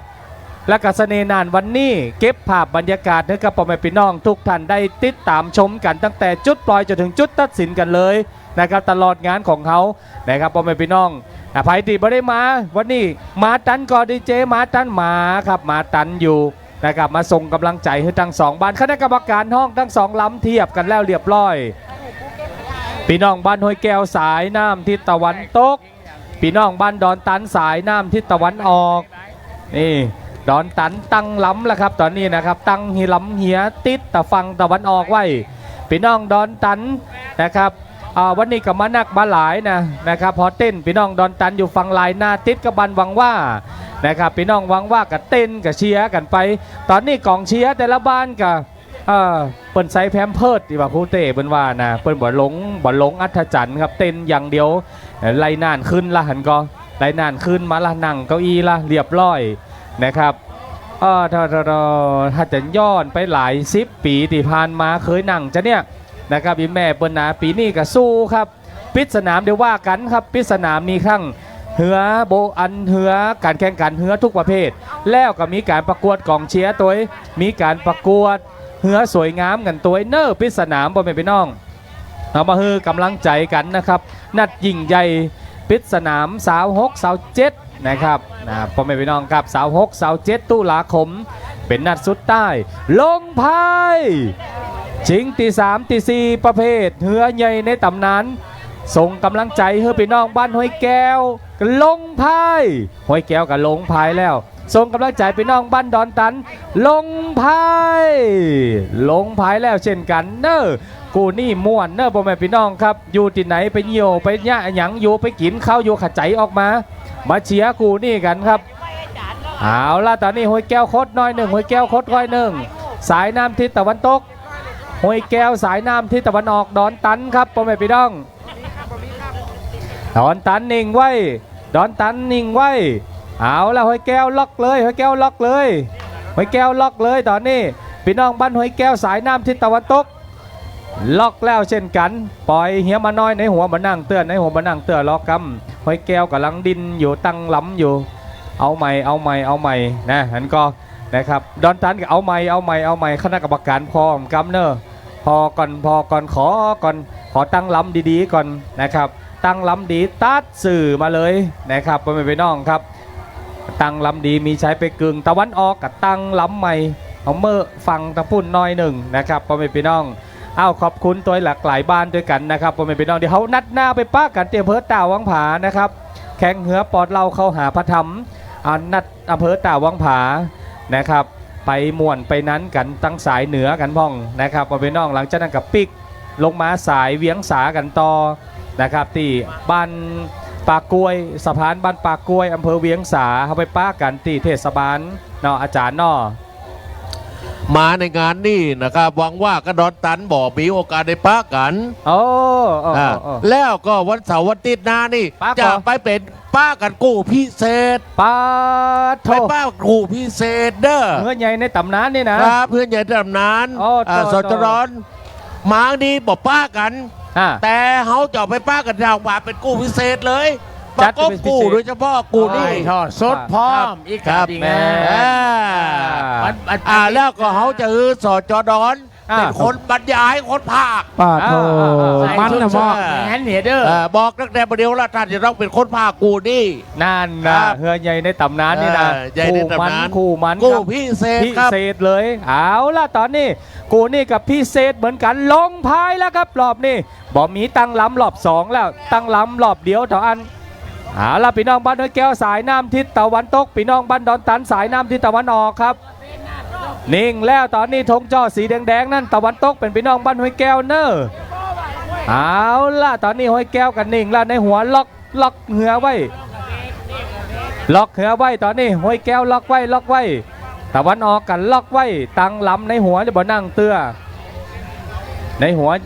ออกมาแล้วพ่อแม่พี่น้องครับกูนี่ชิงที่3ที่4ประเภทเหือใหญ่ในตำนานระหว่างขวัญประชาพี่น้องบ้านดอนตันสายน้ำทิศตะวันออกปักครับคุณประดูของพี่น้องบ้านห้วยแก้วสายน้ำทิศตะวันตกตอนนี้คุณประดูบอกฟังอยู่แล้วสปีดแล้วตอนนี้สปีดเป็นฝุ่นกุ้มกันแล้วพ่อแม่พี่น้องสายน้ำทิศตะวันตกได้เปรียบหนีมาก่อนนั่นคือพี่น้องบ้านห้วยแก้วอัดขึ้นมาเล่นขึ้นมาพี่น้องดอนตันก็บอกว่าข้าบ่ยอมฮัตตุนน้ำที่1มาแล้วสายน้ำทิศตะวันตกได้เปรียบหนีออกมาหน่อยเดียวเร็วพี่น้องบ้านห้วยแก้วเร็วห้วยแก้วอัดขึ้นมาเลยพี่น้องบ้านดอนตันเต็กแล้วตอนนี้ดอนตันเต็กแล้วข้อดอนตันข้อแล้วข้อโตดข้อโยนข้อเล็งมาแล้ว ตูดคอโยนคอเล่งกันขึ้นมาแล้วว่าจะได้ครับตอนนี้สายน้ำถางทิศตะวันออกขวัญประชาดอนตันเรือมล่ำน้ำมาเล็กน้อยครับตอนนี้รอปื้อขวาปื้อสะพานมาแล้วว่าจะได้จอดแดงใหญ่ๆนั่นเป็นคุณประดูท้องห้วยแก้วว่าจะได้ตอนนี้ยังหนีขึ้นมาอยู่นั่นเป็นยังหนีขึ้นมาอยู่นั่นเป็นขวัญประชาสายน้ำถางทิศตะวันออกหนีมาแล้ว หนีมาแล้วว่าจะได้ตอนนี้เอาแต่สายน้ำทางทิศตะวันออกขวัญประชาของพี่น้องบ้านดอนตันยังหนีมาอยู่ตอนนี้สายน้ำทางโต๊ะคุณประดูท้องพี่น้องบ้านห้วยแก้วบัวทองเอาแล้วตาโคตาตอนนี้วันขอแล้วสูสีขึ้นมาแล้วเอาแล้วใส่หัวสะข้อใดข้อไป ข้อได้ข้อแล้วครับตอนนี้ระยะสุดท้ายไปแบบว่าแน่บอลนะครับตอนนี้ป้าชาคุณประดูป้าท่าป้าดูป้าชาคุณประดูป้าชาคุณประดูป้าชาคุณประดูป้าชาคุณประดูป้าชาคุณประดูพลาดเข้าเส้นชัย ครูเต้สุดยอดพะโลปกตินั่งภาคเด้อครูเต้นะอันนี้ยืนเห็นแล้วเฮ้นะครับน้อยเดียวต่ออันน้อยเดียวคณะกรรมการจักรลงสีแดงครับสายน้ำทิศตะวันออกเป็นขวัญประชาของพี่น้องบ้านดอนตันเป็นฝ่ายชนะไปเอามาลุ้นกันในร่องน้ำที่2กันอาจจะมีร่องน้ำที่3เกิดขึ้นได้นะครับเขาต้องมาพรเนอร์พี่น้องห้วยแก้วกับชัยย่อยเนอร์นี่นะสุดยอดเลยนะครับยินดีตัวมีแหมหนึ่งล่องน้ำครับพ่อแม่พี่น้องครับเอาเฮือกำลังใจนะครับทุกท่านตัวกันละกันเนอร์พ่อแม่พี่น้องเจ้าเฮือนะครับที่ร่วมกันเอาเฮือลงแข่งหน้าสนามแห่งนี้นะครับกับการแข่งเฮือเอกลักษณ์นะครับเอกลักษณ์น่าน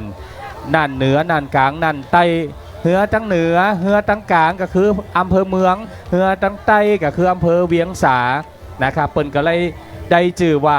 น่านเหนือน่านกลางและน่านใต้นะครับพ่อแม่พี่น้องครับ เอากูต่อไปตอนนี้ต้นทางจังว2ว8เธอจะทำการแข่งขันในร่องน้ำที่2นะครับขึ้นไปทั้งหมดเลยตอนนี้เปิดว2ว8มาแล้วเฮือที่จะทำการแข่งขันในร่องน้ำที่2นะครับท่านนำเฮือของท่านขึ้นสู่ต้นทางกันเลยนะครับพ่อแม่พี่น้องทุกลำทุกหมู่บ้านรักษาเวลากันตัวตอนนี้บ่าย2 โมง 5 นาที 6 นาทีกันแล้วนะครับเดี๋ยวสักกั๊บหนึ่งเขาจะมีพิธีปิดนะครับมีพิธีปิดในงานการแข่งขันประเพณีแข่งเหือเอกลักษณ์น่านตัวนะครับวันนี้นะครับก็ถือว่าม่วนครับงานแข่งเหือของเขานะครับพ่อแม่พี่น้องที่ยังบ่ได้มาเจอกับบ่ได้ลืมกันละกันวันนี้บ่ได้มาผมเป็นหยังนัดหน้ายังมีแหมนะครับสมาคมเหือแข่งจังหวัดน่านเปิ่นตั้งไว้7 สนามเนาะอาจารย์สง่าเนาะ ใช่แล้วครับ สนามนี่เป็นสนามที่2ครับผมครับสนามที่3สนามทางผาเด้อวันเสาร์วันอาทิตย์หน้าวันพุธเขาจะจับฉลากในเวลาบ่ายโมงนะครับเพื่อลำไดที่ยังไม่ได้สมัครเดือจะมาสมัครที่กองอำนวยการที่นี่ก็ได้หรือนะครับวันภาคเจ้าไปสมัครที่ท่าผายังตันอยู่เด้อนะครับบ่ายโมงนะครับเขาจะจับฉลากกันขอเชิญชวนเด้อ อาจารย์สังงา ครับ ผลเท่าเมื่อยอย่าล่ะบ่ไหวล่ะเจ้าพ่อผาสุกบ้านสวนหอมบอกอีปอกแกแล้วห้าวมันได้แต่วะเลยขอมาเซ็นบายนี่ท่านผู้จัดการปังเจ้าขุนปัวได้ตำแหน่งที่3ขอไปเจ้าพ่อผาสุกบอกว่าเขาเอาที่4ก็เอาละ กู้ที่อย่างนะครับ กู้ที่กู้ที่2เป็นว่าบ้านวังม่วงได้ที่3ปล่อยมาเด้อปล่อยต้องปล่อยไว้มาลำเดียวครับเป็นนั้นว่าบายไปนะครับนอนะครับวัดสวนหอมพอผาสุกนะครับบายไปเอกลักษณ์นานนะครับ ผู้สูงอายุนะครับไม่ใช่คนเฒ่านะ ผู้สูงอายุนะครับเนื่องจากว่านักภาคยังมีสูงอายุอยู่เด้อบ่มีคนเฒ่ายกตัวอย่างเช่นอาจารย์ละเชษกับคำเป็นต้นเนาะอาจารย์ละเชษเป็นผู้สูงอายุละเชษได้เป็นเท่าเลยนะคนเฒ่าอยู่บนทางใต้ฮะแล้วพี่พ่อแล้วอาจารย์สง่าเหรออันนี้ผู้สูงวัยกะผู้สูงวัยใช่แล้วครับถูกต้องเอาพ่อแม่พี่น้องครับถ้าหากว่าบ่เปลี่ยนกันแป้บ่เปลี่ยนกันก้านท่านจะได้แข่งล่องน้ำสุดท้ายแล้วนะวันนี้นะแม่นก็ล่องน้ำสุดท้ายแม่นครับแต่ละลำแต่ละกู้ล่องน้ำสุดท้ายถ้าเปลี่ยนกันแป้เปลี่ยนกันก้านนะครับต้องมีล่องน้ำที่3เนอะถูกต้องครับต้องมีล่องน้ำที่3นะครับเสร็จเรียบร้อยเขาจะมีพิธีปิดอยู่ด้านนี้ตัวบริวารตะกี้นะครับพ่อแม่พี่น้องครับนะครับเขาจะกลับไปในล่องน้ำที่2นะครับล่องน้ำแรกนี่ได้เสร็จสิ้นเรียบร้อยไปแล้วล่องน้ำที่2จะเป็นจะไดนะครับพ่อแม่พี่น้องครับเรื่องของกองเชียร์นะครับคณะกรรมการนะครับได้อยู่ตีไก่ตั้งเพ่พอไปหู้หมดเลยนะครับว่าเหตุการณ์เป็นจะไดแต่เพิ่นยังบ่มั่นใจไปได้พอใกล้ๆนะครับได้ไม่พอใกล้ๆแล้วนะครับไปลงคะแนนเรียบร้อยแล้วนะตอนนี้ยังประกาศผลบ่ได้เตือต้องรอพอต่อไปแหมดังนั้นกองเชียร์ก็ต้องเชียร์กันต่อไปแหมนะครับ8กองเชียร์ขอบคุณหลายๆเด้อนะครับที่ได้มาสนับสนุนงานแข่งเหือนะครับของเขาในวันนี้คือการแข่งเหือเอกลักษณ์น่านสารสะบันน่านเหนือน่านกลางน่านใต้วันที่21-22วันนี้เป็นวันสุดท้ายจัดโดยสมาคมเหือแข่งจังหวัดน่านอุดหนุนงบประมาณโดยองค์การบริหารส่วนจังหวัดน่านนะครับเพื่อพ่อแม่พี่น้องได้สนุกสนานมวลชื่นกันเต็มที่เลยครับอาจารย์สง่าที่ร้อยล้ำเนี่ยนะต้องขอบคุณขวัญประชาพ่อแม่พี่น้องบ้านดอนตันด้วยเนอะขอบคุณพ่อผู้ใหญ่สเวตนะครับแล้วก็ลูกบ่าวมันตัวนอที่เปิ่นมีสปิริตอีดานาอาจารย์เนาะต้องกราบขอบคุณนะครับผู้ใหญ่สเวตแล้วก็ขอบคุณพ่อแม่พี่น้องขวัญประชาบ้านดอนตันด้วยนะครับเนอะนะครับกราบขอบคุณเป็นอย่างสูงถ้าหากว่าเปิ่นมีถ้วยมิตรภาพดีเด่นเนี่ยอาจารย์ราเชนอย่ายกคือเจ้าขุนปัว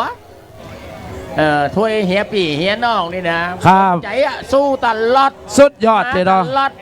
สุดยอดเจ้าขุนปัวบ้านวังม่วง สู้ขนเฮียบอกด้วยจะไปหลองได้ตำแหน่งที่ 3 ไปแล้ว เจ้าขุนปัวผาสุกของท่านปัง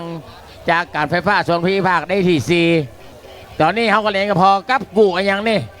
มาลาเหยพอโน้ลุงหนานตาบ่แข่งหันล่ะ ครับเจ้าขุนปัวได้ร้อยล้ำลองไปแล้วเป็นลองน้ำสุดท้ายของเจ้าขุนปัวเรียบร้อยไปแล้วนะครับเอ้าต่อไปจะแข่งตามสูจิบัตนะจะแข่งตามสูจิบัตนะครับ ผมครับ บอก กู้ ข้า ต่ ม อไป จะบอกข้าม บอกข้ามแม่งก็ครับ ข้าม โอเค ยัง ครั กู้ บ ที่เก้าก็จะแข่งกู้ที่เก้านั่นนะครับ ครับ ค ค รั รั บบ บอกข้ามนะ และหลังจากนั้นตอนนี้เขาจะแข่งกู้ต่อไปคือกู้ที่ 4ครับบ่ลองน้ำที่2ก็ว่าได้ตอนนี้ว2ว8กำ1นอนะค แม่ รับ นก็ครับ หรือว่ากู้ที่10กู้ที่4นอตอนนี้กู้ที่ จะ 4อยู่ แข่ง ต้น กู้ที่ ทาง สี่ แล้ว แล้วก็กู้ห้ากู้หกไปตามลำดับเลย ครับ ครับ ถูกต้องครับ กู้ที่เก้าที่มาตะกี้ขึ้นไปเลยเด้อนะครับกู้ที่เก้าตะกี้คือขวัญประชาบารอนตันครับขุนประดูนะครับขุนประดูท้องบ้านห้วยแก้วนะครับบัวท้องนะครับขึ้นไปเลยนะครับจะแข่งตามสูจิบัตนะครับตั้งต้นทางดังจุดปล่อยนะครับเปิดแจ้งมาแล้วนะครับอ้าว ครับกู้ที่4ตอนนี้เทียบกันแล้วครับ อาจารย์สง่าครับ ครับผม ชิงตี1ตี2สายขอเหือน้อยระหวังพิพัฒน์พรสำนักสงฆ์ธรรมชัยสายน้ำทิศตะวันตก ส่วน ปากเทพ ครับสายตะวันออกเป็นเทพวชิรมงคล2วัดขั้วดอนทองทงน้อยทงใหม่ มาแล้วพ่อแม่พี่น้องตอนนี้เป็นฝุ่นเป็นหมอกเป็นเหมยกระนอกอยากหยุดปล่อยจุดสตาร์ทแล้วเหือกูนี่และชิงตี1ตี2สายขอระหวางพี่พัดพรสำนักสงฆ์ธรรมชัยสายน้ำทิศตะวันตกเทพวชิรมงคล2สายน้ำทิศตะวันออกเป็นหมอกกันแล้วต่างฝ่ายต่างมองอัดเต็มตีบี้เต็มตาจุดมาท็อปเลยแล้วตอนนี้หยุดมาท็อปเลยแล้วสายน้ำทิศตะวันตกเบียดขึ้นมาเบียดกันขึ้นมาเบียดขึ้นมาตอนนี้จะเข้าสู่น้ำที่2แล้วจะเข้าสู่น้ำที่2แล้วสายน้ำทิศตะวันตกหนีแล้วตอนนี้หนีแล้วหนีบนนักเตือหนีบนนักเตือสายน้ำทิศตะวันตกหนีบนนักเตือตะวันออกต่อยขึ้นมาสายน้ำทิศตะวันออกต่อยขึ้นมานั่นคือมันขวดดอนทองขวดดอนทองทงน้อยทงใหม่หนีออกมา หนีออกมาว่าจะได้สายน้ำทางทิศตะวันออกเทวชิระบงคลขวดดอนทองสายน้ำทางทิศตะวันตกพิพัฒน์พลสำนักทรงธรรมชัยบ่อยย้ำแล้ววันกันมาว่าจะได้ตะวันออกบ่อยย้ำแล้วเทวชิระบงคลหนีได้หนีไปหนีได้หนีไปตะวันตกบ่อยย้ำแล้วพิพัฒน์พลสำนักทรงธรรมชัยสายน้ำทางทิศตะวันออกจะเริ่มนำหน้าตะวันตกบ่อยย้ำแล้วหนีได้หนีไป หนีได้หนีไปแล้วเขาบอกจะได้ยังน้ำยังหนีขึ้นมาอยู่นั่นเป็นสายน้ำถางทิศตะวันตกว่าจะได้เทพวชิรมงคลควรล้นห้องหนีมาแล้วว่าจะได้สายน้ำถางทิศตะวันออกต้องอันแล้วนะพิพัฒน์พรต้องอันแล้วว่าจะได้สายน้ำถางทิศตะวันต เอา ก ละครับระยะสุดท้ายพี่วัชระพี่บอลวัชระพี่บอลวัชระพี่บอลวัชระพี่บอลวัชระวัชระพี่บอลวัชระพี่บอลวัชระพี่บอลวัชระพี่บอลวัชระพี่บอลวัชระพี่บอลพุ่งพวดเข้าเส้นใจ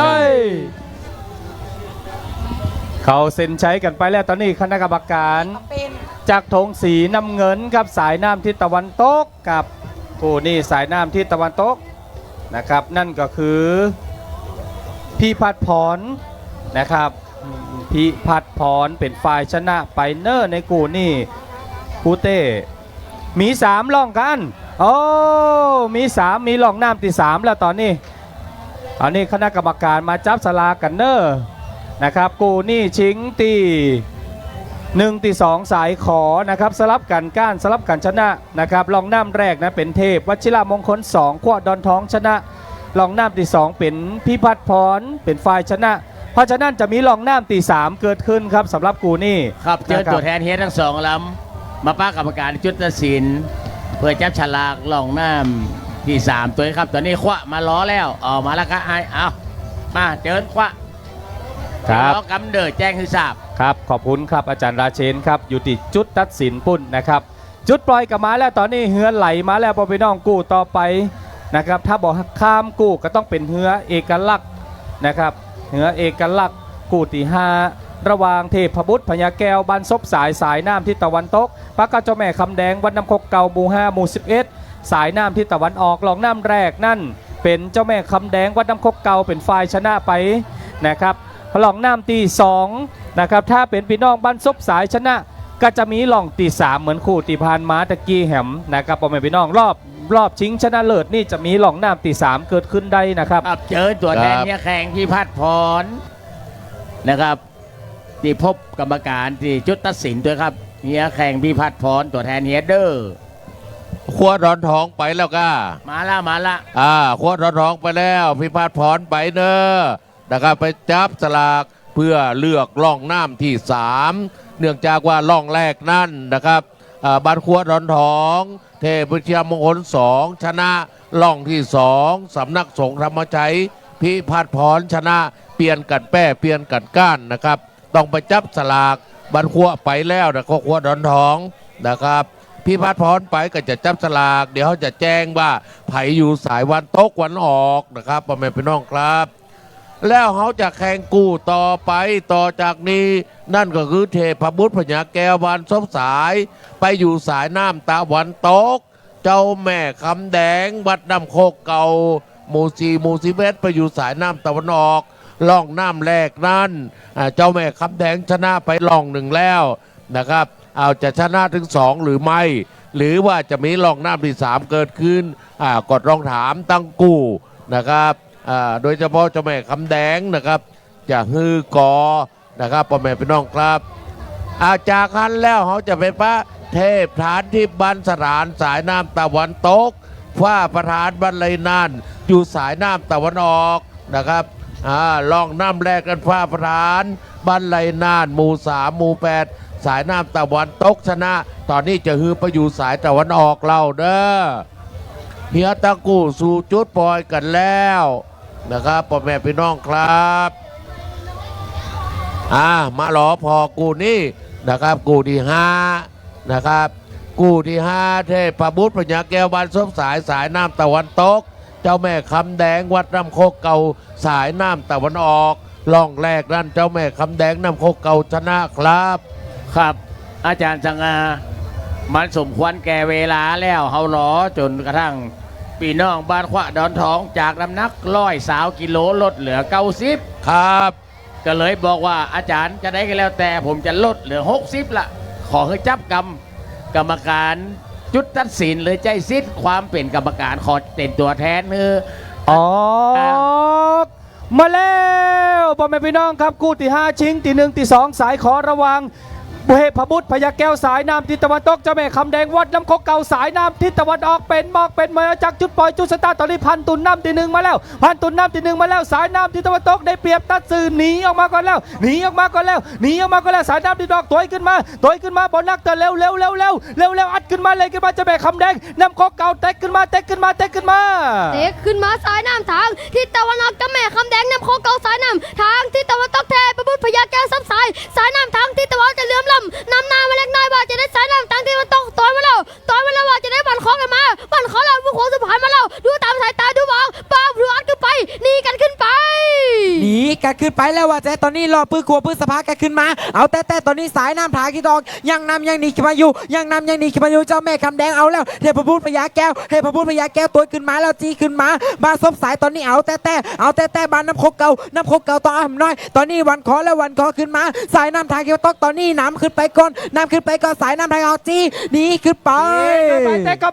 ไปพี่น้องมาน้ำโคกเก่าแหมน้อยเดียวแหมหัวเดียวขึ้นมาแล้วพี่น้องตอนนี้ขึ้นมาแล้ววันคอได้แล้วสูสีหัวเปียงกันแล้วเจ้าแม่คำแดงเทพบุตรน้ำแผ่วนะเทพบุตรซับสายวันคอไว้นะสูสีเข้าเส้นชัยเขาเซ็นใช้กันไปแล้วด้วยคณะกรรมการจากธงสีแดงสายน้ำทิศตะวันออกเป็นเจ้าแม่คำแดงวัดน้ำโคกเก่าชนะไปทั้ง2ล่องน้ำได้รับรางวัลที่1ขอไปมาอะไรพัดพรโอ้บาลาเอ๋ยกูนี่ดึงฟ้าไปป้ากันนัดชิงไปป้าตัวตายแล้วค่ะปิงไงมาพอดูครับพอตัวแทนควาดดอนทองกับพี่พัดพรดูครับป้าตัวเป็นจะไหนครับพอแล้วพี่พัดพรจะเหนือกว่าน้อยหนึ่งครับพี่พัดพรจะเหนือกว่าควาดดอนทองน้อยเนี่ยจับมือบาลาจับมือกันก่อนวันศุกร์นาจะต่อยวันละถ่ายรูปอีล่าถ่ายรูป ถ่ายรูปกับหนูว่าตัวโรคกันแล้วจับก่อนจับหลังนะโอเค มีจับก่อนจับหลังโดย โอเคเอาละ ครับบรรยายการจับฉลากอีกก่อนตอนนี้โดยอาจารย์ละเจนกับค จับขวาดาวทองอุ้มไว้ลูกอุ้มไว้เปิดพร้อมกันตกพี่พัดพรตกตัวพอเพ่กับอันหนึ่งอะออกปัดเรากู15,000 คนน้ำหนักรวมกันแล้วประมาณ400 กิโล ำตกลงพิพัฒน์พรอยู่สายทิศตะวัน ตะวันตก ตะวันตก เทพวชิรมงคลบ้านขั้วตะวันออก ตะวันออกสู้บ่มีปัญหายังเกิดมาต่ำน้ำนานบลาเหยจับไม่พายห้าวกันครับต่อไปเป็นการจับฉลากโอเคเรียบร้อยไปแล้วตะกี้นึกว่าบ่มาจากฮือท่านประธานสหพันธ์ครูบำนาญจากวัดน่านอาจารย์สังงาใช้ภาษาจับแตนนะครับวันนี้มาหมดตึงผอโรงเรียนราชาเก่าอดีตรองผอเขตการศึกษาอดีตครูพระโรงเรียนบ้านห้วยละเบาหยานะครับยกเว้นผอเทคนิคน่านตัวแต้เป็นบ่มาแต่มาแต่อดีตผอตัวเก่าเป็นทรงตัวแทนมาวันนี้ลูกน้องขอบคุณนักครับแผนกคอมพิวเตอร์นะครับของบุรีเทคนิคน่านเอาครูบาอาจารย์เจ้าหน้าที่นำโดยวอร์มอัพนะครับหัวหน้าบาวบ้านถึงตองเตรียมมาด้วยจุดตัดสินนี้ขอบคุณคุณอนุวัฒน์รักษาผลนะครับเมธาผมมาอดีตครูพระโรงเรียนนันทบุรีวิทยาบัณฑิตซักกันไพอดีตนักมวยแชมป์ช่อง8ลำปางแต่ตอนนี้เหลือเท่าแล้ว60 ปลายแล้วนะครับบัณฑิตซักกันไพหรือว่า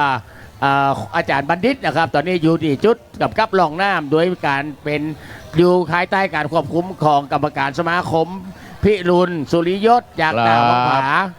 ครับขอบคุณมากครับที่มาช่วยกันเนอะ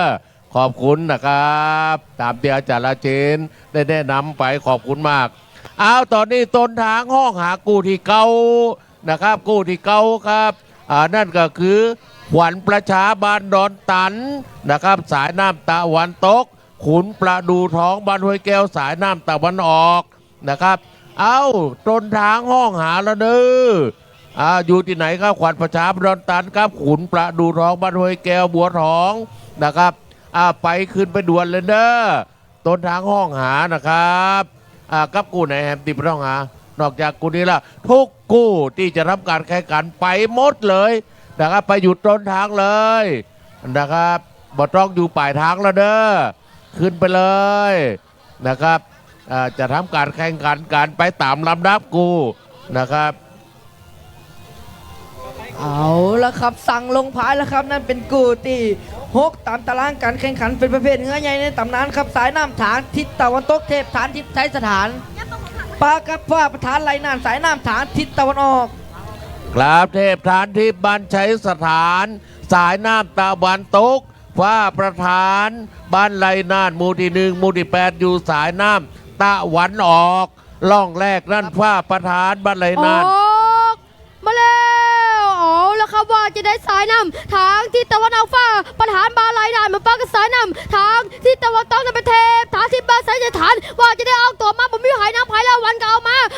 าว่าจะได้สายนำฟ้าประธานสายนำทางที่ตะวันออกฟ้าประธานบ้านลายนานมาป้ากับสายนำทางที่ตะวันตกเทพฐานที่บนย้ำแล้วบ้านสายจะฐานอาจจะคือไปบินกันมาผมมีหายน้ำพายเดียววันกันมาว่าจะได้สายนำทางที่ตะวันออกบนย้ำแล้วนี่ได้นี่ไปสายนำทางที่ตะวันตกเทพฐานที่บ้านสายจะฐานนี่ได้นี่ไปครับมูซึ่งว่าสายน้ำฐานทิศตะวันออกเริ่มจะเลื่อนล่ำน้ำนาเมื่อก่อนนั้นเป็นฟ้าประธานไรนั่นว่าจะได้สายน้ำฐานทิศตะวันตกต้องอันนะจอฟ้าต้องอันแล้วเทพฐานที่ใจสถานต้องอันแล้วสายน้ำฐานยาพายน้ำหนีขึ้นมาอยู่ผ่านทุนหน้าที่2เหมือนสายน้ำฐานทิศตะวันตกอันเหล็กขึ้นมาแล้วเทพฐานที่ใจสถานยังหนีขึ้นมาอยู่หลอดปืนขวาปืนสะพานหนีมาแล้วปืนขวาปืนสะพานกันขึ้นมาแล้วเอาแล้วตอนนี้กดแล้วแซงแล้วว่าจะเอาแต่ตอนนี้สายน้ำฐานทิศตะวันตกตอนนี้หนีขึ้นมาก่อนสายน้ำทิศตะวันออกเมื่อกี้ยังนำขึ้นมาอยู่ว่าจะตอนนี้เอาแต่ต่างคนฟ้าประธานสายน้ำฐานกันมาป้ากระไผ่บอกป้ามาป้ากระไผ่พระนี่พี่น้องไปใช้สถานเอาแต่ตอนนี้หนีขึ้นไปสายน้ำทิศตะวันออกแหมน้อยเดียวตอนนี้ฟ้าประธานหนีได้หนีไปเอาละครับสายน้ำผางกีตะลอกจะหวันแล้วฟ้าประธาน ถามพี่น้องบ้านไรนั่นจะหวันแล้วจะหวันได้บ่ได้จะหวันได้บ่ได้สายน้ำปากีตะวันตกหนีเร็วหนีกันยาเดียวบ่ได้กันยาเดียวบ่ได้เทพาที่พี่น้องบ้านไซสถานหนีไปกันยาไปเด้อสายน้ำปากีตัวใต้ประตันแล้วปากันไหลเข้าเส้นใจ เอาละคณะกรรมการนะครับ จะจากธงสีอย่างเนาะจากธงสีน้ำเงินนะครับผลปรากฏว่านะครับเทพทานทิพย์เป็นพายชนะไปตึงนะครับมี3ร่องเจอตัวแทนเฮียแข่งบ้านสถานอะไรนั่นมาป้ากรรมการที่จุดตัดสินนะครับกู้นี่ปีแล้วเสมอนะจาระเชนจำได้บ้านสถานบ้านไรน่านนี่ ปีนี้เนาะอาจารย์ ปีนี้ก่อนนี่ได้คนละร่องแล้วมีร่องสามเจิญครับสถานมาแล้วหรือ ปีนี้ก็เสมอนะครับ เสมอแน่นอน ได้คนละร่องน้ำ ได้คนละร่องน้ำก็คือเสมอ ต้องมีร่องน้ำที่ 3ร่องน้ำที่3เสมอก็ เสมอก็ ยังมาพูดตีเหรียญเจิญตัวแทนพ่อแม่พี่น้องบ้าน เล็ดสถานกับไรน่านครับ อดีตร้องเกษตรจังหวัดท่านสำเร็จสริยะหมาละไอ้เหยบาลาน้องเบาเอาละกูเนี่ยจำได้ปีแล้วเสมอก็จำได้ครับปีนี้มาคนละล่องแหมเหมาะขนาดนักอาจารย์เหมาะบ่เหมาะนี่แล้วพอดีลืมคู่ดูเดียที่ผม3ประเภทครับได้ตอนนี้หันแล้วกู1กู2นะอ้าวครับมาขึ้นมาสถานมาไอ้มาบัดอีกันเนี่ยบ้านพี่บ้านน้องคนละลายตามาพี่ป้ากรรมการอาจารย์ชูเกียรติบัณฑิตเอาละเดี๋ยวแทรกเอาเด้ออาจารย์ขออนุญาตปล่อยกูต่อมาเลยนะครับเอาละพ่อแม่พี่น้องครับตอนนี้เทียบทุนทำแล้วคู่ที่7กะครับผมคู่ที่7จะเป็นมณีสายชน3บ้านบุพพารามสายน้ำตะวันออกสตุกตะวันตกเด้อเทพจุฬาราชนะครับอยู่บ้านแสงดาวนี่อยู่สายน้ำตะวันออกล่องแรกนั่นเทพจุฬาราชเป็นฝ่ายชนะนะครับตอนนี้ไปล่องที่2จะมีล่องน้ำที่3เหมือนตะกี้หรือไม่พอต่อไปครับพี่น้องครับเอาละตอนนี้เทพจุฬารัตน์ดร.โอนะครับใส่เสื้อออกเป็นโทนสีเขียวๆสายน้ำตะวันออกพ่อแม่พี่น้องครับปากับนามณีสายชน3พ่อแม่พี่น้องบ้านบุพลามสายน้ำตะวันตกครับเอาละบ้านปีบ้านน้องนะครับตอนนี้บ้านปีบ้านน้องนะครับขออนุญาตนะครับประชาสัมพันธ์รถป้ายทะเบียนบต8996อิซูซุดีแม็กนะครับช่วยย้ายรถฮือหน่อยเจ้าอิซูซุ8996อิซูซุดีแม็กครับย้ายกำเนิด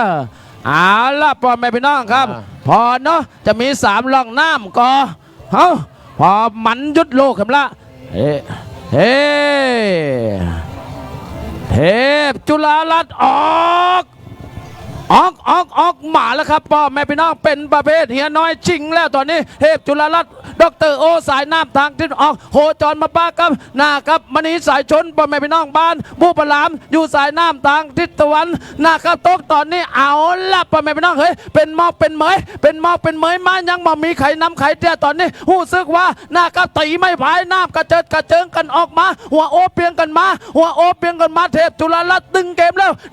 วมันนะครับมณีสายชนบุพลามก็ดึงเกมแล้วพ่อแม่พี่น้องเฮ้ยตอนนี้อกกันยกกันออกมา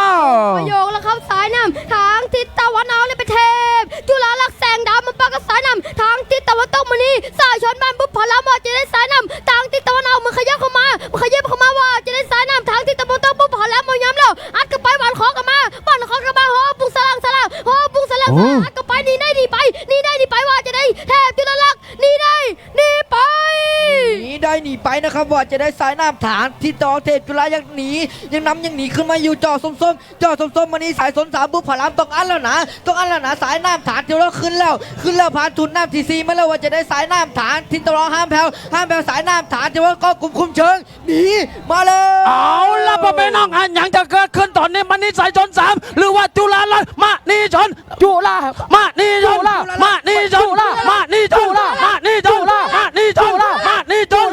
้งพวดเข้าเส้นใจโอ้โหพ่อแม่พี่น้องเฮ้ยตอนนี้ ตัดสินบ่ได้แหมแล้วและแล้วชาติมังกรก็ยกธงสีแดงปล่อยให้เทพจุฬาลัตน์วัดแสงดาวดรโอเป็นฝ่ายชนะไปครับพ่อแม่พี่น้อง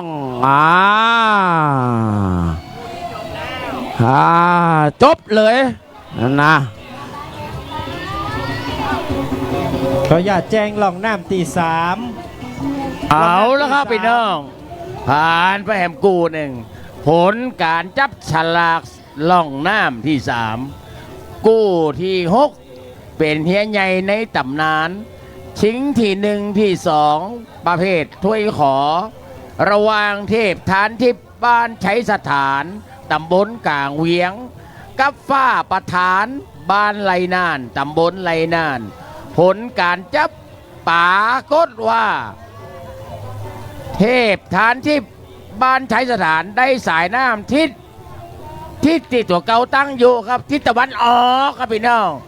ฝ้าประธานอยู่ตะวันตกตัวอยู่วันออกว่านะครับกูนี่กับปีเล่าคือฟังปีแล้วสนามเขาเนี่ยสนามชิงเอกลักษณ์เนี่ยเสมอกันนะครับและคนที่จักนั่นจักทงปีแล้วคือสันเพชรปุระวันนี้ขอลามันบอกว่าพี่อันอาจารย์ราเชนปอเขาเป็นเพื่อนปอมาเนาะปอขอจักกับเด้อเฮียเสมอนี่จักขึ้นสองธงพร้อมกันถึงธงแดงถึงธงน้ำเงินปะกันเสมอกันเทพฐานทิพย์บ้านสถานกับฝ้าประธานบ้านไหลนานอายเหยห้าวกันทีหนึ่งกับเมาะประเภทขอนะแล้วอย่าไปลืมนะกลับไปซ่อมนะครับเพราะเฮียทั้ง12ลำนี่เฮียทั้ง8ลำนี่นะครับท่านผู้ว่าราชการจังหวัดน่านเปิดจะเอาไปแข่งในนัดสุดท้ายนะครับในเฮียใหญ่ในตำนานนะครับเพราะว่าคุณสมบัติของเฮียในตำนานถามว่าอาจารย์ต้องเป็นเฮียคุณก็บ่ใจครับเป็นเฮียทางสมาคมเจิญมีหลายลำนะครับที่อยากจะมาแข่งในเฮียใหญ่ในตำนานแต่บอกแข่งบ่ได้เพราะว่าสมาคมบ่ได้เจิญสมาคมจะใจการเจิญโดยการพิจารณาจากเฮียนะครับถ้าเฮียต้องบ่ได้แปลงนักนะครับปัจจัยว่าเอาเฮียมาใหม่มาแข่งมาขอสมัครเขาก็ต้องพิจารณากันเป็นลายๆไปเพราะนั้น8ลำเนี่ยท่านภาคภูมิใจด้วยว่าเขาเจิญท่านมาแข่งขันนะครับซึ่งสนามสุดท้ายนั่นท่านผู้ว่าราชการจังหวัดน่านเปิดบอกว่าห้าวสู่ห้าวความจริงแล้วว่าจัดได้นะแต่เขาเป็นภาษาเมืองไม่ได้ว่าห้าวคือจัดได้เลยเอาเลยเนี่ยนะครับก็จะไปลืมนะครับสำหรับการในขันเฮียในนัดสุดท้ายนั่นท่านผู้ว่าราชการจังหวัดน่านนะครับเปิดลงมาเล่นเองอันดับแรกสิ่งที่ต้องกลับคืนสู่หลุมน้ำน่านนี่ก็คือกองเชียร์ครับมี5คณะนะครับมี5คณะและกะเฮียสวยงามนะครับอำเภอละลำตอนนี้อำเภอบ่อเกืออำเภอเฉลิมพระเกียรติบ่มีเฮียเนี่ยเปิ้นก็จะไปจับกับศรัทธาหมู่บ้านที่เปิ้นมีเฮียแล้วก็เอามาประดับประดาเป็นเฮียสวยงามแล้วก็เข้ามาประกวดกันนะครับแล้วเขาจะพบกับขบวนทั้งขบวนอัญเชิญถ้วยพระราชทานผ้าพระกฐินพระราชทานนะครับแล้วก็เฮียแข่งทั้ง15ลำซึ่งเป็นเฮียสวยงามเนี่ยในวันนั้นนะครับเพราะนั้นความยิ่งใหญ่นะครับก็จะเกิดขึ้นมาแห่มข้างหนึ่งในหลุมน้ำน่านเขาเป็นนัดปิดสนามนัดเฉลิมฉลองผ้าพระกฐินพระราชทานจะมีขบวนแห่ถ้วยพระราชทานผ้าพระกฐินพระราชทานอย่างมโหฬารใหญ่โตที่สุดในโลกเพราะว่าผมมีไข่ตีไหนจะเนี่ยเหมือนเขานะครับตีอื่นตั้งไก่เนี่ยเปิ้ลจะมีขบวนตั้งเฮียแข่งนะครับถึงแม้จังหวัดพิจิตรเปิ้ลจะจัดแต่เปิ้ลก็จำลองเอาการเสด็จทางพระชนมาศมานะครับแต่ของเขาเนี่ยบ่มีชนมาศครับผมต้องไปจำลองนะครับของที่เป็นของพระเจ้าแผ่นดินมาแต่ของเขาคือเรือน่านเรือสวยงามหรือเฮียโชนะครับ15ลำพี่น้องจะปักเอาความอลังการตอนนี้พี่น้องอำเภอเฉลิมพระเกียรติอำเภอบ่อเกลืออำเภอตุงจ้างที่บ่อเฮียวันนั้นท่านผู้ว่าเปิ่นถามในที่ประชุมเป็นยังไงบ้างนะเปิ่นบอกว่าไม่มีปัญหานะครับหมายความว่าเปิ่นกับคงได้ประสานอย่างเรียบร้อยแล้วนะครับแล้วก็วันที่16-17นะพี่น้องนะหลังจากสนามนี้แล้วเนี่ย16-17นี่ก็ชิงถ้วยพระราชทานที่อำเภอเวียงสาเนี่ยจุดเด่นของเปิ่นก็คือเฮียใหญ่ในตำนานเหมือนกันแต่เปิ่นห้องว่าเฮียเอกลักษณ์55ฝีพายซึ่งเมืองสาเนี่ยจะเป็นอำเภอที่มีเฮียใหญ่55เนี่ยนักที่สุดในจังหวัดน่านนี่นะเพราะว่าจะเป็นเจ้าแม่สายฟ้าเป็น88เทพสุนทรสาชนเพราะว่าจะเป็นเจ้าแม่ไซทองเทพประธานเพชรบุญเหลืองเพราะว่าจะเป็นไก่ทองปลาซักเพราะว่าเป็นขุนสยาม แดนท้องของพี่น้องบ้านน้ำมวบบ้านน้ำมวบเนี่ยจะเรียนติดภาษาอูน้ำมวบเนี่ยนะครับหมูเนี่ยเป็นเฮียยิ่งอันยิ่งใหญ่ของเขาแต่ยังจอดอยู่ในโฮงที่ไม่ได้ลงแงมยังเจ้าแม่พญานาคก็ดีนะครับเพราะฉะนั้นพี่น้องจะได้ไปหันตะลี ขออนุญาตเด้ออาจารย์ระเชนเอาละหลงพายละครับ ตอนนี้อาจารย์เหยเอามาพอกู้ที่เก้าครับขวัญประชาพ่อแม่พี่น้องบ้านดอนตันครับพ่อแม่พี่น้องครับชาวดอนตันรักศักดิ์ศรีพระอาจารย์ดีลือเรื่องเครื่องหวายล้ำค่าพัฒนาดีเด่น เน้นคุณธรรมนำประชาธิปไตยนี้พ่อแม่พี่น้องฉายานามว่าขวัญประชาบ้านดอนตันครับพ่อแม่พี่น้องอยู่สายน้ำทางทิศตะวันตกครับพ่อแม่พี่น้องมาปะคู่ต่อกรเปิ้นนะพ่อแม่พี่น้องนั่นคือคุณประดูพ่อแม่พี่น้องบ้านห้วยแก้ววัดบัวทองจะต้องโยกย้ายสายน้ำมาอยู่สายน้ำทางทิศตะวันออกครับพ่อแม่พี่น้องเอาละกราบนมัสการขอบคุณพระอาจารย์สามารถวัดพระเนตรครับอยู่บ่ได้ครับอยู่ที่วัดบ่ได้นะครับ ต้องมาดีกองอำนวยการออกหมาแล้วครับมันจะมันยุดโลกขนาดไหนใหญ่ตำนานพ่อแม่พี่น้องเฮ้ยขวัญประชาพ่อแม่พี่น้องบ้านเราตัดสายน้ำทางทิศตะวันตกโคจรมาป้าไข่มาป้าครับคุณประดูพ่อแม่พี่น้องบ้านหน่วยก้อยแก้วอกกระยกบินออกมาเต็มที่เต็มตัวแล้วจ้า เอาละครับสายน้ำทางทิศตะวันออกคุณประดูบ้านห้วยแก้วมาปากับสายน้ำทางทิศตะวันตกคนประชาบ้านนอนตันบ้านคอกันมาว่าจะได้สายน้ำทางทิศตะวันออกคุณประดูมันจะนำมาเล็กน้อยว่าจะได้ตะวันตกคนประชาเดินตันบ่ย้ำแล้ววันกันมาตีคู่กันมาพอตามสายตาว่าสายน้ำทางทิศตะวันจะนำมาเล็กน้อยถึงปานกลางอัดกันไปนี่กันขึ้นไป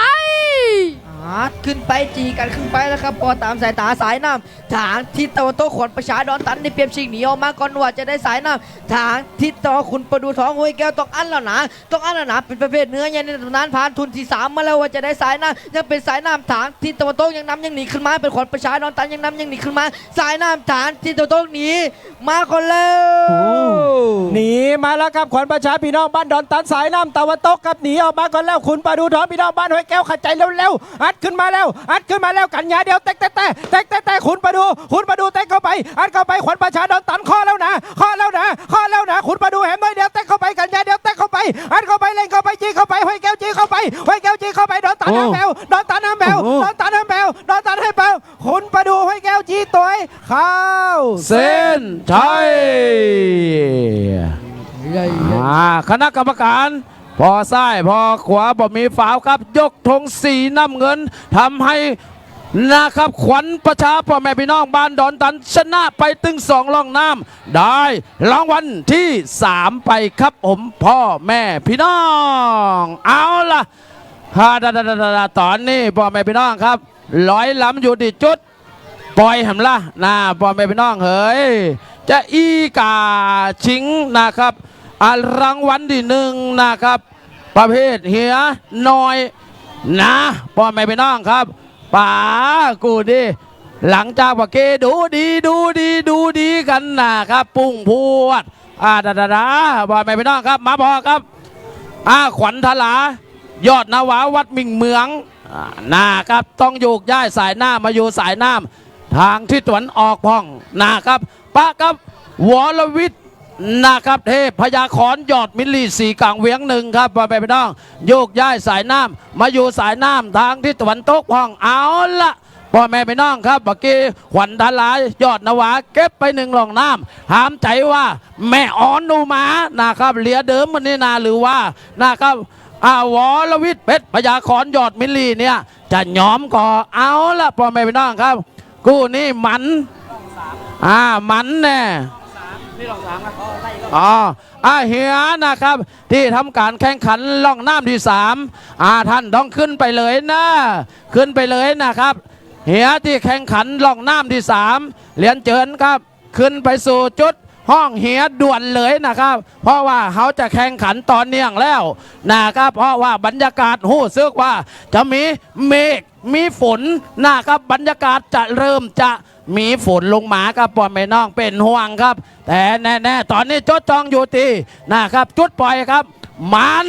ยศโลกอีกแล้ว ประเภทเฮียน้อยชิงที่หนึ่งที่สองนะครับโถยเกียรติยศครับพ่อแม่พี่น้องที่เคารพครับเอาล่ะจดจ้องครับพ่อแม่พี่น้องครับแม่พร้อมนะครับโยกย้ายสายน้ำตะวันออกนะครับหรือว่านะครับขวัญทลายยอดนวาพ่อแม่พี่น้องเอาป้ากับวรวิทย์เพชรพยาคอนยอดมิลลีสายน้ำตะวันนะครับโต๊ะพ่องพ่อแม่พี่น้องครับเอา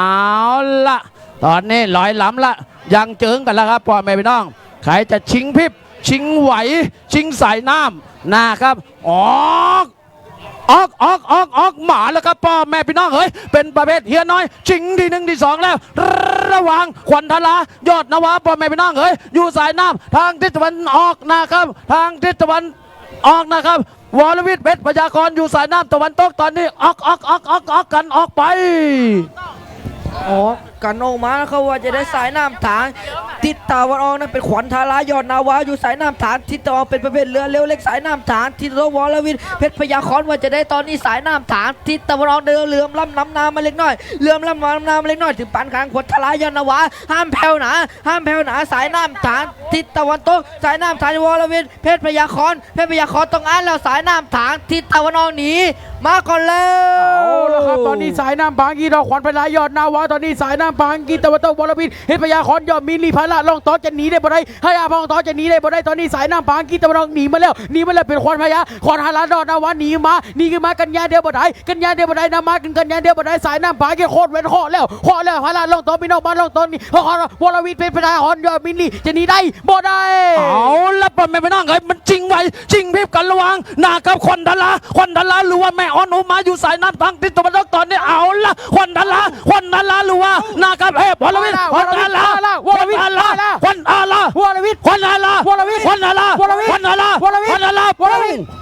ดเข้าเส้นชัยโอ้โห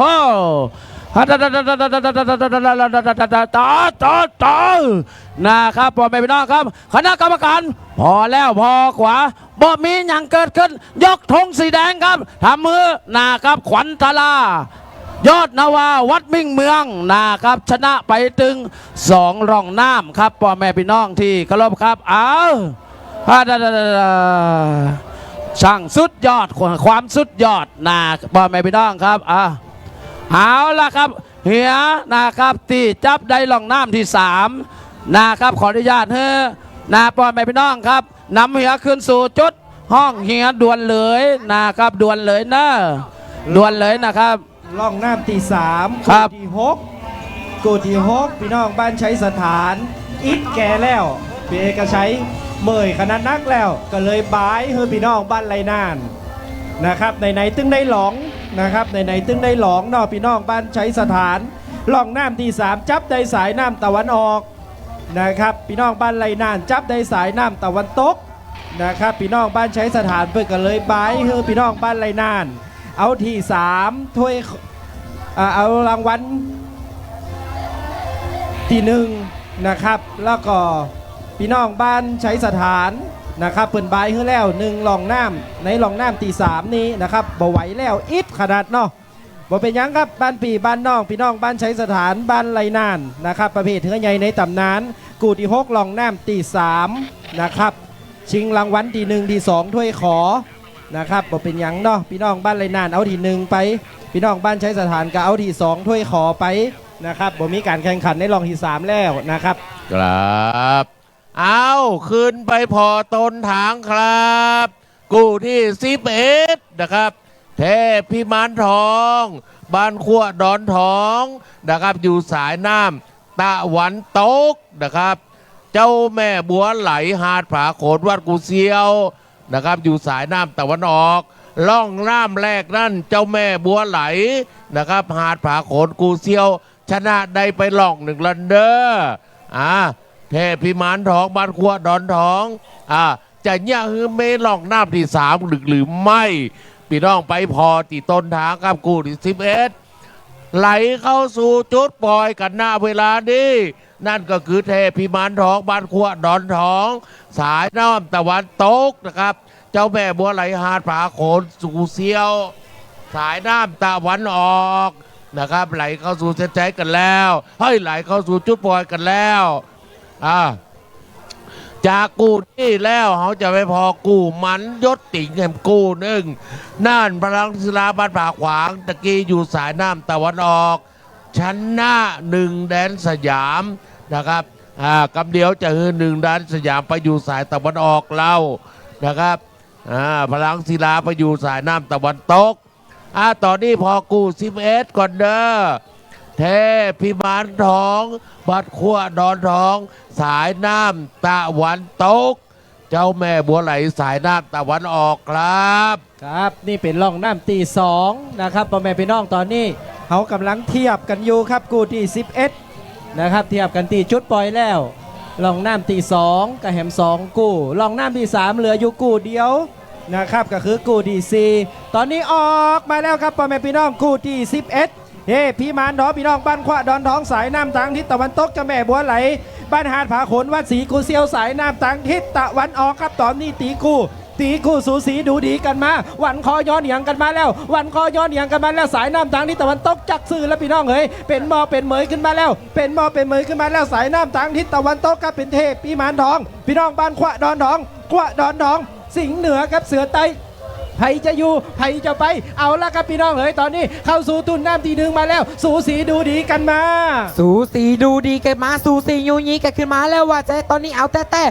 ต่สายน้ำทางที่เราเหมือนตอนนะจะนำขึ้นมาก่อนสายน้ำทางที่มาตกว่าใจตอนนี้เทพพิมานทองขอพี่น้องบ้านขวดดอนทองเอาแต่เจ้าแม่บัวไหลหาประคุณว่าสีกูเสียตอนนี้อยู่สายน้ำทางที่เราลองน้ำที 1ว่าสีกูเสียตอนเอาไปก่อนแล้วเจ้าแม่บัวไหลเอาไป1ลองน้ำต้องถามใจกับเทพอภิมานบัวทองอภิมานทองว่าใจตาโคตาเล่งได้เล่งไปสายน้ำทิศตะวันออกตอนนี้เหมือนน้ำขึ้นมาก่อนสายน้ำไทยก็ต้องวันคอหอมแก้มกันขึ้นมาเอาละพ่อแม่พี่น้องอันยังจะเกิดขึ้นตอนนี้เฮียทั้ง2 ลำเอาหัวโอมาหวันกันนะครับระหว่างเทพพิมานทองกับเจ้าแม่บัวไหลหรือว่าเทพพิมานพรพ่อแม่พี่น้องเฮ้ยอันยังจะมันขนาดนี้ว่าจะได้เจ้าแม่บัวไหลจะย้อนหนาเจ้าแม่บัวไหลจะย้อนหนาเทพพิมานพรเอาหัวโอนำไปแล้วนะ1 หัวโอแม่บัวไหลแล้วแม่หัวบัวไหลแล้วเทพพิมานพรบัวไหลปุ้งปวดเข้าเส้นชัยโอ้โหจะแดบหัวตอนนี้นะคณะกรรมการพอแล้วบ่มีฝาวกับยกธงสีน้ำเงินทำให้นะครับเทพพิมานทองวัดขวาดอนทองเป็นฝ่ายชนะไปครับหามือหมี3 ล่องหน้าแหมแล้วครับพ่อแม่พี่น้องเฮ้ยเอาตัวแทนที่แข่งขวาดอนทองกูเซียวหรือบ้านหาดผาขนนะครับมาปะที่จุดตัดสินด้วยครับเอาด่วนเลยนะครับพ่อแม่พี่น้องตัวแทนเทพพิมานทองครับเจ้าแม่บัวไหลครับท่านนะครับหำมือเกิดมี3 ล่องน้ำขออนุญาตไปปะอาจารย์ละเชนไปจับเอาล่องน้ำที่3ครับว่าท่านจะได้ล่องน้ำใดเอาละพ่อแม่พี่น้องครับไหว้มาพอกู้นะครับใจในตำนานครับพ่อแม่พี่น้องป่าตะกูนี่ต้องบอกก่อนพ่อแม่พี่น้องที่เคารพครับ วิหารงาม1 แดนสยามเกิดไกลดอกไม้สะพังไผ่ศูนย์รวมใจสามัคคีไหนนามว่า1 แดนสยามบ้านวังวาสายน้ำทางทิศตะวันออกปะกับไข่บอกปะพ่อแม่พี่น้องเฮ้ยอันนี้ก็สุดยอดของความสุดยอดละนั่นคือเรือแข่งล้ำเลิศวัฒนธรรมล้านนา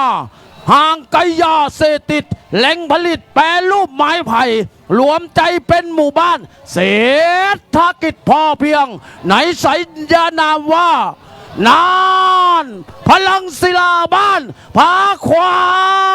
งเอาละพ่อแม่พี่น้องเฮ้ยอันยังจะเกิดขึ้นตอนนี้มันอีกแล้วพระยาค่ะ1 แดนสยามหรือว่านะครับพ่อแม่พี่น้องบ้านนะครับผาขวางจะแก้มือใดก่อเอาละพ่อแม่พี่น้องครับหลังจากที่น่านพลังศิลาเก็บไป1 ล่องน้ำถามใจว่า1 แดนสยามจะฮือก่อล่องน้ำที่2ครับพ่อแม่พี่น้องเอาละพ่อแม่พี่น้องเอ้ยเป็นประเภทเฮียใหญ่ในตำนานมันคุดนะครับอดีตขึ้นมา เพื่อที่จะให้พ่อแม่พี่น้อง ลูกหลานได้ประจักษ์แก่สายตาว่า นี่คือความยิ่งใหญ่นะครับของงานประเพณีแข่งเรือเอกลักษณ์น่านสารสัมพันธ์น่านเหนือน่านกลางน่านใต้ประจำปีพุทธศักราช 2567 ณ สะพานพัฒนาภาคเหนือเอาล่ะพ่อแม่พี่น้องจะยุดโลกขนาดไหนตอนนี้ถามใจละเอาละว่าจะได้พาขวางอยู่บัดได้แล้วพ่อแม่พี่น้องเอ๋ยนะครับหวังว่าก็อยู่บัดได้แล้ว ตอนนี้โตนหน้ามากแล้วโตนหน้ามาแล้วกองเชียร์เอาละเขิมแล้วพ่อแม่พี่น้องเอ๋ยหนึ่งแดนสยามว่าจะได้ตอนนี้จะล่างตาสายน้ำนี่ได้หรือไม่เอาละพ่อแม่พี่น้องเอ๋ยเอาพ่อแม่พี่น้องครับเต็กพอที่กองเชียร์นะครับบ้านหวังว่าออกเป็นโทนสีฟ้านะครับตอนนี้เอาละลั่นละนะครับสปุกนะครับจะถูกจะแป้งแดงไว้ก่อนผ่าขวางบอกว่าหลังจากที่บนเก็บไป1ล่องน้ำพ่อแม่พี่น้องตอนนี้จะได้ล่องน้ำที่2ก็ถามใจว่า1แดนสยามบ้านหวังว่าจะฮื้อหรือไม่ออกมาแล้วครับพ่อแม่พี่น้องเฮ้ยเป็นประเภทเฮียใหญ่ในตำนานร่องน้ำที่3ได้แก่1แดนสยามอยู่สายน้ำทางทิศตะวันออกพ่อแม่พี่น้องเฮ้ยน่านพลังศิลาพ่อแม่พี่น้องบ้านผาขวางสายน้ำทางทิศตะวันตกตอนนี้เอาละเปิดไม่ไหวฝุ่นก้มน้ำจะเลิศเจิงกันออกไปแล้วเขาสายน้ำทางที่ตะวันออก1แดนสยามบางบ้านมาป้องสายน้ำทางที่ตะวันตกน่านพลังศิลาผาขวางหมอย้ำแล้วอัดกันคือไปบินกันคือมาว่าจะได้สายน้ำทางที่ตะวันตกหรือจะเลื่อมล้ำน้ำหน้ามาเล็กน้อยหรือปานกลางว่าจะได้ตีคู่สู้สีกันมาสายน้ำตะวันออก1แดนสยามบางบ้านหมอย้ำแล้วอัดกันไปตะวันตกน่านพลังศิลาผาขวางหนีได้ดีไปหนีไปครับสายน้ำถางที่ตัวโต๊ะนานพลังศิลาผาขวางหนีออกมาแล้วว่าจะได้สายน้ำถางที่ตะวันออก1แดนสยามมองว่าต้องอันแล้วนะผ่านทุนน้ำที่3มาแล้วยังเป็นสายน้ำถางที่ตัวโต๊ะยังเป็นสายน้ำถางตัวนานพลังศิลาผาขวางยังน้ำยังหนีขึ้นมาอยู่จอแดงยังน้ำยังหนีขึ้นมาอยู่สายน้ำถางที่เราต้องอันแล้วสายน้ำถางที่ตะวันตกหนีมาก่อนแล้วเอาละครับระยะสุดท้ายบอลแน่บอลน้อยครับตอนนี้สายน้ำปางกีตะวันตกน้ำมัน1 กันยาเดียวบ่ได้นาพลังศิลาพี่น้องบ้านหาขวาตอนนี้สายน้ำปางกี1แดนสยามพี่น้องบ้านหวังว่าจะหนีได้บ่ได้หนีได้บ่ได้กันยาเดียวบ่ได้สายน้ำปางกีตะวันตกหนีไปแล้วพี่น้องพลังศิลาพี่น้องพลังศิลาพี่น้องขวางหนีไปเอาละพ่อแม่พี่น้องอันยังจะเกิด1แดนสยามแตกกันไป1แดนสยามแตกกันไปตอนนี้นานพลังศิลานำอยู่นะ1แดนสยามแตกแล้วปล่อยไม่พายไหลเข้าเส้นไทย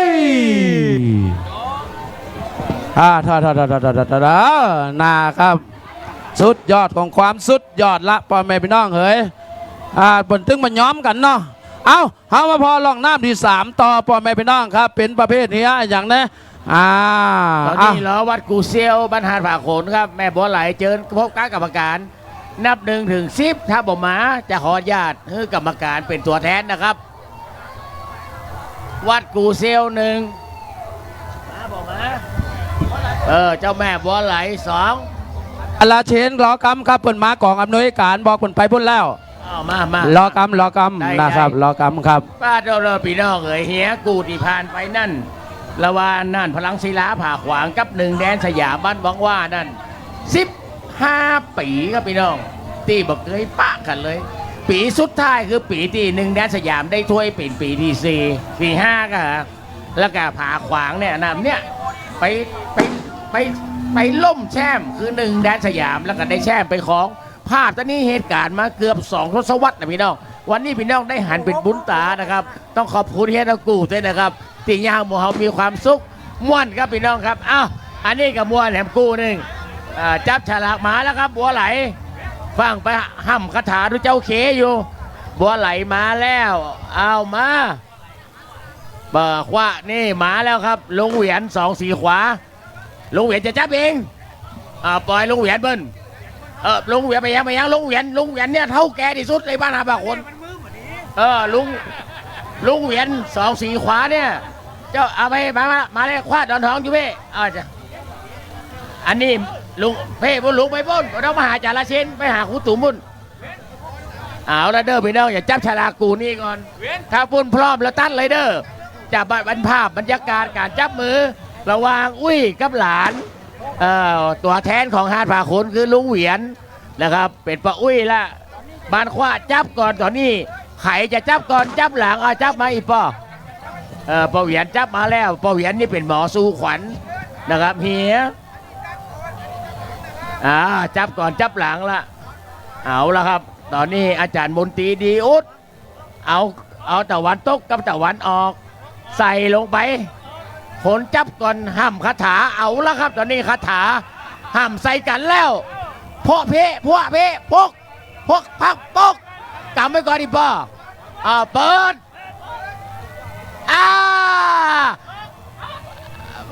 ปรากฏว่าหาดผาโขนสายน้ำทิศตะวันตกโอ้คาถาดีนี่ประเวียนหาดผาโขนเจ้าแม่บัวไหลในวันตกเปล่าค่ะอันนี้คาถาไข่แห้งกว่ากันเนาะโอเคครับจะได้แล้วครับเจ้าแม่บัวไหลสายน้ำทิศตะวันตกครับควาดอนท้องวันออกกูนี่น่าจะเป็นกูดูเดือดประเภทเฮียกลางเปิดไหวอันเฮียเอกลักษณ์สมาร์ทบัจเจเฮียกลางเจอเลยครับสจดอน ครับขอบคุณครับขอบคุณอาจารย์ราเชนตอนนี้ลองน้ำตี3เหลือแฮม2กูนะคุเต้เนาะนะครับ2กูสุดใต้นะครับสักกรรมเขาจะทำพิธีปิดกันแล้วเนอร์บอมแมนไปน้องไหลมาแล้วครับลองน้ำตี3กูตี4การแข่งขันเหือน้อยนะครับเหือน้อยชิงตี1ตี2สายขอระหว่างพี่พัดพรสำนักสงฆ์ธรรมชัยสายน้ำทิศตะวันตกปากับเทพวชิระมงคล2วัดขั้วดอนท้องทงน้อยทงไม้สายน้ำทิศตะวันออกนะครับพ่อแม่น้องพัดกันก้านพัดกันชนะไปในล่องน้ำตี1กับล่องน้ำตี2รอบนี้จะบ่มีล่องน้ำตี4กันละนะครับมีแค่ตี3เท่านั้นล่องน้ำตี3เท่านั้นนะครับแล้วเขาจะหู้แล้วครับว่าชนะตี1ขอคือไผ่2ขอคือไผ่นะครับพ่อแม่พี่น้องครับ2กูสุดใต้เขาก็จะปิดใต้แล้วก็ทำพิธีปิดนะครับยังสมศักดิ์ศรีแต้ๆครับกองเชียร์ตอนนี้คณะกรรมการนำคะแนนมารวบรวมไว้แล้วนะครับคณะกรรมการฮือคะแนนไว้แล้วสำหรับพิธีกรของเขานะครับสักคำหนึ่งเขาจะมีการรวบรวมคะแนนและประกาศผลครับกองเชียร์ครับรางวัลกองเชียร์ในวันนี้นะครับต้องขอบคุณหลายๆบ้านด้วยกันที่ฮือความร่วมมือในการนำกองเชียร์มานะครับร่วมในงานการแข่งเหือประเพณีเอกลักษณ์น่านสารสัมพันธ์น่านเหนือน่านกลางน่านใต้นะครับสำหรับรางวัลกองเชียร์นั้นมีทั้งหมด3รางวัลด้วยกันเงินสดรางวัลที่1เงินสด 8,000 บาทพร้อมถ้วยรางวัลเกียรติยศรางวัลที่2เงินสด 7,000 บาทพร้อมถ้วยรางวัลเกียรติยศรางวัลที่3เงินสด 6,000 บาทพร้อมถ้วยรางวัลเกียรติยศนี่คือรางวัลประเภทกองเชียร์นะครับจากสนับสนุนจากพระราชนันทวัชรบัณฑิตนะครับส่วนเฮือใหญ่ในตำนานเฮือใหญ่ในตำนานมีคู่ดูเดือดตัวนะครับรางวัลที่1ถึงรางวัลที่4และรางวัลที่1ขอจนถึงรางวัลที่4ขอและนอกจากนั้นมีรางวัลคู่ดูเดือดเงินสดลำละ 1,000 บาทพร้อมถ้วยรางวัลเกียรติยศนะครับโดยพระครูวินัยธรอัศวินนะครับเจ้าอาวาสวัดผวงพยอมนะครับพ่อแม่พี่น้องอันนี้คือรางวัลคู่ดูเดือดนะครับที่จะมอบเพื่อกับพ่อแม่พี่น้องกันเนอเซตจากงานนี้เขาบ่ได้ลืมปักกันติดหน้าที่อำเภอตาวังผาครับพ่อพี่น้องทีมนักพากย์เรือสร้างซุกของเขาจะไปเก็บเกี่ยวบรรยากาศนะครับที่อำเภอตาวังผากันต่อเซตจากตาวังผาเขาจะไปกันที่อำเภอเวียงสางานแข่งเรือวันออกพรรษาตามสลากพัดนะครับของวัดของพี่น้องชาวอำเภอเวียงสานะครับพ่อแม่พี่น้องครับที่เทศบาลตำบลเวียงสาเปิ่นจัดขึ้นนะครับบดีลืมเนอร์ทัดกันไปงานวันออกพรรษาตัวนะครับพ่อแม่พี่น้องครับเอาละตอนนี้กูนี่ออกมาแล้วเป็นการชิงที่1ที่2เหือน้อยเร็วครับลองน้ำที่3ระวังพี่พัดพรสำนักสงฆ์ธรรมชัยสายน้ำทิศตะวันตกเทพวชิระมงคลน้อง2สายน้ำทิศตะวันออกเป็นหมอกเป็นเมืองจากจุดไปจุดสตาร์มาแล้วสายน้ำทิศตะวันตกได้เปรียบพี่พัดพรสายน้ำทิศตะวันตกนั้นเปรียบตัดสื่อขึ้นมาก่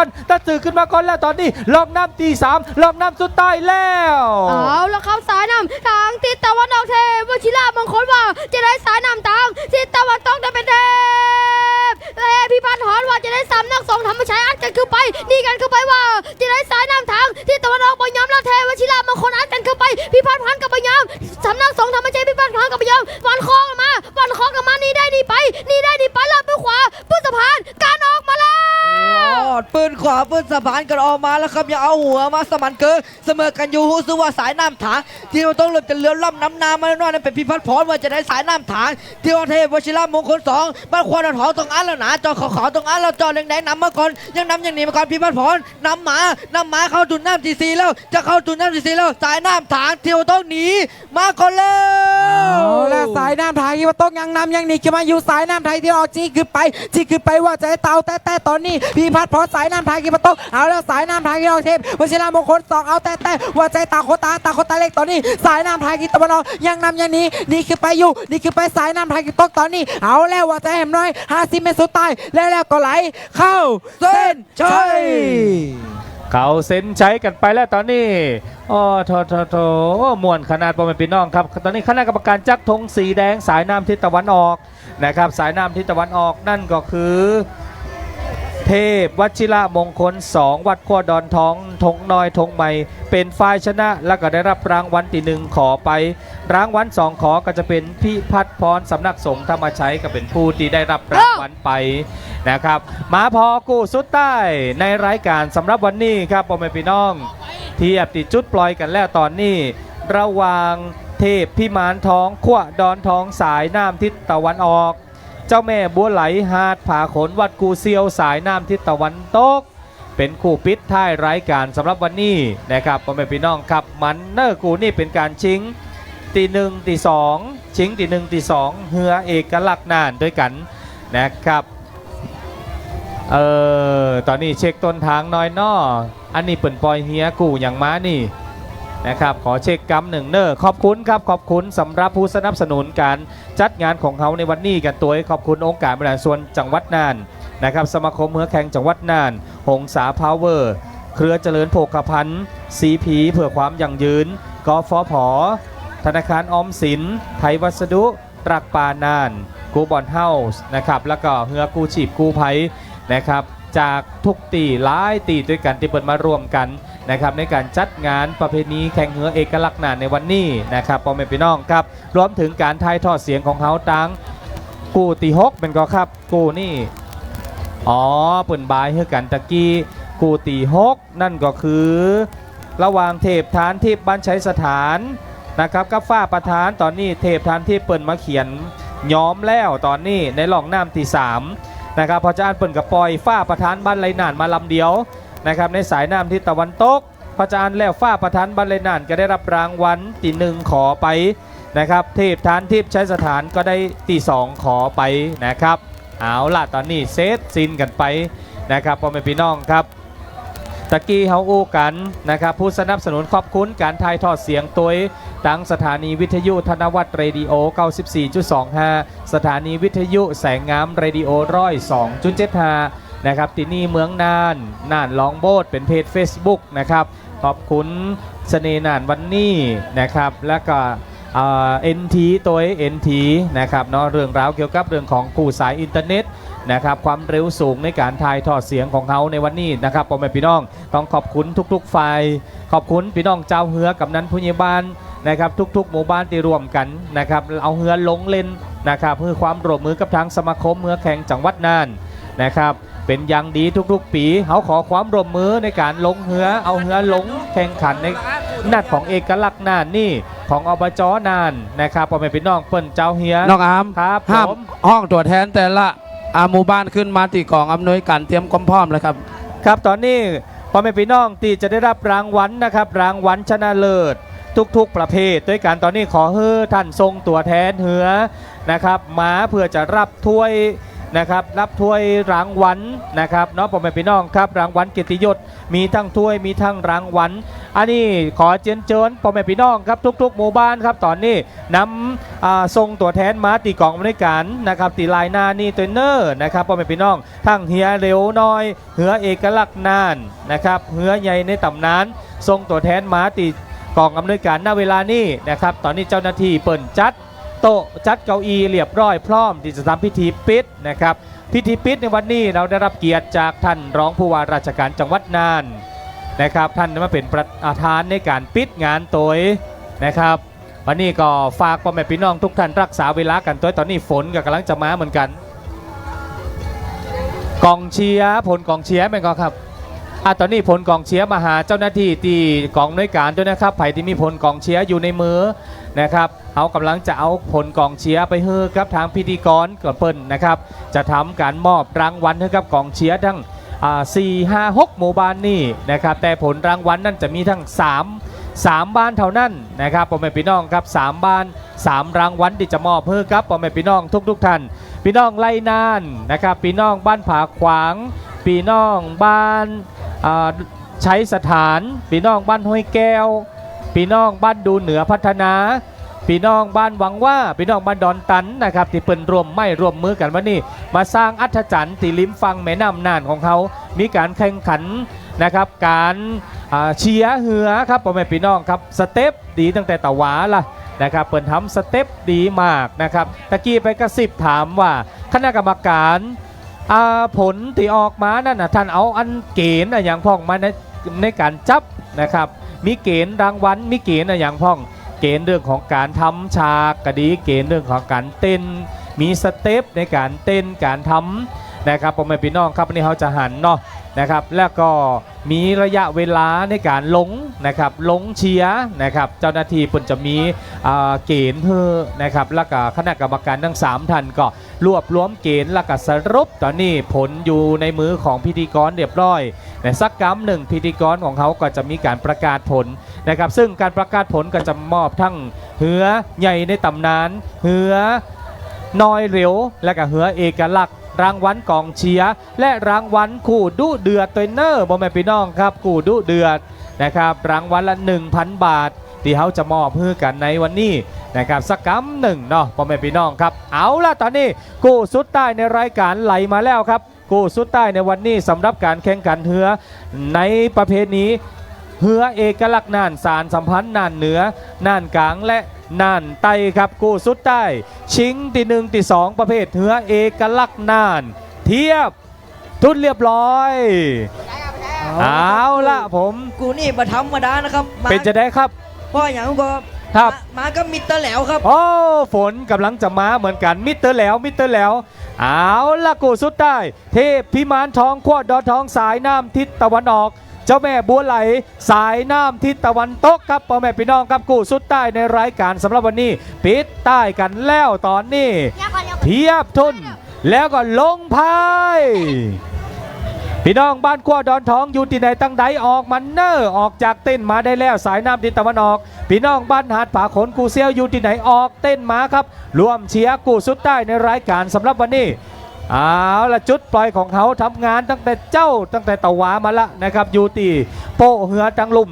นะครับตั้งแต่เจ้ามาจนถึงแหลง2 วันด้วยกันอิดออนเพียกันหมดนะครับทุกๆฝ่ายกันนะครับทางสมาคมเหือแข่งจังหวัดน่านนะครับลงพายพี่น้องบ้านขั้วดอนทองสายน้ำทิศตะวันออกพี่น้องบ้านหาดผาขนสายน้ำทิศตะวันตกครับพ่อแม่พี่น้องครับส่งกำลังใจมาฮือเหือชิงที่1ที่2กู้นี่เอกลักษณ์น่านนะครับห้ามพลาดเป็นอันขาดครับตอนนี้พร้อมแล้วนะครับตอนนี้กล้องส่องลงไปที่จุดปล่อยกันแล้วทั้ง2 ลำลงพายสายน้ำทิศตะวันตกนั่นคือเจ้าแม่บัวไหลสายน้ำทิศตะวันออกนั่นคือเทพพิมานทองเอาละพ่อแม่พี่น้องครับพิมานทองว่าจะได้นะค ข รั อบคุณผู้ใหญ่เสเวตมาช่วยจัดครับมาผู้ใหญ่เอาละพอหัวโอเฮียแล้วไกลแล้วฝนมาแล้วเฮียกูสุดท้ายออกมาแล้วกูปิดได้รายการในวันนี้ชิงที่1ที่2ประเภทเหือเอกลักษณ์นั่นระหว่างเทพพิมานทองขั้วดอนทองสายน้ำทิศตะวันออกเจ้าแม่บัวไหลหาดปลาขนสายน้ำทิศตะวันตกตัวนี้ข้อตอนข้อย้อนข้อเล่นขึ้นมากูสุดท้ายปิดได้แล้วเป็นมอกเป็นมว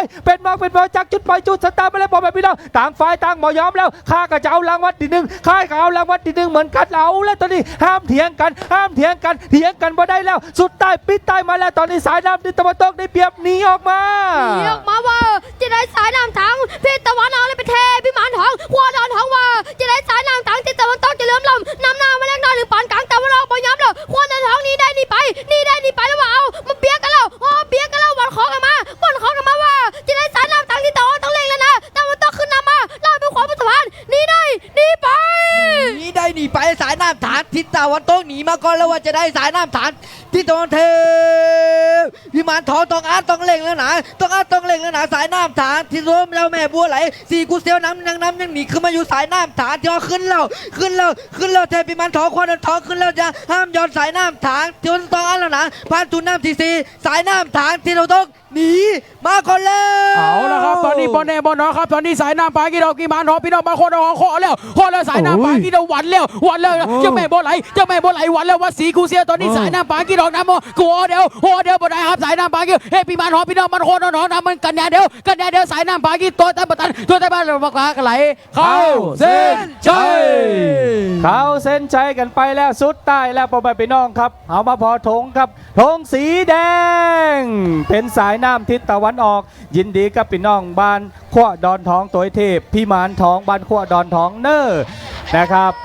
เซตสิ้นกันไปเรียบร้อยสำหรับการแข่งเหือเอกลักษณ์น่านของเขาครับขอบคุณพ่อแม่พี่น้องทุกท่านที่ติดตามกันตัวกันแล้วกันนะครับเนาะนะครับเดี๋ยวสักกรรมหนึ่งพิธีกรของเขาจะทำการสรุปนะครับคะแนนทั้งหมดนะครับแล้วก็ผู้ที่ได้รับรางวัลทั้งประเภทเหือน้อยเร็วเหือเอกลักษณ์น่านเหือใหญ่ในตำนานรางวัลกองเชียร์นะครับแล้วก็รางวัลคู่ดุเดือดกันตัวตอนนี้นะครับพ่อแม่พี่น้องอยู่ในมือของพิธีกรของเขากันแล้วนะครับทางทีมนักพากย์สร้างสุขนำโดยอาจารย์สง่าอินยาอาจารย์ราเชนกับคำอาจารย์เต้กิติพงศ์อาจารย์ธนวัฒน์นะครับน้องๆเยาวชนนะครับแหมประมาณ 5-6 คนด้วยกันนะครับเราต้องขอขอบคุณพ่อแม่พี่น้องนะครับคือการติชมนะครับขอบคุณไปเอกชัยตัวสจเอกชัยนี่หัวเดือนใหญ่ของเขาในทีมนักพากย์ตัว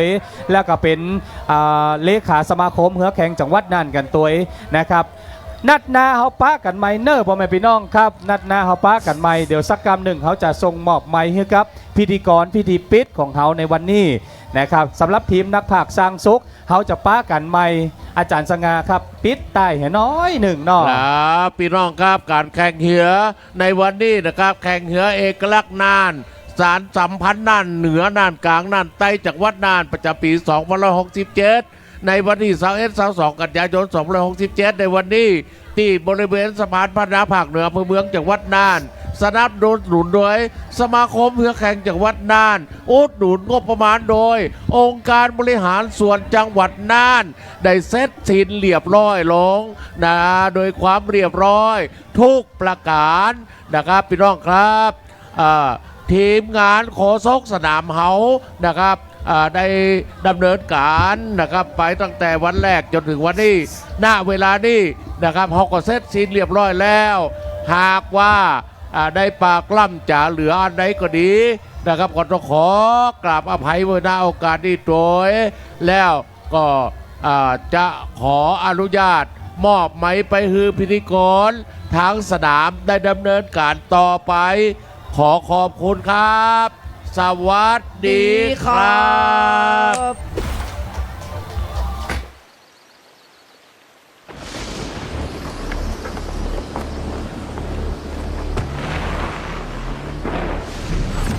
เตรียมความพร้อมเฝ้าระวังสัญญาณ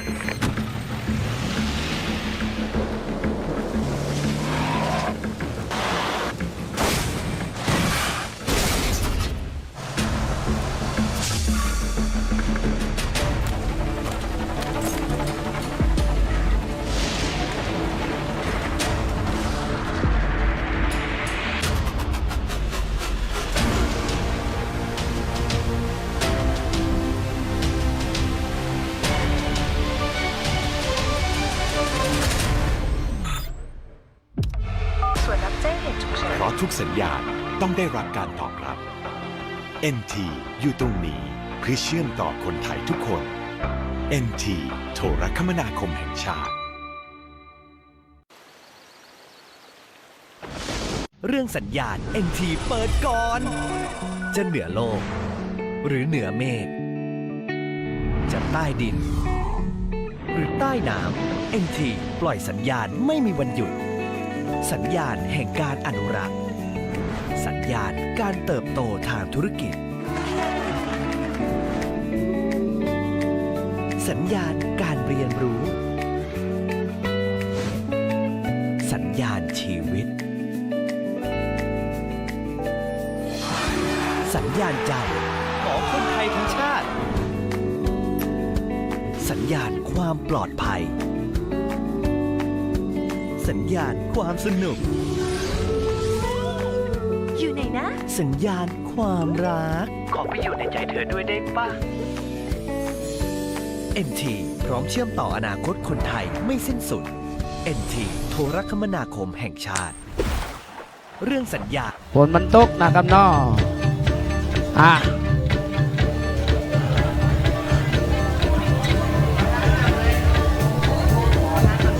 ประธานเอาหนังวันนี้ละหนังครั้งนี้อ่ะเดี๋ยวขอโต๊ะให้อันหนึ่ง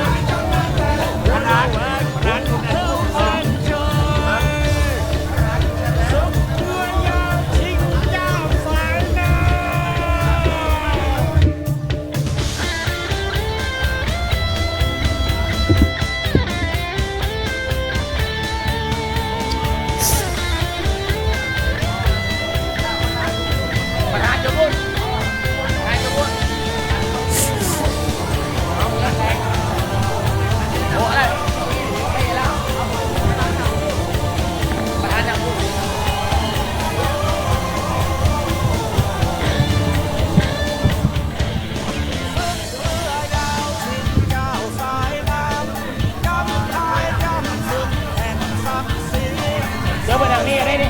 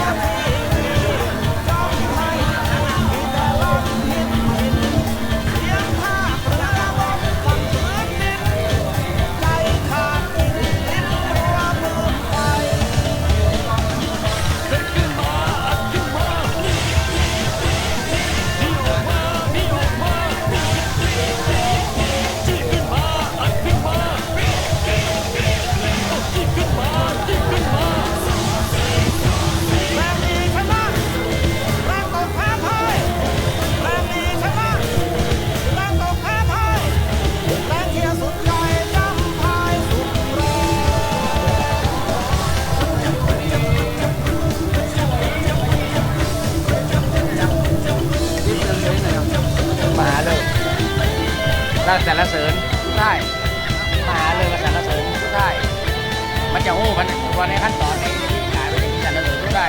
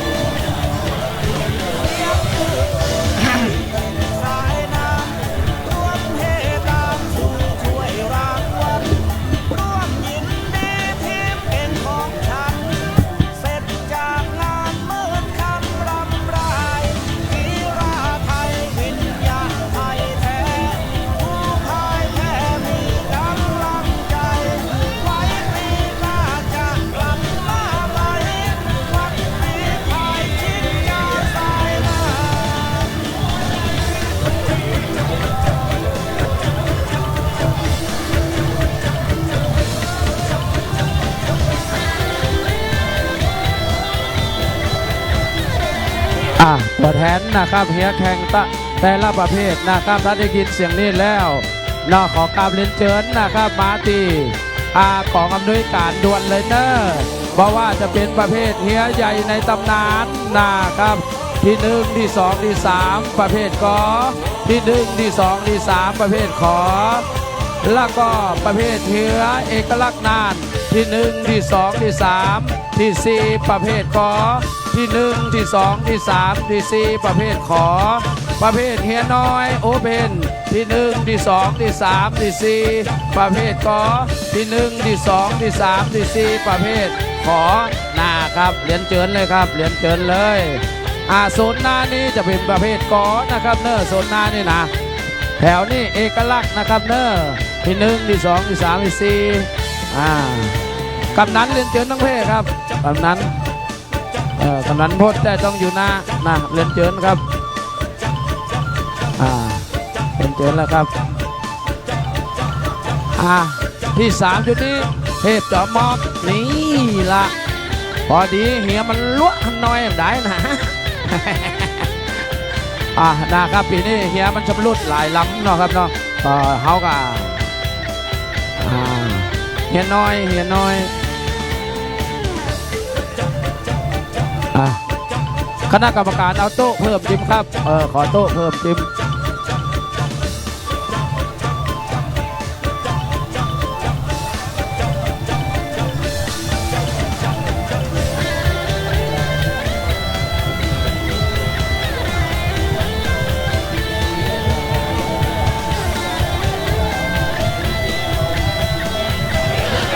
ตอนนี้จะเห็นบรรยากาศเนาะกองเชียร์บ้านดูนะครับดูเหนือพัฒนาอื่นอยู่หันยังไปแล้วไปเลิกเกียร์นะครับติดลมนะครับติดลมเนาะนะครับก็ขอให้ตัวแทนนะครับประเภทเฮียใหญ่ในตำนานรางวัลที่4นะครับมาโดยเนอร์ที่4ก่อนนะครับขาดท่านอยู่นะห้วยแก้วห้วยแก้วนะครับห้วย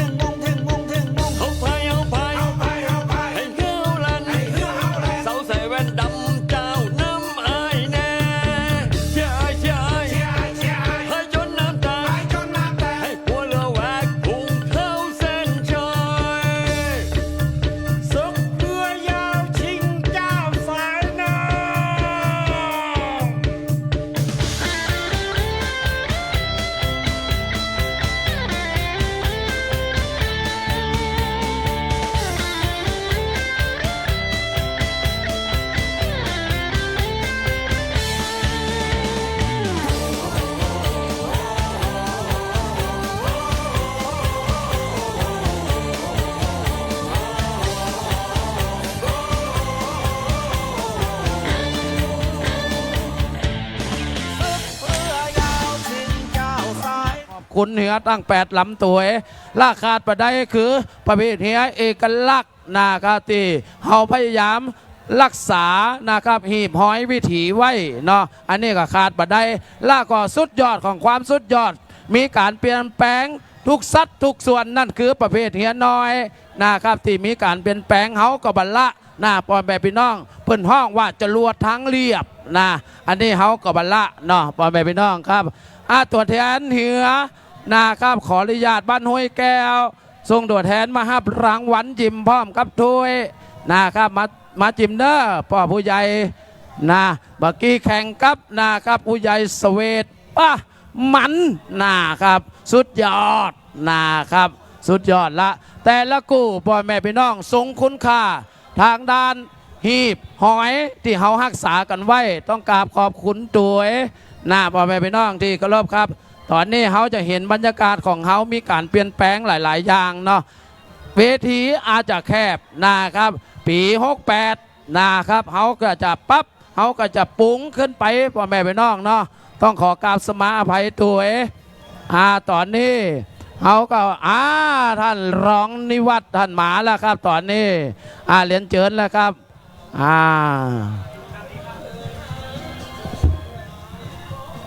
เดี๋ยวจะขอให้น้องอาร์ตเนาะส่งต่อนะครับตอนนี้ต้องขอนะครับ ขอตัวแทนเหือแต่ละประเภทขึ้นสู่กองอำนวยการด่วนเลยนะครับ เข้าสู่กองอำนวยการด่วนเลย เพราะว่าเขาจะได้ทำวิธีมอบรางวัลนะครับถ้วยเกียรติยศที่พ่อแม่พี่น้องนะร่วมไม้ร่วมมือร่วมพลังความสามัคคีกันเนี่ยนะครับมาส่งเหือเข้ามาแข่งขันนะครับงานประเพณีแข่งเหือเอกลักษณ์ของเขาถึง2 วันนะพ่อแม่พี่น้องต้องกราบขอบคุณไว้ณโอกาสนี้ตัวเนาะรวมไปถึงนะครับในส่วนของกัลยาณมิตรต่างๆที่มาร่วมสนับสนุนนะครับทำให้งานเนี่ยมันเติบมันโตยิ่งใหญ่และมีความสนุกความสนานนะครับเพิ่มสีสันให้ครับ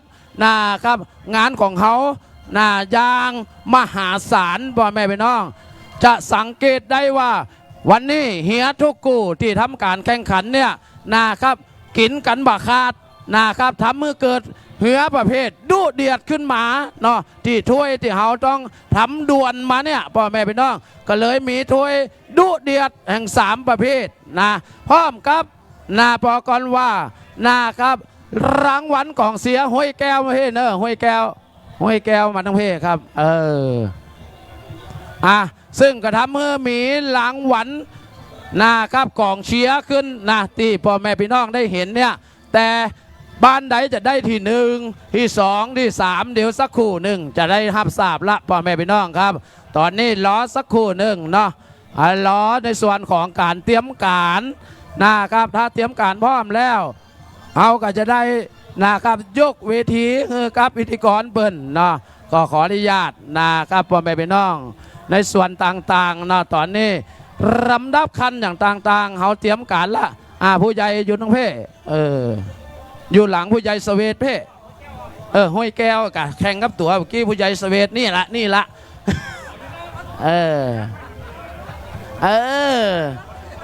น่ตอนนี้แย่งกันอยู่หน้าไอ้ว่าโคตรไปกะฝนมันตกผู้ใหญ่ห้วยแก้ว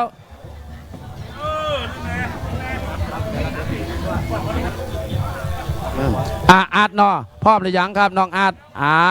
ละตอนนี้จะขออนุญาตนะครับส่งไม้ต่อน้องครับพิธีกรของเขานะครับ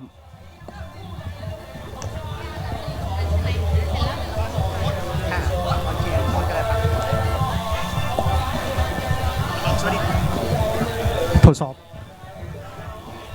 สวัสดีค่ะสำหรับในช่วงนี้นะครับต้องขอสวัสดีทุกท่านเลยนะครับไม่ว่าจะเป็นท่านรองผู้ว่าราชการจังหวัดน่านนะครับท่านหัวหน้าส่วนราชการทุกท่านครับตลอดจนชาวเรือจากทุกชุมชนทุกหมู่บ้านทุกหน่วยงานและทุกองค์กรกันด้วยนะครับเรากลับมาพบกันเป็นวันที่2แล้วครับสำหรับการแข่งเรือเอกลักษณ์น่านสารสัมพันธ์น่านเหนือน่านกลางและน่านใต้ประจำปี 2567 นะครับขอต้อนรับทุกท่านเข้าสู่พิธีปิดนะคะแล้วก็มอบรางวัลถ้วยเกียรติยศรวมถึงเงินรางวัลนะคะวันนี้เรา2คนปิยศัพท์วงศ์พุทธคำค่ะและผมธนชกรฝายนันชัยนะครับเรา2คนจากองค์การบริหารส่วนจังหวัดน่านก็รับหน้าที่ดำเนินพิธีการในช่วงของพิธีปิดการแข่งขันในปี 2567 นี้นะครับใช่แล้วล่ะค่ะเราแข่งขันกันมา2 วันนะคะสำหรับการแข่งเรือเอกลักษณ์สารสัมพันธ์น่านเหนือน่านกลางน่านใต้จังหวัดน่านปีพุทธศักราช 2567 นะคะ 20-21 กันยายนซึ่งเป็นสนามที่2ของจังหวัดน่านนะคะก็เรียกได้ว่าเป็นสนามที่ดุเดือดนะคะแล้วก็วันนี้ก่อนที่จะมอบรางวัลเสร็จสิ้นคู่สุดท้ายมีน้ำฝนมาประปรายนะคะเพื่อที่จะฉลมนะคะให้กับชาวเรือได้ชุ่มเย็นนะคะแล้วก็วันนี้อีกสักครู่หนึ่งเราจะเข้าสู่พิธีปิดอย่างเป็นทางการและมอบรางวัลรวมถึงถ้วยรางวัลเกียรติยศค่ะ สำหรับในวันนี้นั้นนะครับต้องขอแจ้งไปยังชาวเรือแล้วก็ลูกเรือทุกท่านเลยนะครับที่ได้รับรางวัลในแต่ละประเภทนั้นตอนนี้ต้องขอเชิญมาพร้อมกันที่บริเวณประรำพิธีฝั่งอำเภอภูเพียงได้เลยนะครับเพราะว่าเราจะเข้าสู่ช่วงของการมอบรางวัลในประเภทต่างๆและเข้าสู่ช่วงของการปิดการแข่งขันอย่างเป็นทางการไปด้วยนะครับซึ่งบริเวณด้านตรงข้ามกับประรำพิธีของเราในขณะนี้จริงๆแล้วการแข่งขันเสร็จสิ้นไปแล้วนะครับแต่ก็ยังมีสีสันของกองเชียร์ ชียร์ที่เขาบอกว่าสนุกสนานต่อเนื่องกันจนถึงตอนนี้นะครับไม่เป็นไรนะครับอาจจะเป็นการเฉลิมฉลองที่เรือของบ้านท่านเนี่ยได้รับรางวัลใดรางวัลหนึ่งก็เป็นไปได้เช่นกันนะครับ ใช่แล้วล่ะค่ะวันนี้เรามีประเภทเรือเล็กนะคะ เรือเอกลักษณ์เรือใหญ่ในตำนาน แล้วก็ยังมีรางวัลพิเศษนะคะ เป็นรางวัลคู่ดุเดือดของแต่ละประเภทด้วยนะคะ รวมถึงรางวัลกองเชียร์ด้วยนะคะ วันนี้มีหลายรางวัลทีเดียวค่ะ ใช่แล้วครับเอาละครับทุกท่านครับในช่วงนี้นะครับเพื่อที่จะได้เป็นการควบคุมในช่วงของลำดับพิธีการแล้วก็เวลาในการจัดพิธีการปิดการแข่งขันในวันนี้นะครับก็จะนำทุกท่านเข้าสู่ช่วงของพิธีการในเรื่องของการมอบรางวัลในประเภทต้นๆกันก่อนนะครับวันนี้เรามีกี่ประเภทครับคุณกุ๊กครับ ทั้งหมดมี 3 ประเภทด้วยกันนะคะ รางวัลที่เป็นประเภทเรือเล็กนะคะ ประเภทขอแล้วก็เรียกว่าเป็นรางวัลประเภทกอก็ได้นะคะ แล้วก็เป็น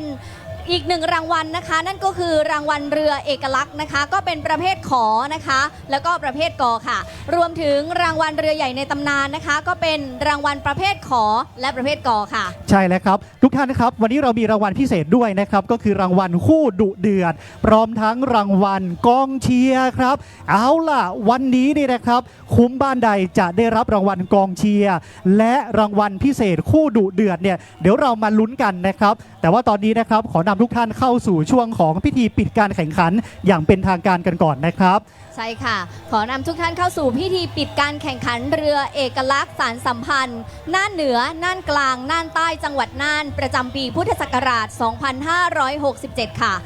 เอาละครับช่วงนี้นะครับต้องขอเชิญท่านนายกสมาคมเรือแข่งจังหวัดน่านครับท่านอาจารย์ราเชนกาบคำได้กล่าวรายงานต่อท่านประธานในพิธีนะครับสำหรับท่านประธานเดี๋ยวผมขอเชิญท่านนั่งประจำตำแหน่งเดิมก่อนก็ได้นะครับเพราะว่าเดี๋ยวจะมีการมอบรางวัลในประเภทอื่นๆกันก่อนนะครับเมื่อท่านได้มอบรางวัลในประเภทเรือใหญ่ในตำนานเสร็จสิ้นแล้วก็จะขอเชิญท่านเนี่ยนะครับได้กล่าวปิดการแข่งขันที่โพเดียมพิธีการในลำดับต่อไปตอนนี้ขอเชิญท่านนายกสมาคมเลยครับครับเรียนท่านนิวัฒน์งามตุลาท่านรองผู้ว่าราชการจังหวัดน่านท่านไวยพจน์ดีวงศ์ท่านที่ปรึกษานายกองค์การบริหารส่วนจังหวัดน่านคณะกรรมการสมาคมเรือแข่งจังหวัดน่านผู้นำหมู่บ้านชุมชนและตัวแทนเรือแข่งที่เคารพทุกท่านครับกับผมนายราเชนกาบคำนายกสมาคมเรือแข่งจังหวัดน่านใครขออนุญาตนะครับกล่าวขอบพระคุณท่านรองผู้ว่าราชการจังหวัดน่านท่านที่ปรึกษาและก็หัวหน้าส่วนราชการทุกท่านนะครับที่ให้เกียรติกับทางสมาคมมาร่วมในพิธีปิดในวันนี้การแข่งขันเรือเอกลักษณ์น่านสารสัมพันธ์น่านเหนือน่านกลางน่านใต้ประจำปีพุทธศักราช2567เราดำเนินการมาเป็นปีที่3นะครับสำหรับปีนี้ก็เช่นกันพวกเราได้รับการอุดหนุนงบประมาณจากองค์การบริหารส่วนจังหวัดน่านเป็นจำนวนเงิน 900,000 บาทนอกจากนี้ยังมีเครือข่ายกัลยาณมิตรนะครับที่สนับสนุนในการจัดการทำให้การจัดการแข่งขันเรือเอกลักษณ์น่านสารสัมพันธ์น่านเหนือน่านกลางน่านใต้ประจำปีพุทธศักราช2567ดำเนินไปด้วยความเรียบร้อยสิ่งที่พวกเราเห็นก็คือฝีพายเรือแข่งทุกชุมชนมีการพัฒนาขึ้น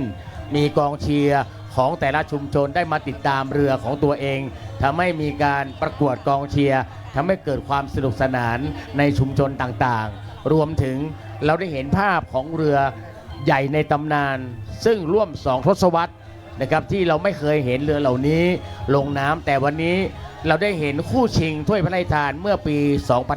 2551 นั่นคือ1แดนสยามกับน่านศิลาทองพาขวางหลังจากที่ชิงกันตอนนั้นก็หายไปเลยมาเจออีกทีในสนามนี้นั่นคือความยิ่งใหญ่ของการแข่งขันเรือเอกลักษณ์น่านนะครับสารสัมพันธ์น่านเหนือน่านกลางน่านใต้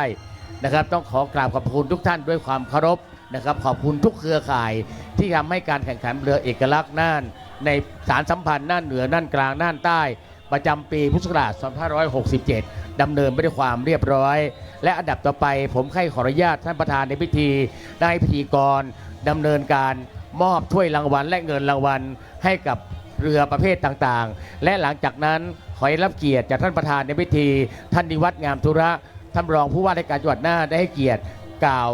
มอบรางวัลนะครับที่สุดไฮไลท์ที่สุดนะครับและก็กล่าวปิดการแข่งขันให้โอวาทปิดการแข่งขันเป็นลำดับต่อไปขอเชิญครับ ขอบพระคุณท่านอาจารย์ราเชนกับคำนะครับนายกสมาคมเรือแข่งจังหวัดน่านครับ ทุกท่านครับเราจะเริ่มประกาศผลและมอบรางวัลในประเภทเรือเล็กประเภทขอกันก่อนนะครับ โดยที่เราจะเริ่มต้นนะครับโดยการเชิญผู้ที่จะมอบรางวัลในลำดับแรกนี้ก่อนนะครับ ใช่ค่ะในโอกาสนี้นะคะขอเรียนเชิญคุณจิรันดรอุปนันท์รองผู้อำนวยการสยามโกลบอลเฮาส์สาขาน่านให้เกียรติเป็นผู้มอบรางวัลในประเภทเรือเล็กประเภทขออนุญาตเรียนเชิญค่ะ เราจะเริ่มจากรางวัลที่ 3 ประเภทขอกันก่อนนะครับ จะได้รับเงินรางวัล 3,000 บาท พร้อมถ้วยรางวัลเกียรติยศนะครับ ขอแสดงความยินดีกับเรือวระวิชเพชรพยาครยอดมิลลี่สีกลางเวียง 2 ครับ บ้านร้องตองท่าลี่สีกลางเวียงครับ เชิญเลยครับ รางวัลที่ 3 ประเภทขอนะคะ ได้รับเงินสด 3,000 บาท พร้อมถ้วยรางวัลเกียรติยศค่ะ ขอแสดงความยินดีด้วยค่ะ และรางวัลต่อไปนะคะ รางวัลที่ 2 ขอค่ะ ได้แก่ เรือพิพัฒน์พรจากสำนักสงฆ์ธรรมชัยค่ะ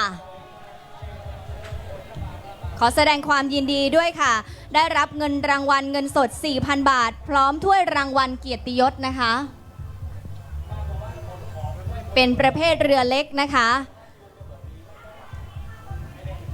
ขอเชิญผู้แทนก็ได้นะครับ ขอเชิญผู้แทนเป็นผู้รับมอบรางวัลแทนนะครับ เชิญเลยครับ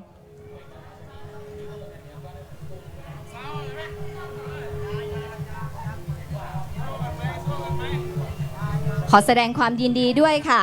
รางวัลต่อไปค่ะ คุณธนชกรคะ เป็นรางวัลที่ 1 ประเภทขอนะครับ ขอแสดงความยินดีกับเรือ เทพวชิระมงคล 2 วัดคั้วดอนทองธงน้อยและธงใหม่ครับ เชิญเลยครับ รางวัลที่ 1 ขอนะคะ ได้รับเงินสด 5,000 บาท พร้อมถ้วยรางวัลเกียรติยศค่ะ ขอแสดงความยินดีด้วยค่ะ ขอขอบคุณ ผู้มอบรางวัลนะครับในประเภทขอเรือเล็กของเรานะครับ คุณจิรันดรอุปนันท์รองผู้อำนวยการสยาม Global House สาขาน่านนะครับ ขอบพระคุณครับ ต่อไปนะครับจะเป็นรางวัลประเภทเรือเล็กนะครับ ประเภทกรนั่นเองครับ ขอเรียนเชิญผู้มอบรางวัลได้แก่คุณพิษณุสุเทปิน หัวหน้าสถานีไฟฟ้าแรงสูงน่าน เป็นผู้มอบรางวัลดังกล่าวนี้นะครับ ขอเรียนเชิญเลยครับ ค่ะและแสดงความยินดีกับผู้ที่ได้รับรางวัลที่ 4 นะคะ ได้แก่มณีสายชน 3 บ้านบุพารามค่ะ เชิญเลยครับ ได้รับเงินรางวัล 6,000 บาท พร้อมถ้วยรางวัลเกียรติยศนะครับ ขอแสดงความยินดีด้วยค่ะ ต่อไปนะครับเป็นรางวัลที่ 3 ได้รับเงินรางวัล 7,000 บาท ขอแสดงความยินดีกับเรือ เทพจุฬารัตน์ดร.โอคลินิก วัดแสงดาวครับ เชิญเลยครับ รางวัลที่ 3 ได้รับเงินสด 7,000 บาทนะคะ พร้อมถ้วยรางวัลเกียรติยศค่ะ แสดงความยินดีกับเทพจุฬารัตน์ดร.โอคลินิก วัดแสงดาวค่ะ และลำดับต่อไปนะคะ รางวัลที่ 2 ค่ะ ขอแสดงความยินดีกับวรวิทย์เพชรพยาครยอดมิลลี่ค่ะ สีกลางเวียง 1 บ้านร้องตองท่าลี่สีกลางเวียงค่ะ ได้รับเงินรางวัล 8,000 บาท พร้อมถ้วยรางวัลเกียรติยศนะครับ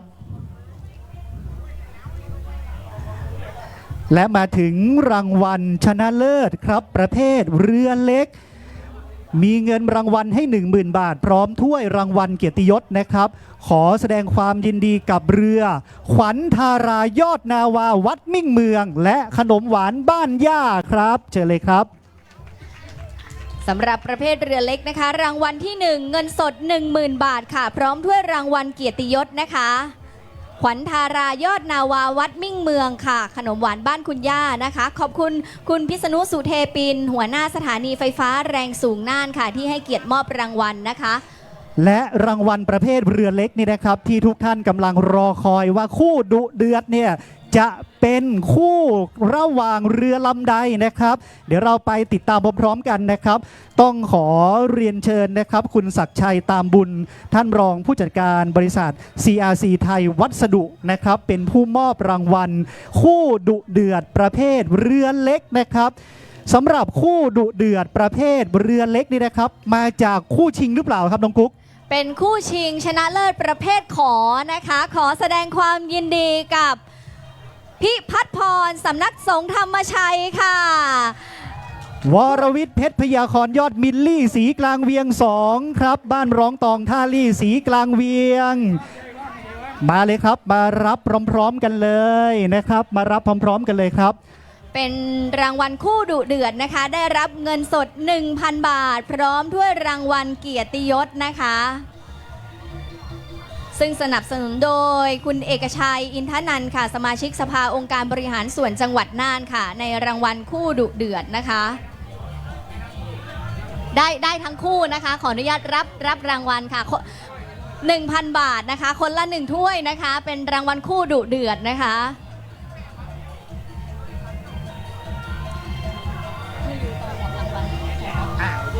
ค่ะขออนุญาตท่านผู้มีเกียรตินะคะ อยู่ต่อเพื่อมอบรางวัลประเภทต่อไปค่ะ ประเภทต่อไปเป็นประเภทเรือเอกลักษณ์นะคะ ซึ่งเราจะมอบรางวัลในประเภทขอกันก่อนนะคะ ครับและผู้มอบรางวัลนะครับ ได้แก่คุณศักดิ์ชัยตามบุญท่านรองผู้จัดการบริษัท CRC ไทยวัสดุนะครับเอาละครับเราจะเริ่มจากรางวัลที่ 4 กันก่อนนะครับชนะเลิศอันดับที่ 4 ประเภทขอเรือเอกลักษณ์น่านนะครับขอแสดงความยินดีกับเรือเจ้าพ่อผาสุกวัดสวนหอมครับเชิญเลยครับเจ้าพ่อผาสุกวัดสวนหอมได้รับเงินรางวัล 2,000 บาทครับค่ะขอแสดงความยินดีด้วยนะคะเงินสด 2,000 บาท พร้อมถ้วยรางวัลเกียรติยศค่ะเจ้าพ่อผาสุกวัดสวนหอมค่ะ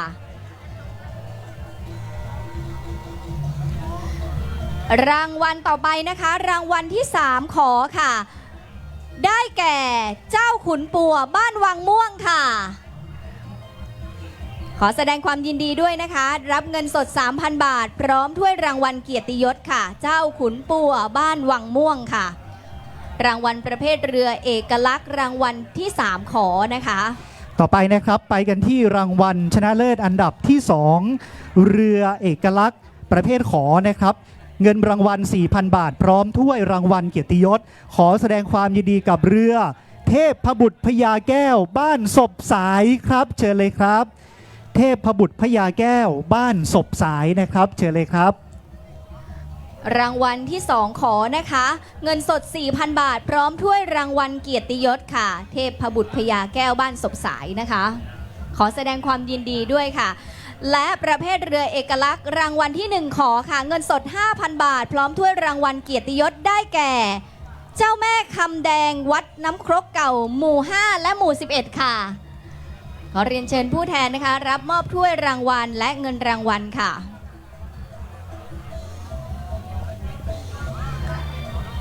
ขอบพระคุณคุณศักดิ์ชัยตามบุญรองผู้จัดการบริษัท CRC ไทยวัสดุขอบพระคุณท่านเป็นอย่างสูงนะครับที่ท่านได้ให้เกียรติมอบรางวัลดังกล่าวนี้นะครับและในลำดับต่อไปค่ะจะประกาศรางวัลที่ 1 ถึงรางวัลที่ 4 ประเภทเรือเอกลักษณ์นะคะขอเรียนเชิญคุณไวยพจน์ดีวงศ์เลขานุการนายกองค์การบริหารส่วนจังหวัดน่านให้เกียรติมอบถ้วยรางวัลเกียรติยศและเงินรางวัลขอเรียนเชิญค่ะเราจะเริ่มจากรางวัลชนะเลิศอันดับที่ 4 กันก่อนนะครับประเภทเรือเอกลักษณ์น่านเงินรางวัล 6,000 บาทพร้อมถ้วยรางวัลเกียรติยศขอแสดงความยินดีกับเรือเทพสิริพร 5 บ้านน้ำครกใหม่ครับเชิญเลยครับได้รับเงินรางวัล 6,000 บาทพร้อมถ้วยรางวัลเกียรติยศค่ะขอแสดงความยินดีด้วยนะคะและรางวัลเรือเอกลักษณ์รางวัลที่ 3 นะคะเงินสด 8,000 บาทพร้อมถ้วยรางวัลเกียรติยศได้แก่เทพจอมหมอกชีววิถีอบต.น้ำเกียนค่ะจะได้รับเงินรางวัลนะคะเงินสด 8,000 บาทพร้อมถ้วยรางวัลเกียรติยศค่ะ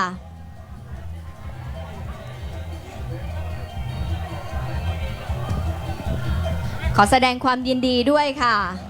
ต่อไปนะครับเป็นรางวัลชนะเลิศอันดับที่ 2 ประเภทเรือเอกลักษณ์น่านนะครับได้รับเงินรางวัล 10,000 บาทพร้อมถ้วยรางวัลเกียรติยศขอแสดงความยินดีกับเรือเจ้าแม่บัวไหลหาดผาขนและวัดกู่เซี่ยวครับเชิญเลยครับขอแสดงความยินดีด้วยนะคะรางวัลที่ 2 ประเภทเรือเอกลักษณ์น่านเงินสด 10,000 บาทพร้อมถ้วยรางวัลค่ะเจ้าแม่บัวไหลหาดผาขนวัด สีกู่เซี่ยวนะคะ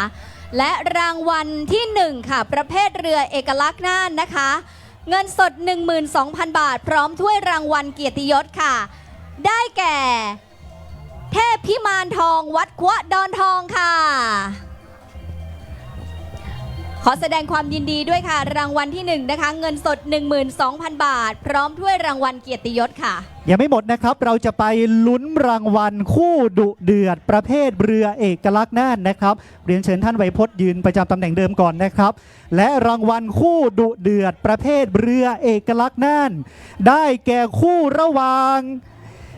เรือเทพพิมานทองวัดขั้วดอนทองนะครับและเรือเจ้าแม่บัวไหลหาดผาขนและวัดกูเซี่ยวครับเชิญเลยครับ ซึ่งก็เป็นคู่ชิงนะคะในประเภทของเรือเอกลักษณ์นั่นเองนะคะ คู่ชิงก็ชิงกันอย่างดุเดือดนะคะ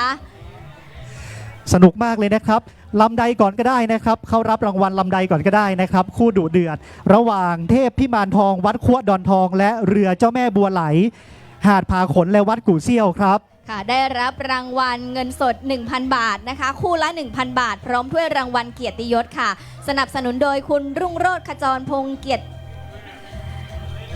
นายกองค์การบริหารส่วนตำบลผาสิงห์นะคะท่านนายกรุ่งโรจน์ขจรพงษ์กิรตินะครับต้องขอบพระคุณท่านเป็นอย่างสูงและขอบพระคุณคุณไวยพจน์ดีวงศ์ท่านเลขานุการนายกองค์การบริหารส่วนจังหวัดน่านเป็นอย่างสูงนะครับ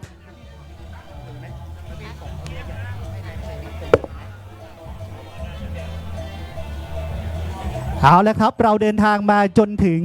ประเภทใหญ่ที่สุดเลยนะครับนั่นก็คือเรือใหญ่ในตำนานก็จะแบ่งเป็นประเภทกรแล้วก็ประเภทขอเช่นกันนะครับเราจะเริ่มจากประเภทขอกันก่อนเรียนเชิญท่านนายอำเภอภูเพียงนะครับท่านพงศิลป์ท่านพงศิลป์ผาลานะครับเป็นผู้มอบรางวัลเรือใหญ่ในตำนานประเภทขอนะครับสำหรับเรือใหญ่ในตำนานรางวัลที่ 4 ขอเงินสด 2,000 บาท พร้อมถ้วยรางวัลเกียรติยศได้แก่ เจ้าแม่พรพิมลบ้านหัวเวียงเหนือค่ะขอแสดงความยินดีกับเจ้าแม่พรพิมลบ้านหัวเวียงเหนือนะครับได้รับเงินสด 2,000 บาท พร้อมถ้วยรางวัลเกียรติยศค่ะไปกันที่รางวัลชนะเลิศอันดับที่ 3เรือใหญ่ในตำนานประเภทขอนะครับได้รับเงินรางวัล 3,000 บาทพร้อมถ้วยรางวัลเกียรติยศขอแสดงความยินดีกับเรือพรหลวงพ่อ7 กษัตริย์บ้านดูเหนือพัฒนาและการไฟฟ้าฝ่ายผลิตแห่งประเทศไทยครับเชิญเลยครับขอแสดงความยินดีด้วยค่ะเงินสด 3,000 บาทพร้อมถ้วยรางวัลเกียรติยศค่ะและรางวัลต่อไปนะคะรางวัลที่ 2 ขอค่ะเงินสด 4,000 บาทพร้อมถ้วยรางวัลเกียรติยศนะคะได้แก่เทพทานทิพย์บ้านชัยสถานค่ะขอแสดงความยินดีด้วยนะคะ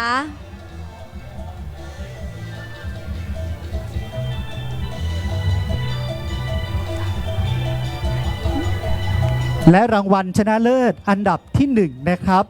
ในประเภทขอได้รับเงินรางวัล 5,000 บาทพร้อมถ้วยรางวัลเกียรติยศขอแสดงความยินดีกับเรือฟ้าประธานบ้านไหลน่านหมู่ที่ 1 และหมู่ที่ 8 ครับเชิญเลยครับรางวัลที่ 1 ประเภทขอนะคะจะได้รับเงินสด 5,000 บาทพร้อมถ้วยรางวัลเกียรติยศค่ะแสดงความยินดีกับฟ้าประธานบ้านไหลน่านหมู่ที่ 1 และหมู่ที่ 8 ค่ะขอบพระคุณท่านพงศิลป์ผาลาท่านนายอำเภอภูเพียงเป็นอย่างสูงนะครับที่ได้ให้เกียรติในการมอบรางวัลดังกล่าวนี้ครับค่ะและลำดับต่อไปนะคะเป็นการประกาศรางวัลประเภทเรือใหญ่ในตำนานนะคะซึ่งวันนี้รางวัลที่ 1 เงินสด 15,000 บาทเลยทีเดียวนะคะเดี๋ยวเราจะประกาศจากรางวัลที่ 4 ก่อนค่ะลำดับนี้นะคะขออนุญาตเรียนเชิญท่านรองผู้ว่าราชการจังหวัดน่านค่ะท่านรองนิวัฒน์งามธุระนะคะได้ให้เกียรติมอบถ้วยรางวัลและเงินรางวัลกับผู้ที่ชนะด้วยนะคะรางวัลชนะเลิศอันดับที่ 4 นะครับเรือใหญ่ในตำนานได้รับเงินรางวัล 8,000 บาทพร้อมถ้วยรางวัลเกียรติยศขอแสดงความยินดีกับเรือขุนประดู่ทองบ้านห้วยแก้วและวัดบัวทองครับเชิญเลยครับขอแสดงความยินดีด้วยค่ะเงินสด 8,000 บาทพร้อมถ้วยรางวัลเกียรติยศนะคะ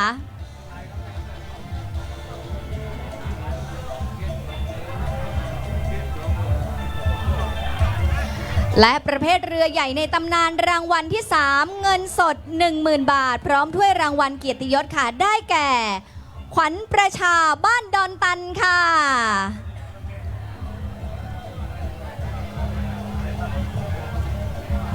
จะได้รับเงินสด 10,000 บาทนะคะพร้อมถ้วยรางวัลเกียรติยศค่ะแสดงความยินดีกับขวัญประชาบ้านดอนตันค่ะไปกันที่รางวัลชนะเลิศอันดับที่2นะครับได้รับเงินรางวัล 12,000 บาทพร้อมถ้วยรางวัลเกียรติยศขอแสดงความยินดีกับเรือ1แดนสยามบ้านวังว้าครับเชิญเลยครับ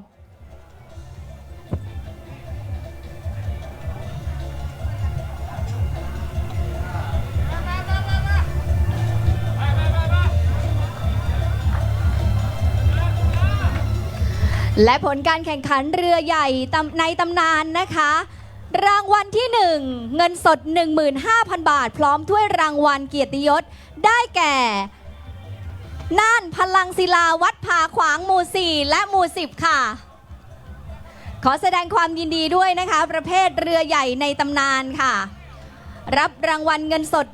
15,000 บาทพร้อมถ้วยรางวัลเกียรติยศนะคะแสดงความยินดีกับน่านพลังศิลาวัดผาขวางหมู่ที่ 4 และหมู่ที่ 10 ค่ะครับท่านรองนิวัฒน์ครับยังมีรางวัลพิเศษอีก1รางวัลนะครับนั่นก็คือ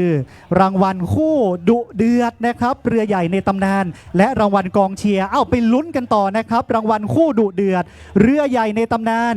ได้แก่คู่ระหว่างเรือน่านพลังศิลาวัดผาขวางหมู่ที่ 4 และหมู่ที่ 10และเรือ1แดนสยามบ้านวังว้าครับเชิญเลยครับใช่ค่ะนั่นก็คือคู่ที่เป็นคู่ชิงนั่นเองนะคะคู่ชิงชนะเลิศค่ะแสดงความยินดีกับรางวัลคู่ดุเดือดนะคะได้รับเงินรางวัลคู่ละ 1,000 บาทนะคะพร้อมถ้วยรางวัลเกียรติยศค่ะแสดงความยินดีกับน่านพลังศิลาวัดผาขวางหมู่ 4 หมู่ 10และ1แดนสยามบ้านวังว้าค่ะตอนนี้เหลืออีกหนึ่งเรืออีก1ลำนะครับเชิญเลยครับ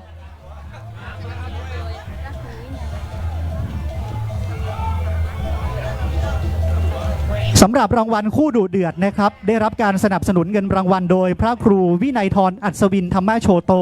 เจ้าอาวาสวัดพวงพยอมนะครับซึ่งท่านได้กรุณาเมตตามอบเงินรางวัลประเภทคู่ดุเดือดเรือใหญ่ในตำนานมานะครับไปต่อกันที่รางวัลที่หลายๆท่านรอคอยนะครับนั่นก็คือรางวัลการประกวดกองเชียร์ครับเดี๋ยวขออนุญาตบอกนิดนึงนะครับคณะกรรมการผู้ซึ่งตัดสินรางวัลการประกวดกองเชียร์ท่านให้คะแนนตลอดระยะเวลา2วันเลยนะครับทั้งเข้าไปที่กองเชียร์โดยตรงทั้งนั่งเรือกู้ภัยนะครับมองจากระดับน้ำและข้ามมาอยู่ฝั่งประรำพิธีนะครับในการให้คะแนนตั้งแต่ช่วงเช้าของเมื่อวานนี้จนถึงช่วงก่อนที่จะสิ้นสุดการแข่งขันในวันนี้เลยนะครับใช่แล้วล่ะค่ะสำหรับรางวัลกองเชียร์นะคะต้องบอกว่า2วันเต็มๆนะคะที่จะเก็บคะแนนมาตั้งแต่เมื่อวานแล้วนะคะรางวัลกองเชียร์งานประเพณีแข่งเรือเอกลักษณ์สารสัมพันธ์น่านเหนือน่านกลางน่านใต้ประจำปี 2567 รางวัลที่ 3 เงินสด 6,000 บาทพร้อมถ้วยรางวัลเกียรติยศได้แก่น่านพลังศิลาวัดผาขวางหมู่ 4 และหมู่ 10 ค่ะขอแสดงความยินดีด้วยนะครับคุณแม่เต้นเต็มที่เลยนะคะใช่ครับเป็นทีมน่านพลังศิลาวัดผาขวางหมู่ที่ 4 และหมู่ที่ 10นะครับยินดีด้วยนะครับขอแสดงความยินดีด้วยค่ะรับถ้วยรางวัลนะคะแล้วก็เงินรางวัล 6,000 บาทค่ะรางวัลชนะเลิศอันดับที่2ประเภทกองเชียร์นะครับได้รับเงินรางวัล 7,000 บาทพร้อมถ้วยรางวัลเกียรติยศขอแสดงความยินดีกับทีมพรหลวงพ่อ7กษัตริย์บ้านดูเหนือพัฒนาและการไฟฟ้าฝ่ายผลิตแห่งประเทศไทยครับเชิญเลยครับได้รับรางวัลเงินสด 7,000 บาทพร้อมถ้วยรางวัลเกียรติยศค่ะยินดีกับความสามัคคีของพรหลวงพ่อ7กษัตริย์บ้านดูเหนือพัฒนากฟผ.ด้วยนะคะค่ะและรางวัลประเภทกองเชียร์รางวัลที่1ค่ะเงินสด 8,000 บาทพร้อมถ้วยรางวัลเกียรติยศได้แก่ฟ้าประธานบ้านหลายน่านหมู่ 1 และหมู่ 8 ค่ะขอแสดงความยินดีด้วยค่ะได้รับเงินรางวัล 8,000 บาทนะคะพร้อมถ้วยรางวัลเกียรติยศค่ะ ประเภทกองเชียร์นะคะ และลำดับต่อไปนะครับขอเรียนเชิญท่านรองผู้ว่าราชการจังหวัดน่านท่านนิวัฒน์งามธุระได้ให้เกียรติในการกล่าวให้โอวาทนักกีฬาเรือพายทุกคนนะครับรวมทั้งขอเชิญท่านนะครับได้โปรดกล่าวปิดการแข่งขันสำหรับการแข่งเรือเอกลักษณ์น่านสารสัมพันธ์น่านเหนือน่านกลางน่านใต้จังหวัดน่านประจำปีพุทธศักราช 2567 นะครับขอเรียนเชิญท่านนายอำเภอภูเพียงเรียนเชิญท่านเลขานุการนายกองค์การบริหารส่วนจังหวัดน่านนะครับได้ร่วมสำหรับพิธีการดังกล่าวนี้บริเวณด้านหลังท่านรองผู้ว่าราชการจังหวัดนะครับค่ะและในลำดับนี้นะคะท่านรองผู้ว่าราชการจังหวัดน่านจะได้ให้โอวาทและกล่าวปิดงานแข่งเรือในวันนี้ขอเรียนเชิญค่ะ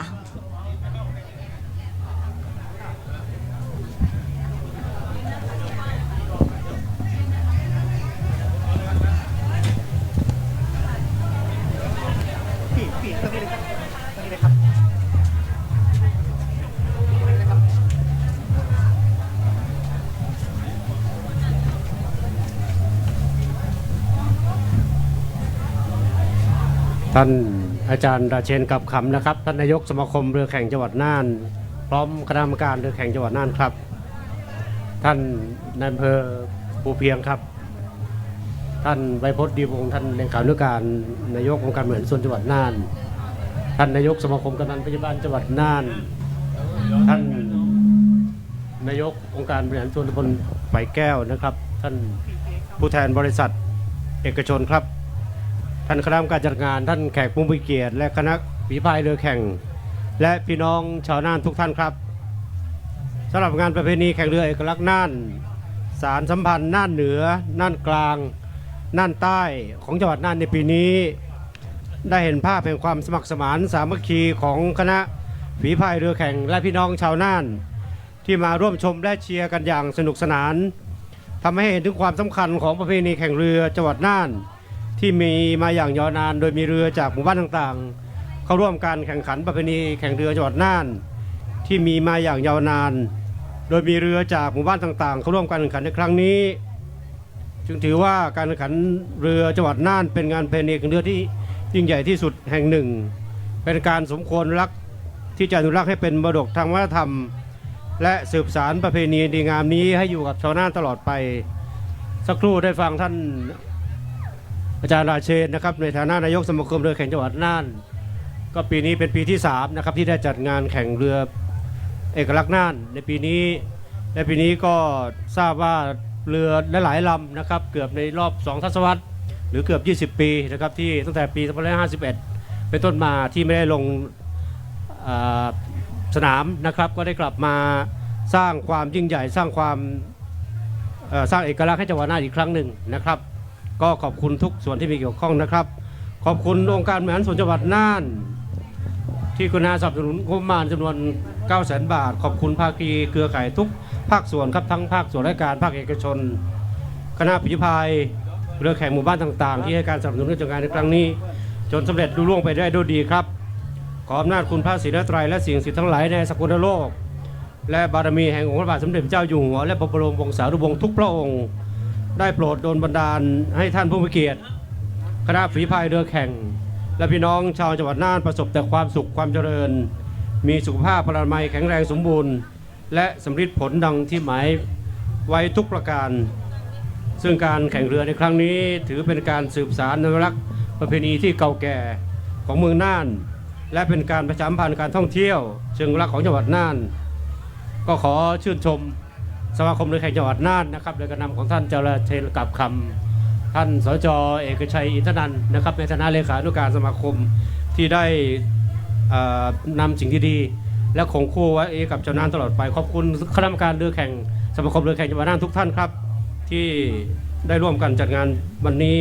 ให้สำเร็จรุ่งเรืองไปได้ด้วยดีนะครับบัดนี้ได้เวลาสมควรแล้วครับผมขอปิดงานประเพณีแข่งเรือเอกลักษณ์น่าน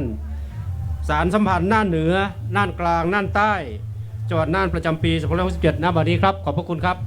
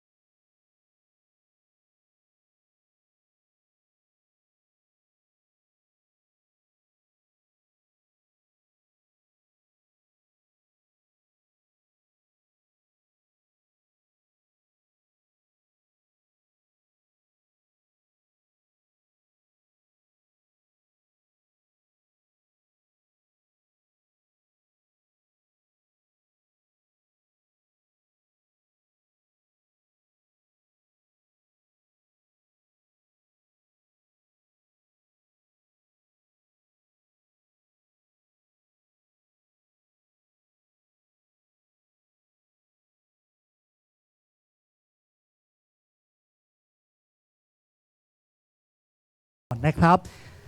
ขอเชิญเลยนะครับทั้งท่านรองผู้ว่าราชการจังหวัดน่านท่านนายอำเภอภูเพียงท่านเลขานุการนายกองค์การบริหารส่วนจังหวัดน่านและทุกท่านนะครับพี่ๆน้องๆชาวเรืออย่าเพิ่งไปไหนนะครับเดี๋ยวเราจะเชิญบันทึกภาพร่วมกันกับท่านประธานในพิธีนะครับครับเดี๋ยวชุดแรกนี่จะขอเป็นท่านผู้มีเกียรติก่อนนะครับ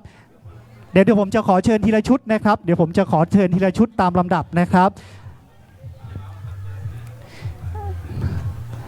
ตอนนี้นะครับ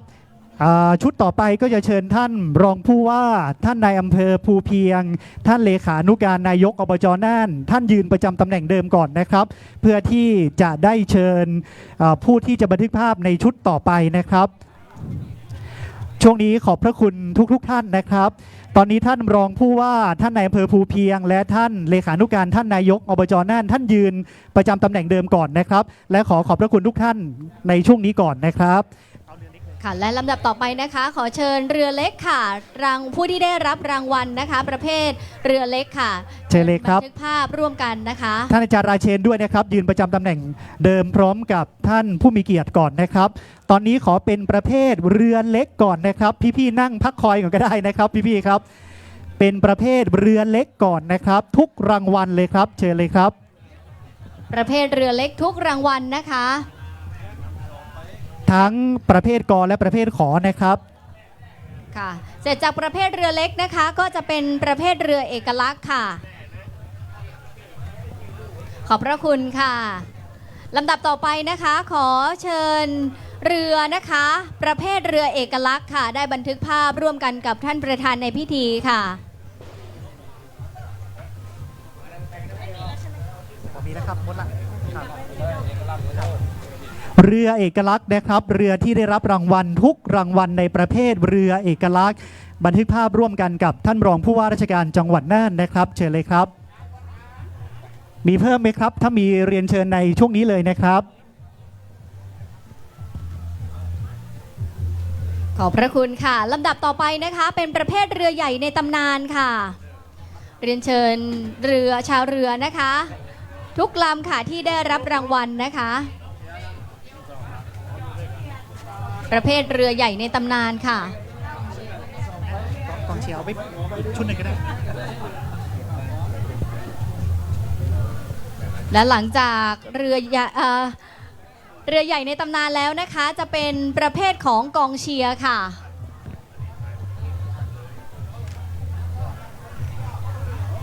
เป็นภาพประวัติศาสตร์ความสามัคคีของพี่น้องชาวเรือค่ะขอเชิญกองเชียร์นะครับกองเชียร์ที่ได้รับรางวัลทั้ง3รางวัลเลยนะครับเชิญเลยครับ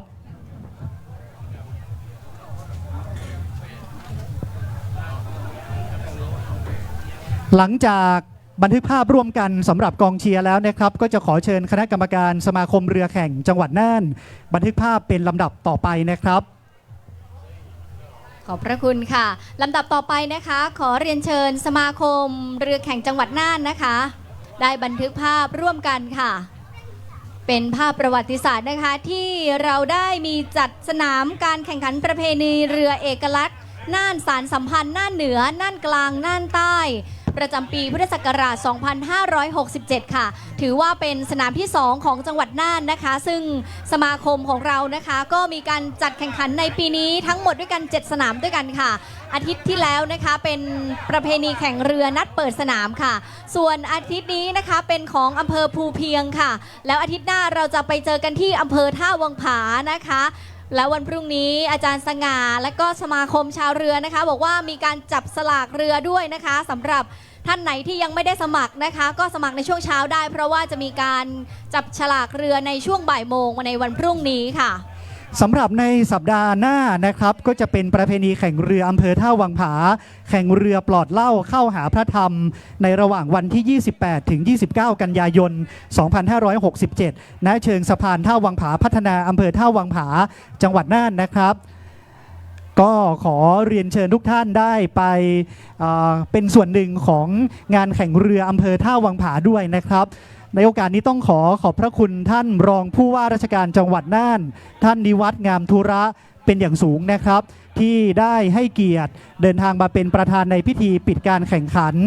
งานประเพณีแข่งเรือเอกลักษณ์น่านสารสัมพันธ์น่านเหนือน่านกลางน่านใต้ ประจำปี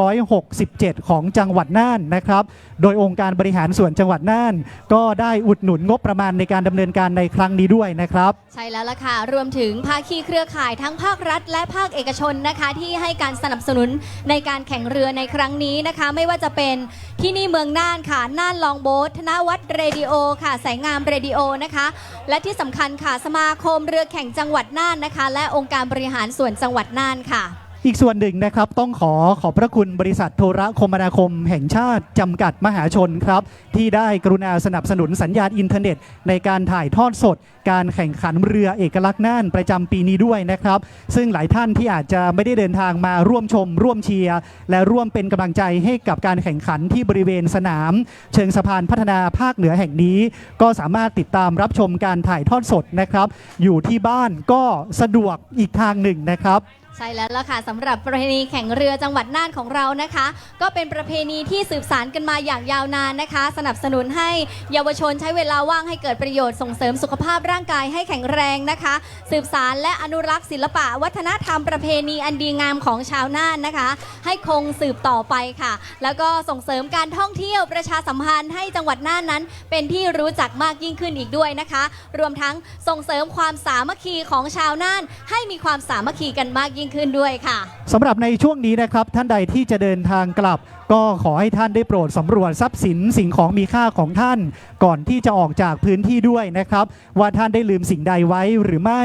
เพื่อที่จะได้เดินทางโดยปลอดความกังวลนะครับและขอให้ท่านเดินทางกลับโดยสวัสดิภาพ และขอแสดงความยินดีกับเรือทุกลำฝีพายทุกท่านนะครับที่ได้รับรางวัลจากการแข่งขันในปี 2567 นี้ครับ ใช่ค่ะในสนามของเรือเอกลักษณ์จังหวัดน่านนะคะ เป็นการแข่งขันน่านเหนือน่านกลางน่านใต้นะคะประจำปี 2567 ปีนี้นะคะ เราสองคนต้องนำสนามนี้ลาทุกท่านไปก่อนนะคะ ขอบคุณที่ติดตามรับชมทางสนามแห่งนี้นะคะ แล้วก็ขอบคุณที่รับชมผ่านทางเพจ Facebook ด้วยค่ะ เอาละครับวันนี้ขอบพระคุณทุกท่านที่ให้การติดตามมาตั้งแต่เมื่อวานนี้ทั้งสนามการแข่งขันแห่งนี้นะครับรวมทั้งเพจน่านลองโบ๊ทเพจที่นี่เมืองน่านด้วยนะครับท่านที่ติดตามรับฟังการถ่ายทอดเสียงจากธนวัฒน์เรดิโอด้วยเช่นกันนะครับใช่ค่ะรวมไปถึงแสงงามเรดิโอด้วยเช่นกันนะคะวันนี้เราสองคนนะครับผมธนชกรฝายนันชัยครับค่ะและดิฉันปิยศัพท์วงศ์พุทธคำนำทุกท่านลาไปก่อนจนกว่าจะพบกันใหม่สวัสดีค่ะสวัสดีครับ